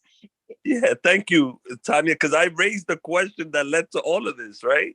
So it's my biggest thing, Eliasele, and this is like procedurally, right? I remember before when we used to be in person, people were allowed to speak through us, right? Is it possible that during our time allotted, like our board member allotted time, we could allow some of the community members to also chime in regards to this? Because since they're directly impacted and they live right across the street, could we involve them as well? That's all I'm saying, and I'm down to use my Okay, time. I have an answer for that. Okay. Domingo, we did, and I hear you. But we do have to get a resolution. We did, they spoke very eloquently during the public session. And I think the people were very clear.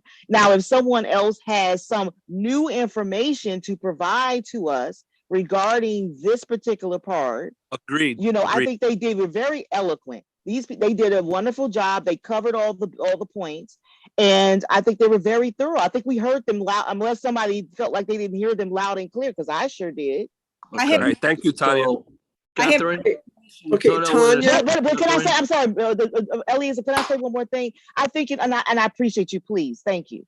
I want to say that I think in the future, what can be learned from this experience is not what to do on the back end, but before this even came to a vote for the committee, I think there should have probably been some type of public hearing, considering the stakes of this particular project, that perhaps we could have done some type of hearing where we heard from all of the community prior to any of this taking place. And I think in the future, we need to be cognizant and aware as a committee that there, you know, and we need to make sure we communicate properly to the community, because one of the things we heard from the community is that they didn't even know about this project. They saw it on the agenda, but it was no further information. So I think there was a shortage, there was a lack in terms of communication about this project and what it actually entailed. And then once the community was made aware, I think as a board, we should have responded to that and said, let's have a public hearing. Let's hear the public before we do anything.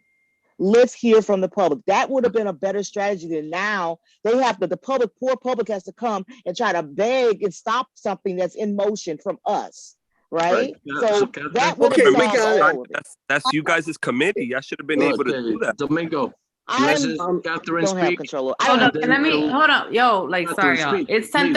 10:36, and right now let's the wrap it only up. thing. This is the last comment on this before we vote. Right, Go I'm ahead. like, it's 10:36. The only thing we should be discussing is the amendment. So right now on the amendment, if we're adding in, right, in terms of the opposing both the parking and the obviously the other variants, there's nothing in the whereases that speaks to the off-street parking. So Steve, from what was sent over to the committee, and really this for the committee, do you have anything in writing that we can add an additional whereas that supports that resolve? I do.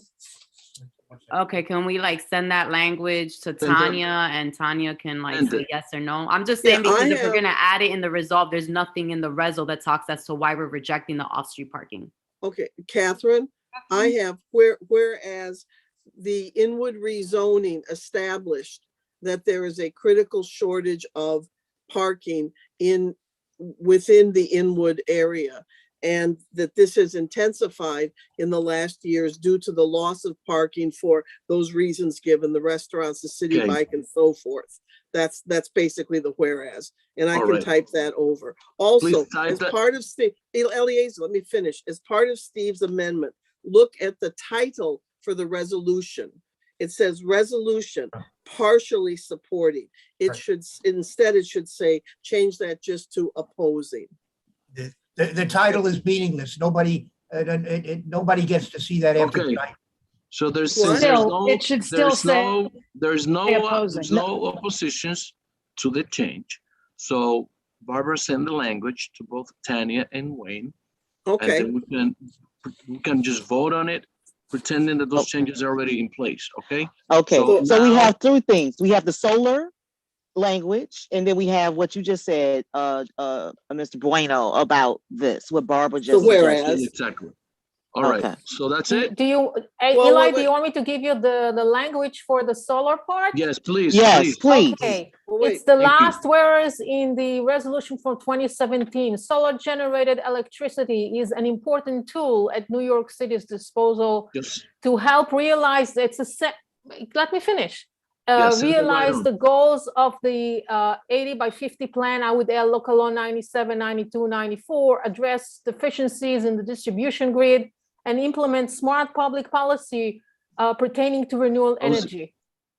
That's it. Thank you. Okay. All right. Eliezer? Let's go. I don't know how the hell that fits into this resolution. Wait. And I want to also, well, we can say that, but I think we need to say that this is what we expect.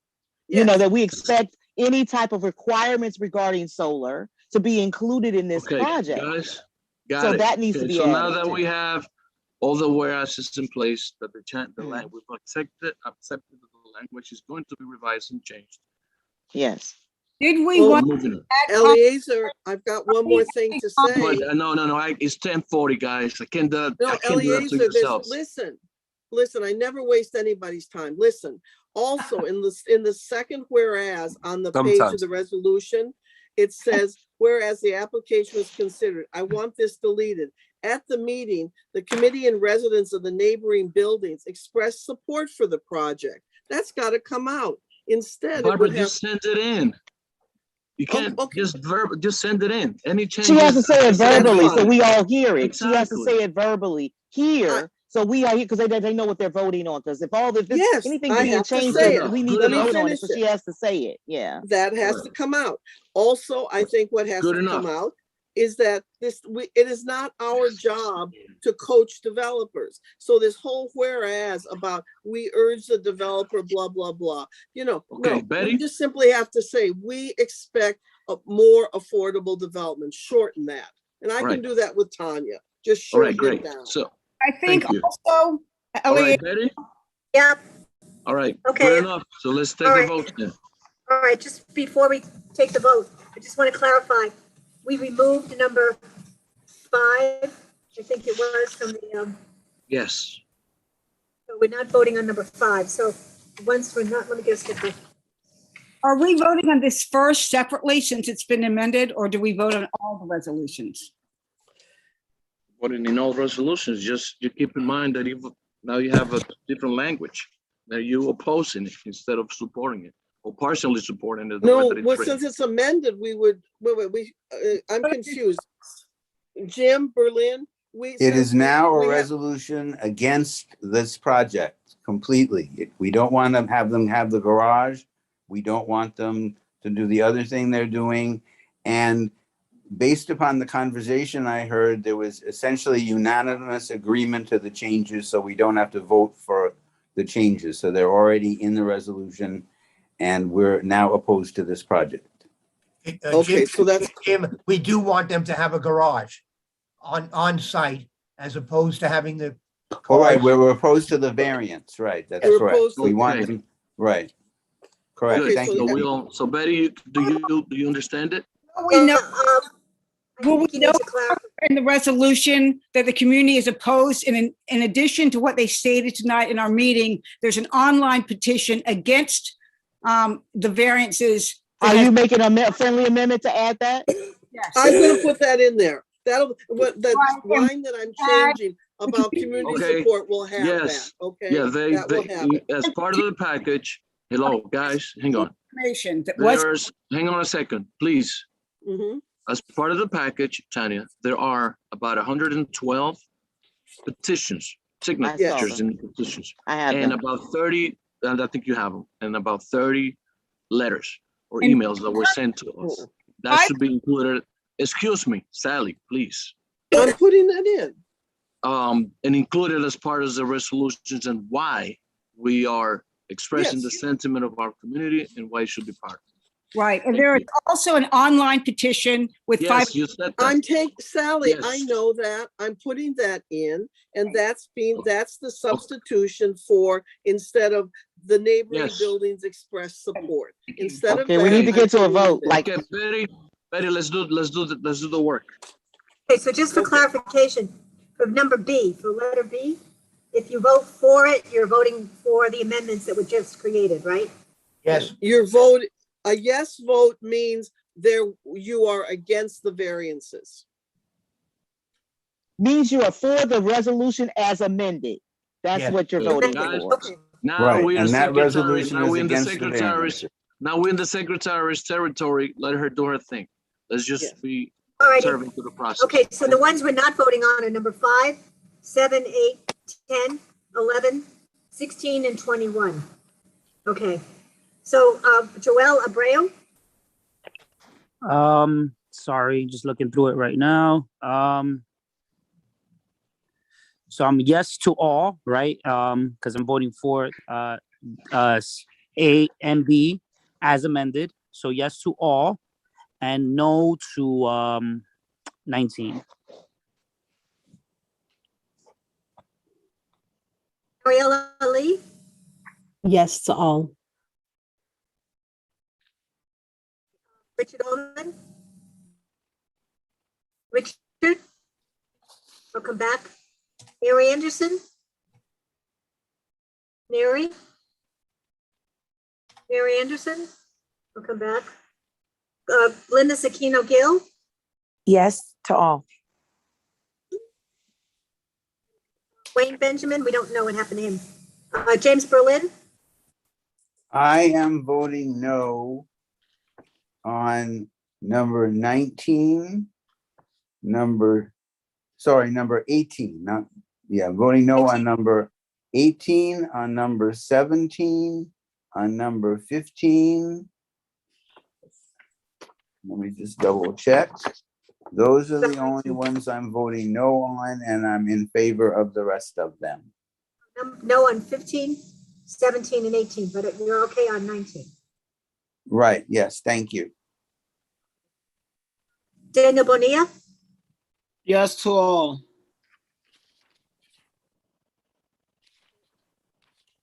Bonner. No to 12, 13, 14, 15, yes to the rest. Daryl Cochran. Daryl. I'll come back to him. Nobles Crawford. Thank you, Betty. Yes to all. Robin Cruz. Robin. Yes to all. Catherine Diaz. Abstain on 19 and yes to the rest.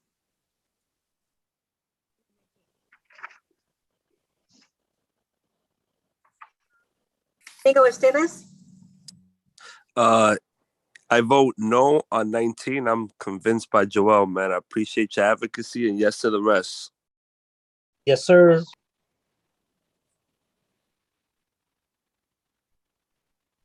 Gabriela Estrella. Yes to all. Ashley Fernandez. Yes to Ashley? A and B as amended. Yes, can you hear me? Yes, can you say it again, please? Sorry. Yes to A and B as amended, no to 19, and yes to the rest. Sally Fisher. Thanks, Betty. I'm abstaining on 3, 4, 6, 8, 9, 12, 13. 2, 3, 4, 6. Go ahead. After 6. 8, 9, 12, 13, 15, 17, 18, and 20.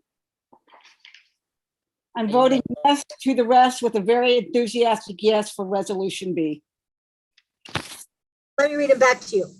No to number 1, number 2, number 4. No. Abstain. Sorry, not no, abstain. I'm sorry about that. Abstain. Abstaining. Number 1.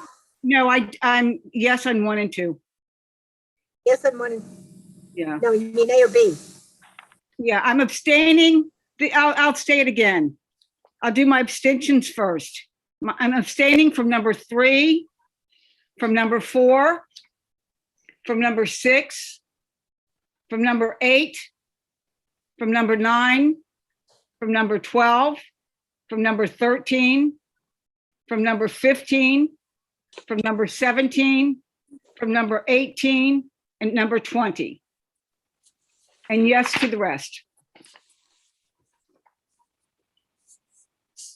Faye Florman. Faye. Come back to Barbara Frazier. Yes to all. Tamari Hernandez, Yes to all.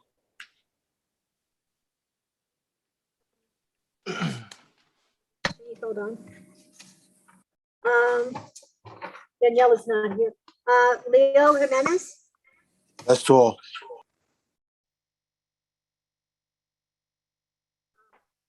Josie Kaminer,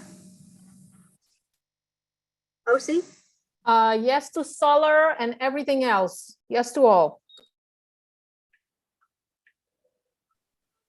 Bill Lee, Yes to all.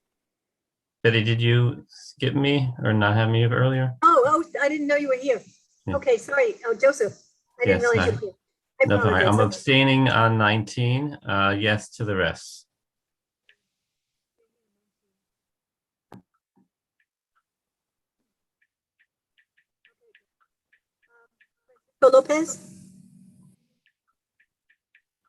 Francisco Lopez. Okay, Yes. Liz Ritter, Yes to all. Liz Ritter, Yes to all. And Yosef, you're a little early for Hanukkah. Hey, Luna, Oh, let me. Okay, so I am voting no on number 2, 4, 8, 9, 12, 14, 17, 18, 20. read them back. No on number 2, 4, 8, 9, 12, 14, 17, 18, and 20. Thank you. Jay Mazer? Jay Yes. Mazer? Oh. Is he there? Okay, I'll come back to him. Is Isidro Medina? Yes to all. Debbie Nabavian? Debbie? Debbie? Okay, I'll come back. Jonathan Nunez Frometa? Yes to all. Aisha Ogilvy? Aisha? Yes to all.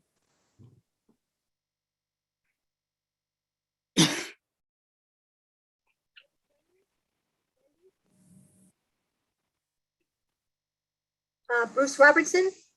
Yes to all. Ada Santiago? No to 19, yes to the rest. Simon?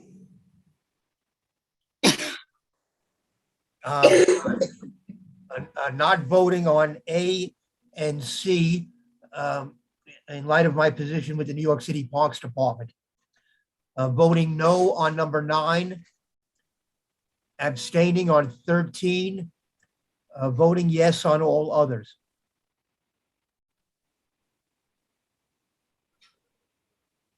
Voting on number 1, number A and number C. Not voting, right? Right, not voting. And no on number 9. Right. And abstaining on number 14. 13. 13. Sorry about that. 13. Betty, I'm back. Okay, hold on a second. Let me just finish. Omar Tejeda. Omar, No on 19, yes to the rest. Vasquez. Angel. Curtis Young. Abstain on 19, yes to the rest.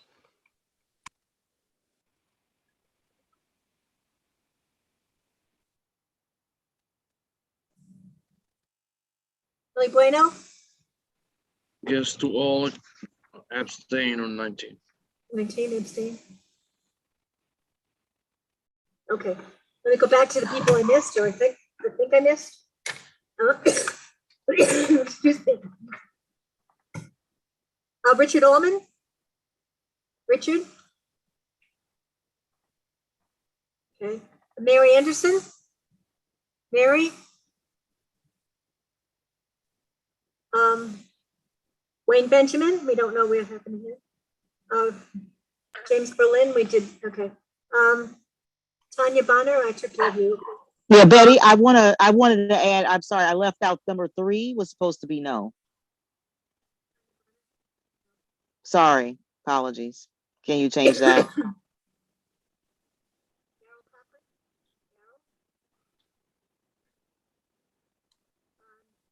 Oh, yeah. Should be no because Havana is misspelled. No, that's not. I can understand your reason. Domingo? I voted already, Betty. Oh, yes to all, was that?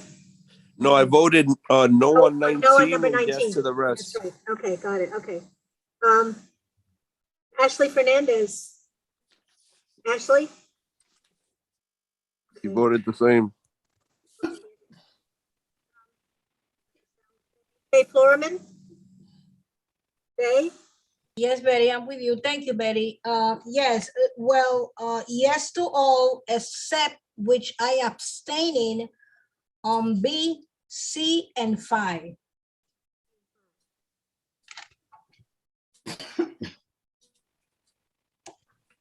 Five is not a vote. We're not voting on 5. It was sent back to committee. Okay. Right. Yes, Right. okay. Well, that should be insane. All right, thank you, Betty. All right, so we thank you for. Maria Luna, I got you, okay. Is there anyone? Oh, sorry. Jay Betty, Mazer? Ashley? Jay Mazer? Jay? I don't want to. Debbie Navabian? Debbie's gone Okay. and Jay's gone. Okay, Wendy Pena? Yes, Wendy? yes to all.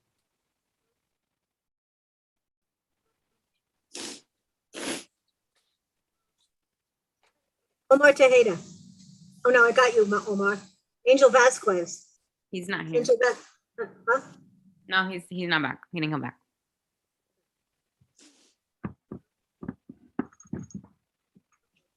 All right. It looks like, I mean, I will add this up and all, but it looks like everything passed. Pretty much.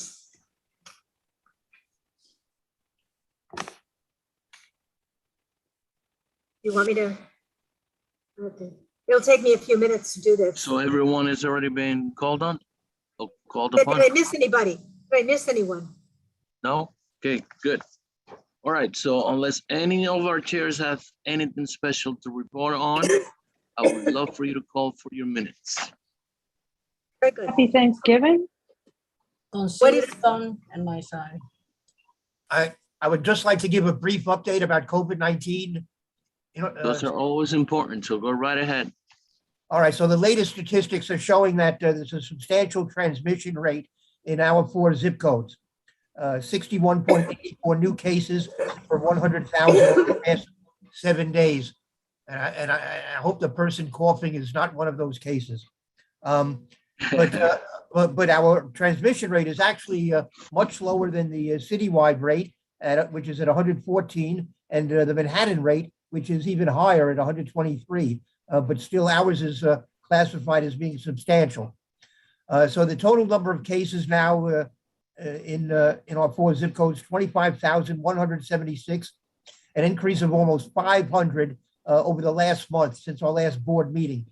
And apparently one of the previously reported deaths has been reclassified. So we actually have one less death than was reported a month ago. 3 of our zip codes are now over 70% in terms of a vaccination rate with at least 1 dose. People in that zip code getting at least 1 dose. And on zip code 34 is just under 70% at 69.23. Zip code 32 is in the best position at 72.73. But again, all 4 of our zip codes are lagging behind the citywide rate of 76% and the Manhattan rate of 85%. Our letter requesting a full-time vaccination site has still not been responded to. We're hoping to get an answer shortly. As you probably know, vaccines are now being offered to 5 to 11-year-olds in schools and elsewhere. And boosters are now available to all adults in New York City, 18 or over, as long as you've had the Pfizer or Moderna at least 6 months ago, and the Johnson & Johnson at least 2 months ago. As for the rest of my report, you can look at the minutes. I should mention that Ellie and I attended the rally of the New York State Nurses Association last week, in which we joined them in expressing our concern for the staffing levels at the hospital. That the nurses are saying that this is the worst staffing they've had in 20 to 30 years. Some of them are working 16-hour shifts, responsible for as many as 30 patients, which is obviously not acceptable. The hospital is, according to the Nurses Association, is losing more than 100 nurses per month. And we renewed our request that the hospital reopen the psych unit at the Allen Hospital. And the hospital is not telling us what their plans are. All they're telling us at this point is that they're continuing to talk to the state about trying to convert those beds and take them off the certificate as psych beds. But we're continuing to work on that issue. Thank you. Okay, before I call the meeting for adjournment, I'd like to thank you guys for being here. The public, we still have 33 attendees, which is usually a high number for an 11 p.m. meeting. And those of you, the committee chairs, thank you for all the work you do. And just thank you all. By the way, for those of you who missed it, Steve is a real activist. If you would have heard him speak on that rally, boy, oof, he would have convinced you too. So I'd like to call the meeting for an adjournment. Motion to adjourn. Second. Great night, y'all. Good night. Happy Thanksgiving, everybody. Bye.